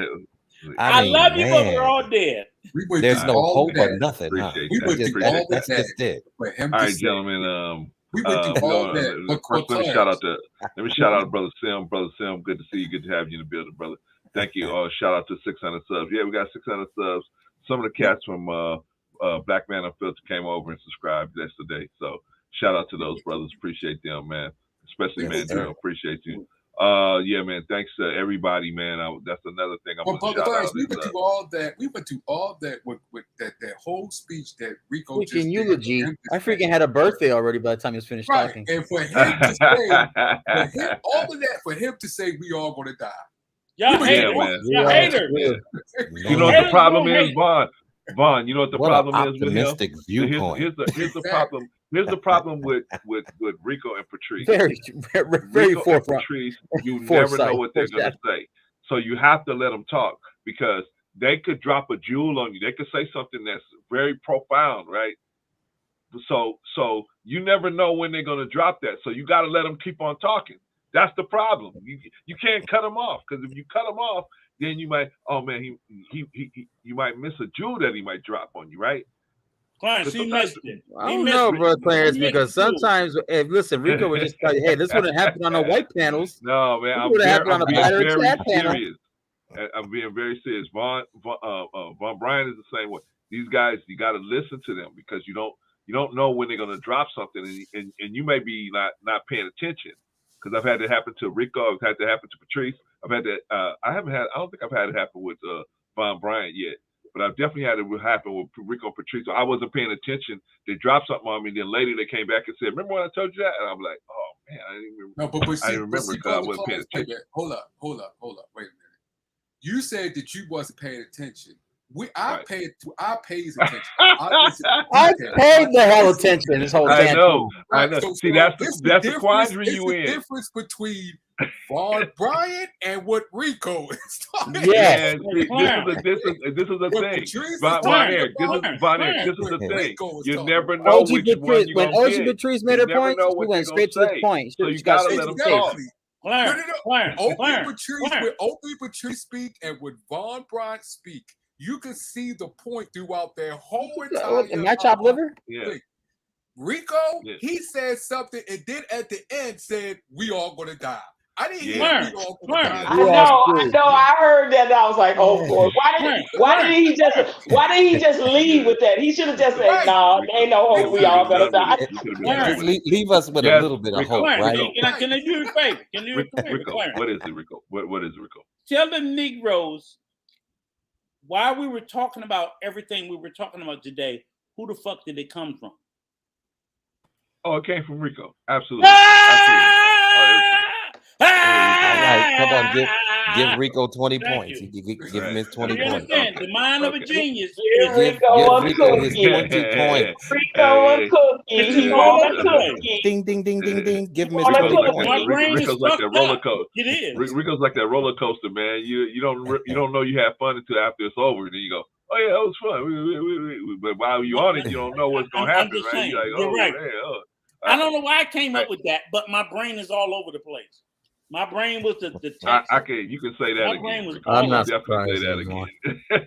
I don't think any of us are going to doubt you on that one, Rico. Bro Clarence, we're going to have Rico's Libations Logic. Okay. Yes, we gotta have it. Let me make a banner for that. But you right gotta, now. but listen, Let you me gotta make have a banner for that segue. right now. Listen, you gotta get like a little segue, like play some music or something, show a little Yeah. clip, and then we can go off into it. Hey, Rico gotta have a podcast. Now that'd be Rico's cool. Rages Yeah. and Rants. I agree with Rico's that. Rages and Rants. Libation All Logic. that. Right, yeah. Like hook it up. Vaughn is 100% right. Libation Logic. Yeah. There you go.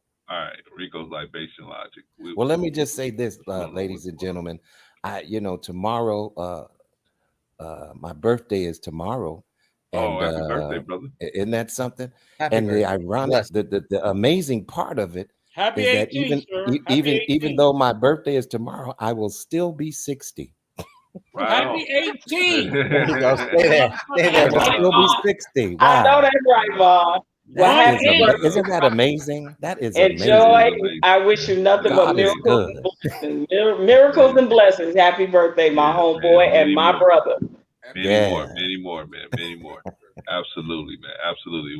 We appreciate you over Many here. more 60 birthdays for you. Many more 60 right there. Mom, all right, John. Fuck this shit. I'll be 60 next Really? year too. So I'm just saying. Rico, can we start Yes, getting sir. the closing of the show, remarks. please? Do your thing. Okay, let's get some closing remarks. All right, anybody who wants to start on the closing remarks? Yes, me, please. Okay, brother Juan. Closing remarks. Closing remarks. That's it. No. No, I'm just playing. I'm just joking.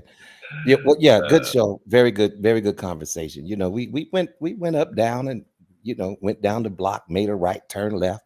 You know what I'm saying? Caught the train, then came back on the bus, and right. We did a whole bunch. But overall, it was just good having a conversation, and just figuring things out and having a good discussion. That's always good. No one disrespected each other. Nobody, we were very respectful. And so that's what I love about a good conversation like this. And then we gain something from it.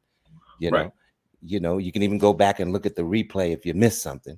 But there was some nuggets in there, and like I said, I'm very excited about being a part of this panel because I feel like it's kind of like a no judgment zone, and we can just come in and relax and get our points made or whatever.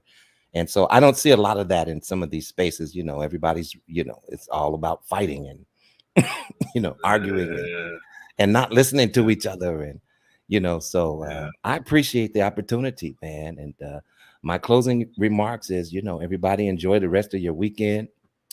And thanks again, Brother Clarence, and everybody on the panel. Great job. Always open. Hold on, Vaughn. Patrice. And we be back tomorrow, Vaughn. We got our regular Sunday show. Don't pretend like we don't. I know. Okay, all Patrice. right. I want to say that. Go ahead. Patrice. Yeah, my closing remarks is absolutely. No. Patrice, I'm not asking for closing remarks right now. I'm asking you, do we need to talk afterwards? Because if not, I'm gonna tell Vaughn. Oh yeah. I got a little something. Yeah. So yeah. Okay. Vaughn, do you mind hanging around for a minute? We chop it up. Oh yeah, Vaughn. I'm here. Okay, we talking about? Down, are we going to be talking about Rico? Always, I'm just playing. I'm talking about me. I hope so. Yeah, no, I'll hold on, brother. I'll hold on. Yeah. Okay. All right. I'm gonna put you down, Vaughn. All right. That was Vaughn Bryant. Okay, let's move on to Brother Vaughn Eric. Stood his ground today. Yeah, because Rico ain't no joke. Shout out to Brother Vaughn. Okay, Vaughn, get some closing remarks from you, brother. Closing remarks. Yes, sir. Appreciate being on the panel. I think this was a very good discussion. It was much wisdom and understanding and knowledge that came from everybody on this panel, and I was appreciative to be up here. And thank God that I was up here to hear the wisdom and knowledge. We feel the same way about you, brother. Everybody that was on the panel. It was good questions that you asked, Brother Clarence. I thought it was good, and it was good wisdom that Rico gave today within the questions that he he set up for you today, because it was much wisdom within it that we was able to discuss and broaden his Wait a question. minute, Von Eric, were you on the same show? You were on the same show with us?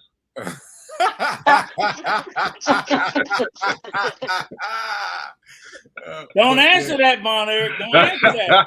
We still got the CRT show, bro. I love you. We got the CRT I'm just playing show. with you. I'm just playing with you, man. But it Absolutely. was much wisdom. I like the way Patrice gave her from a woman's perspective, and what she said from, if you listen to it, it was from a man perspective, because she is a man. Yeah. So I like what she gave and the wisdom she gave. I like Marcus, what he gave from his point of view in his age group, and even though the age group he was in, it was still something for our age group to take and understand and to implement that on other people that we come in contact with. And I think these are important, even though we have different perspective. I think we should take all those perspectives and give it out to people that we see out in the hood or suburbs, wherever you live, and give that information to them so they can grow. Because once you plant the seed, they may not receive it, but the seed is in them. And it may not grow right away, but it may grow down the road. We know was things that our parents told us, was like, we didn't pay no mind. And then all of a sudden years came, oh man, this was what my father was saying. Yeah. This is what my mother was saying. Definitely. And I enjoy these discussions like that, because it brings those information out. And I love everybody in the chat for the question they was doing and the comments they was giving. I was reading. Much love to the people in the chat. Very good comments and very good wisdom they was giving. And last and the panel here and all what they was giving. I love all of y'all, and much love to all of y'all. Same to you, brother. Same to you. Appreciate you. Peace out, Von Eric. Yeah, okay. And y'all keep your eyes open, because we're going to have this discussion with Brother Von Eric about the CRT situation. Von Eric and Rico are going to discuss that situation. Or maybe I might be there too. I probably will be there. Well, we're going to discuss this. I'm going to win, but go ahead. We're going to discuss this situation. He was there. Shout out to Von Eric. Smart, brother. Thank you, Brother Von Eric. I'm going to pull you down, man. Appreciate you, brother. Here, come back to you. This is your home. This is Rico. Bringing the smoke. This is your home. This is your home, brother. Come back here anytime. All right, pull you down. All right, let's go to Brother Marcus and Brother Marcus, and he could put out his final remarks or closing remarks. What you say, I appreciate it. It was a great stream, great discussion, a lot of knowledge, education. So all we were trying to put solutions. Most of us were. One of us not trying to, that part. But exactly. There you go. Those are the two fingers of my life I get. But I agree. I like it though, because it's not like the same old thing. It's not about relationships or gender war. It's honestly about health and being healthy mentally, physically, spiritually, whatever helps you get to the next day. And I think the reason why people care so much is because they want to stick with us as long as we can, because we don't want people that we love and care for to have a shorter life, whether scientifically, genetically, whatever it is. I think that's what the root of it is, because when I hear somebody say, hey, son, I want you to eat a salad because I love you and stuff like that. I want you to eat healthier. I want you to stick around water, stuff like that. Like I don't want you eating this junk food all the time. I want you to be here as long as you can. I want to see your grandkids. Your kids want to see you get older, like. I want to see you walk your daughter down the aisle. I want to see you be right at your son's right hand as the best man or whatever. You know what I mean? Yes. It's all about like the graduation, your marriage, everything. Like they want to be there for the golden years, the moments. So I think that's important. I appreciate having a voice in the panel, and y'all did great. Y'all rocked out. Rico, drink some water. You too. Brother Clarence, thank you. Patrice. Tomorrow, I drink some tomorrow. Von Eric, even GTR, Goddess, is it Goddess Tulsa Radio? People that were up here as well. She was good. Yeah, she rocked out. Peace out, y'all, but I appreciate it. Thank you so much. Thank you, Marcus. Right. You thank always you, kind of appreciate you, man. Here. This is your home.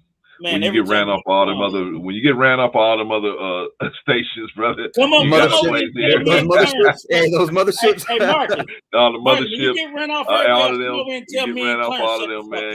You gotta No, hold I me. got you. brother. I'm gonna say like this one thing: hit the link, like, share, and subscribe to Brother Clarence on Sell About Life, because he already got 600 subs. Let's get him to 1,000. Let's get him monetized. Hopefully, he can do some merch. You know, I know Rico might be that guy who's like the wall that might hit you, and like all of a sudden he's like, "Where'd that come from?" But you know, he means it with love too. You know what I'm saying? He's just trying to add a perspective. And Marcus, I want to say to you, the other day I was a little, I was misguided, but when I thought back, and I was like, man, brother, I love you. I fucks with you. Yeah, I get it. Like sometimes I fuck with you like our conversations but like, are and passionate. I know maybe I came, I was like, but I was like, oh shit, okay, because I fuck with you. That's why I kind of like struck me a certain way.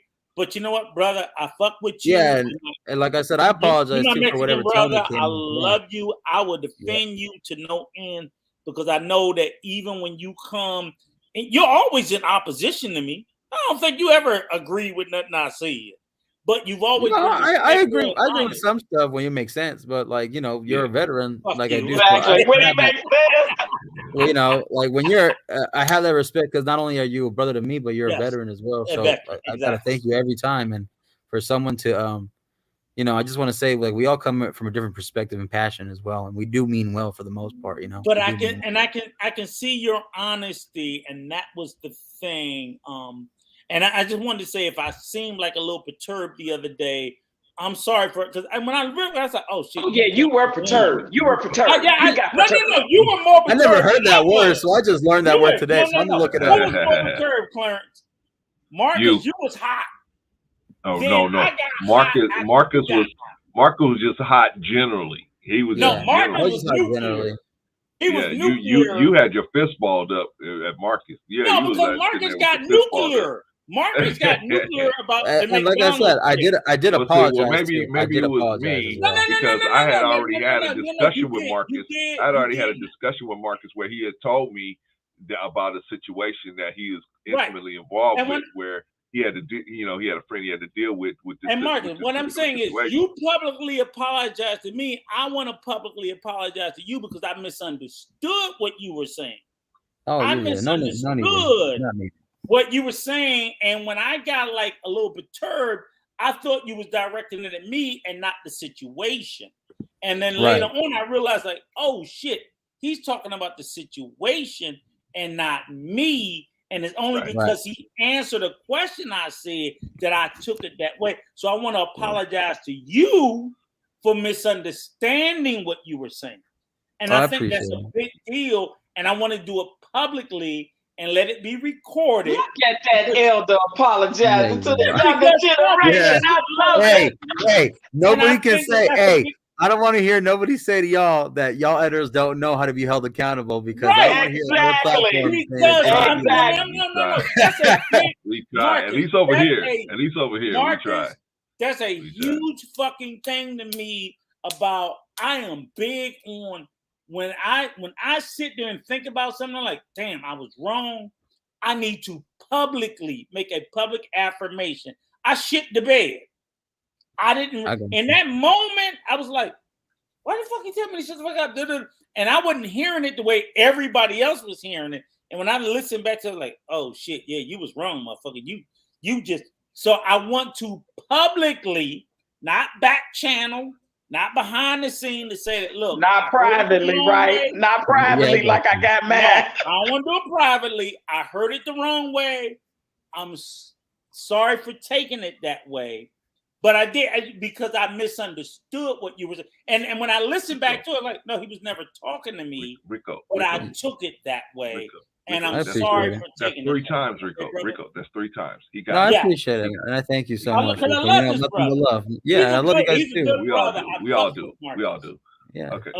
We all do. Now we Peace out, though. Blessings and be safe for all y'all. And I cuss your ass out on the next out there in stream. the streets, Uh huh. Marcus. Oh yeah, next stream, I'm I hoping cuss for your it. ass out. I'm hoping for it. All right, Marcus, watch yourself out in them streets, man. See you later, brother. Take care. All right, I'm gonna pull you down, Mark. All right, he put himself down. Shout out to brother Marcus. Okay. Then it was 3. Okay. Whichever one of y'all want to go, because we I all got some the 3 of us are libations hanging that around need to anyway. be refilled. Mother had you, mother made you, motherfuck you. I'll see you on the back. All right. All right, that was easy enough. All right, sis. What you got? What you got for us? Patrice? Patrice? Oh, she fell off. Okay. Patrice fell off. All right. Y'all waiting on me. My closing remarks, huh? Okay. First of all, let me shout out the chat. Shout out in the chat. It got kind of, we had somebody in the chat. Who do we have in the chat that was kind of getting a little loose? Who do we have a little loose? I forgot to shout out moments with Mickey Red. Mickey Red, shout out. Mickey Red, if you're still around, I apologize to you. Usually I shout everybody out when I see them. But man, today everybody was gone. I didn't want to interrupt anybody when they was talking. So shout out to everybody in the chat. But we had somebody in the chat that was kind of getting a little loose. Who was that dude? Oh, Sean John. Yeah, he was getting kind of loose. So, Risa, I appreciate the fact that you was about to get this dude to get him the machete. But you know what? As long as they don't get disrespectful. Now, if you do give them the machete, you give them the machete. But as long as they don't get disrespectful personally to anyone. You know, if they just spouting off their feelings and, you know, it's not too bad. I don't mind them saying different things, challenging what we're saying up here on the panel. That's not a problem. But when they start disrespecting people in the chat or disrespecting people on the panel, that's when I got an issue. So that's when I say, go get them. But you guys did a great job. And even they know that's why they get up out of here. When they start getting that stuff, they get up out of here. They know that you, Quantum, and Innie and Inya and all of you guys are going to get them. So they already know. They already know. But shout out to everybody. Shout out to everybody. You guys in the chat, strong performance from the chat. Sean, you told him to take the link. Yeah, right. Right. So shout out to Risa for that. I appreciate you, Risa, always keeping that chat squeaky clean. You know what I'm saying? So I appreciate that. Yeah, strong performance out of the chat. You guys came through. 600 subs. Yeah, thank you, Brother Sim. We had 600 subs now, y'all. We gotta think about that. I remember when we only had 200. I remember we had less than 100. I remember that. I remember I got 200 subs, and when I went on lead attorney jumped me from like 75 subs to almost 200, and then all of those subs went away when I stopped going on the lead attorney. All them subs went away. That was funny.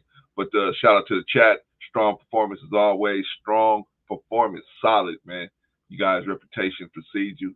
That's why none of those nut jobs come over here and try to hang out in our chat. They know they better come with their stuff correct. So appreciate y'all. All right, let's get to who was on the panel today. Let's get to who was on the panel today. First of all, we had Brother Rico. Brother Rico, what did you think about Brother Rico?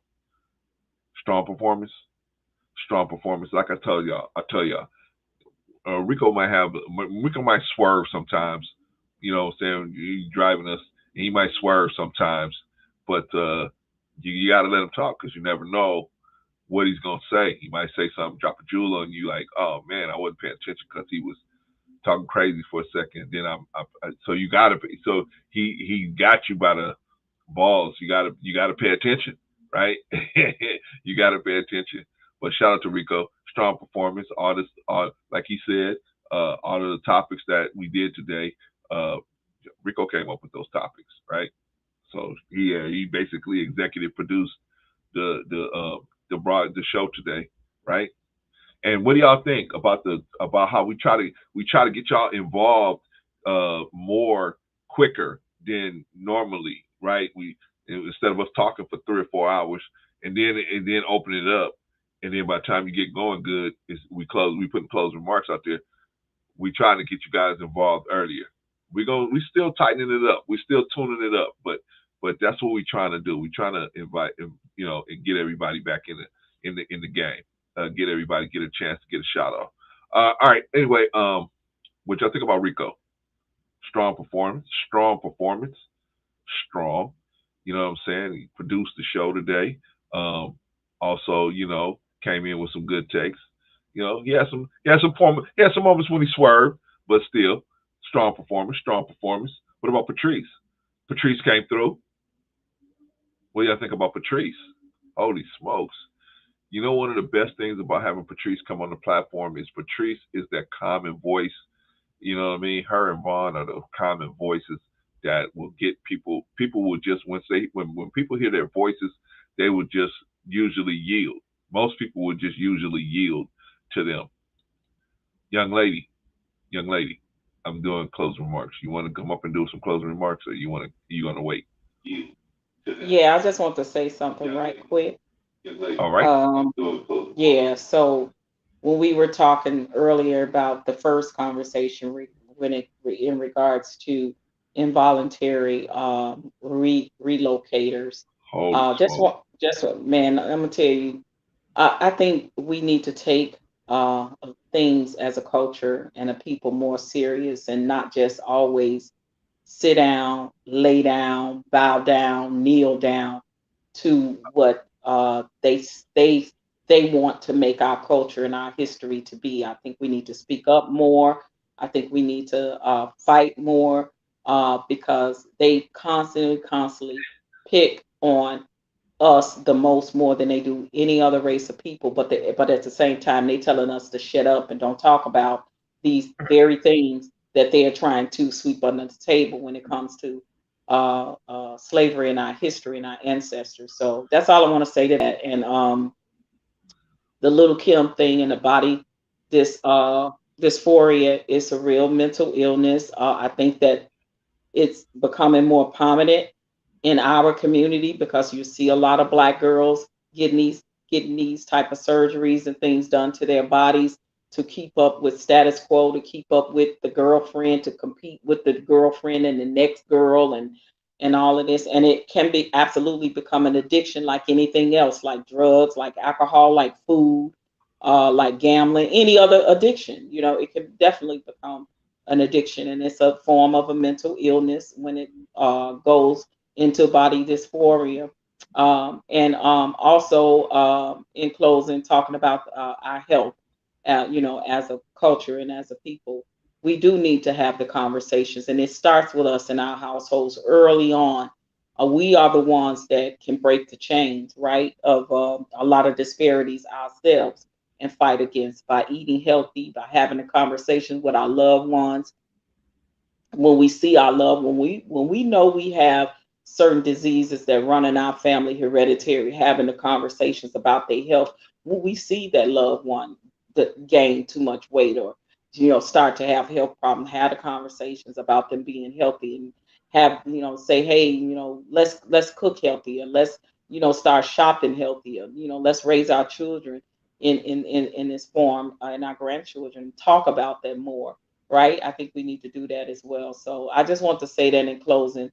Overall, good show, and I love the fact that Brother Rico apologized, and I love the fact that Brother Von Eric challenged me today. He was like, "Nah, Patrice, don't be talking about women at the forefront of this." Listen, I love the young man, and I love that he was able to say, "Nah, Patrice, I'm gonna have to push back on that," and he was 100% right?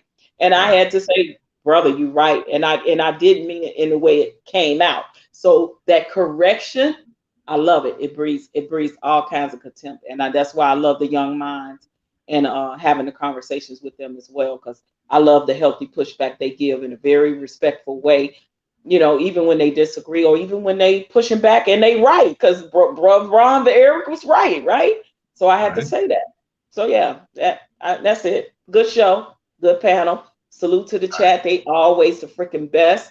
I saw some of the comments that Risa was putting in there. I was like, I love Risa. She's just always on point. Like, man. I love this platform and I love the chat. And I think we're a bunch of mature adults, right? Men and women that have adult conversations without a lot of the rhetoric and a lot of times that's I feel like this is the place for me and this is my spot because you all are in my generation. We have a common bond that we share, and we also trying to teach the younger ones to be an inspiration and a motivation to them.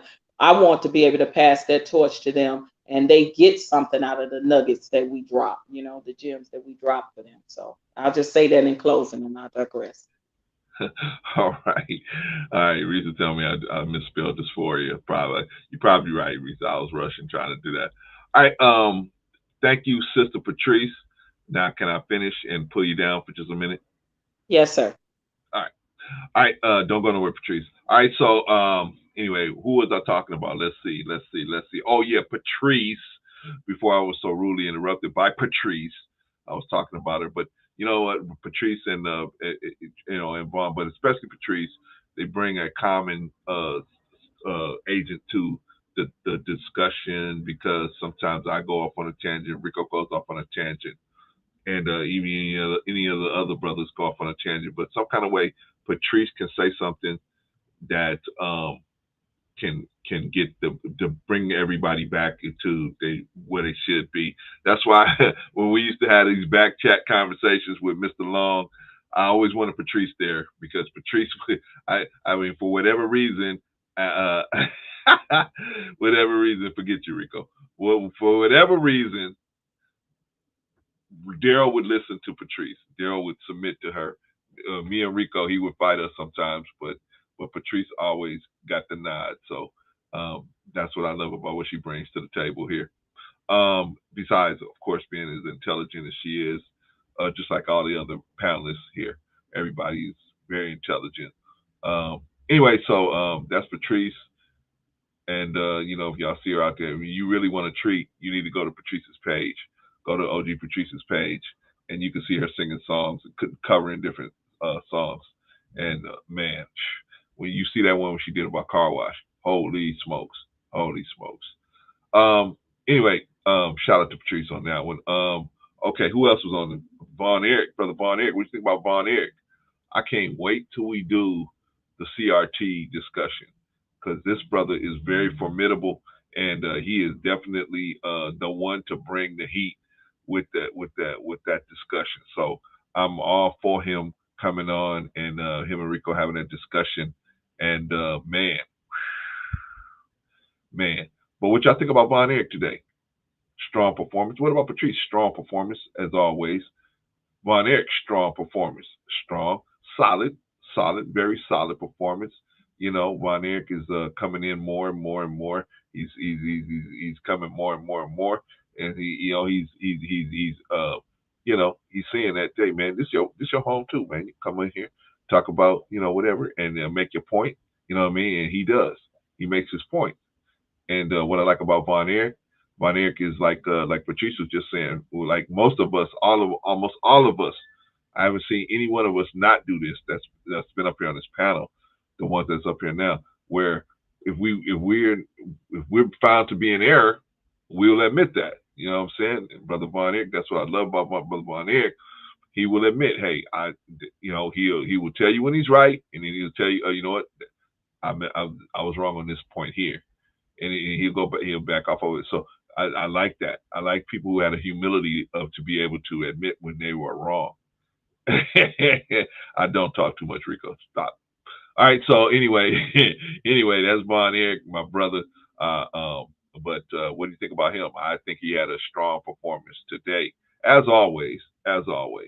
Strong performance. Marcus, what do y'all think about Marcus?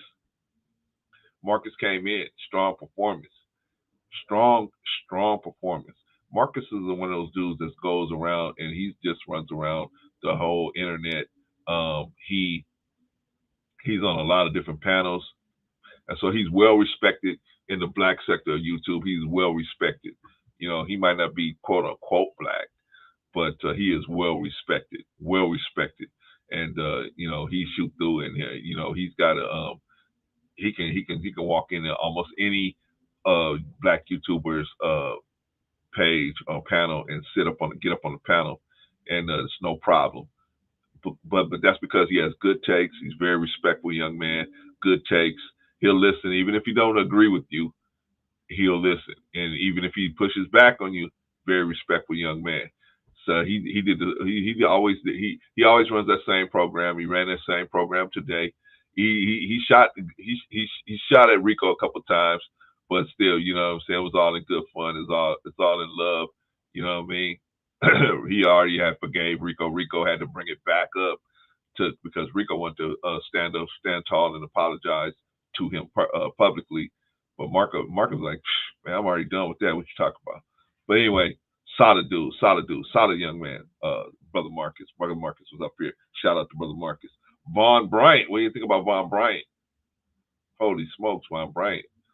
I was on a panel last night, and you know, I was out there by myself, and Von Bryant came out of nowhere, man. Came out of nowhere. He said, hey, okay, the me and you, we did. He did like how they teach us as Muslims to fight back to back. You know what I'm saying? We put our backs together and we just start swinging at everybody who's coming at us, right? So, yeah, man, shout out to Von Bryant, man. Came in, got your little brother's back last night, man. Appreciate you. You know what I mean? But it turns out that show, I was so well received on that program last night by just about everybody over there. So it wasn't even an issue, but Von Bryant was there just in case something had broke out. I had some backup down there. But Von Bryant, what y'all think about Von Bryant today? Von Bryant has that kind of voice that, you know, when people hear it, man, they know, okay, this is some wisdom speaking here. Let me try to catch some of this wisdom here, right? So I like that about Von Bryant. And what I like about Von is learning, man. You know, I don't have to be nice all the time. Sometimes I can just bogart my way into the conversation. You got to, right? With me, Rico, and Patrice, you're going to have to bogart your way into the conversation sometimes, right? You see me, sometimes I'll be quiet for about an hour, just letting everybody go, but that's because I want everybody to exchange ideas. I want the ideas to flow, right? I don't just want me talking and everybody just, you know, it just be me. I like it to be exchange everything. And then if somebody say something that I think I can point out, then I try to jump in there, right? But Von Bryant, what y'all think about Von Bryant? Solid performance as always. Solid. I like Von. Von's getting stronger, and I like that. So, you know, keep getting stronger, Von, because they know, you know, saying, you know, at least Rico and Patrice, man. You know, when we get rolling, we get rolling, and so we'll forget. Oh yeah, you know, there's other people on the panel. They need to say something, right? But Von Bryant, solid performance as always, man. Pleasure to have everybody on the panel. Pleasure to have them all, but Von Bryant definitely for sure. Because when you got a guy like Von Bryant on your panel who goes around and is on other panels and sees how other panels are run, and can come back to you and say, hey, I like coming here. That means a lot, because this brother has seen a lot of the good and the bad out there. He's seen a lot of stuff. So, you know, I appreciate that brother's wisdom that he drops on us. Okay, who else? Oh, we got one more. Goddess Tulsa Radio. What y'all think about Goddess Tulsa Radio? Patrice said she came on before, but I don't remember her. Maybe she did. I'm not saying she didn't. I'm just saying I don't remember her. But if she did, she did. But what y'all think? Strong performance? Strong performance. Tried to get at Marcus a little bit. And she kind of had a Rico moment where she didn't understand what was actually being said to her. Kind of got off the rails a little bit. But she reeled it back in. She realized this ain't that kind of platform. We don't run hard at each other like that. We don't do that here. You know what I mean? So, but she, you know, she had some good takes. Strong performance. You know what I'm saying? I'm not gonna say it was a maiden voyage. So because Patrice says she's been here before. So, you know, her second time around, strong performance. Looking forward to come back actually and drop some science on us. So, but she had a strong performance. Very, very solid. Very, very, like Rico said, very solid performance. Okay, and I think that was everybody. That was everybody that came on the panel today. The chat is always strong. The chat is always strong. Superhuman strong. You guys are like what's that black superhero? Icon. You guys are like icon strong. Nothing can get past you guys, and I appreciate that so much. I appreciate that so much. It takes a lot of pressure off of us, man. I know you guys think I'm just kidding, but it takes a lot of pressure off of us because we don't have to worry about people coming in here, man. They come in here and most of the time they come in knowing they got to be a certain way or they're gonna get their ass bounced out of here, right? That's just the way it is. So I enjoy that. I appreciate that. Thank you, all of you guys. And shout out to especially Sister Risa. Appreciate the leading the charge out there. Appreciate you as always. Strong performance, everybody. Okay. Tomorrow's the show. I think we're going to continue our discussion because we didn't even get into the point where not only do they want to call slaves involuntary relocators, but they want to change the word slave to they don't want to call them slaves. They want to call them workers. They changed it. Well, they already changed it in a book. I'm going to read that article tomorrow where they actually changed it in a second grade book. They changed the word slave to worker. A worker implies you getting paid for your work, right? Why is this important? Why are these things important? See, it ain't just because we hot and we just you doing us dirty in history. It has much more of a real time issue that and so I think we're gonna finish that discussion because we didn't get into the fact that they want to change. They already changed the word slave in one of these second grade books to worker. We gotta talk about that. So we'll talk about all of that tomorrow. And who knows, maybe we go back into Rico's grab bag tomorrow and see what else we got going on. All right, y'all. We will see y'all tomorrow. Thank you, everybody. Solid performance by everybody across the board as usual. Thanks. We work as a team. We finish as a team. We appreciate y'all. We'll see y'all tomorrow. Peace.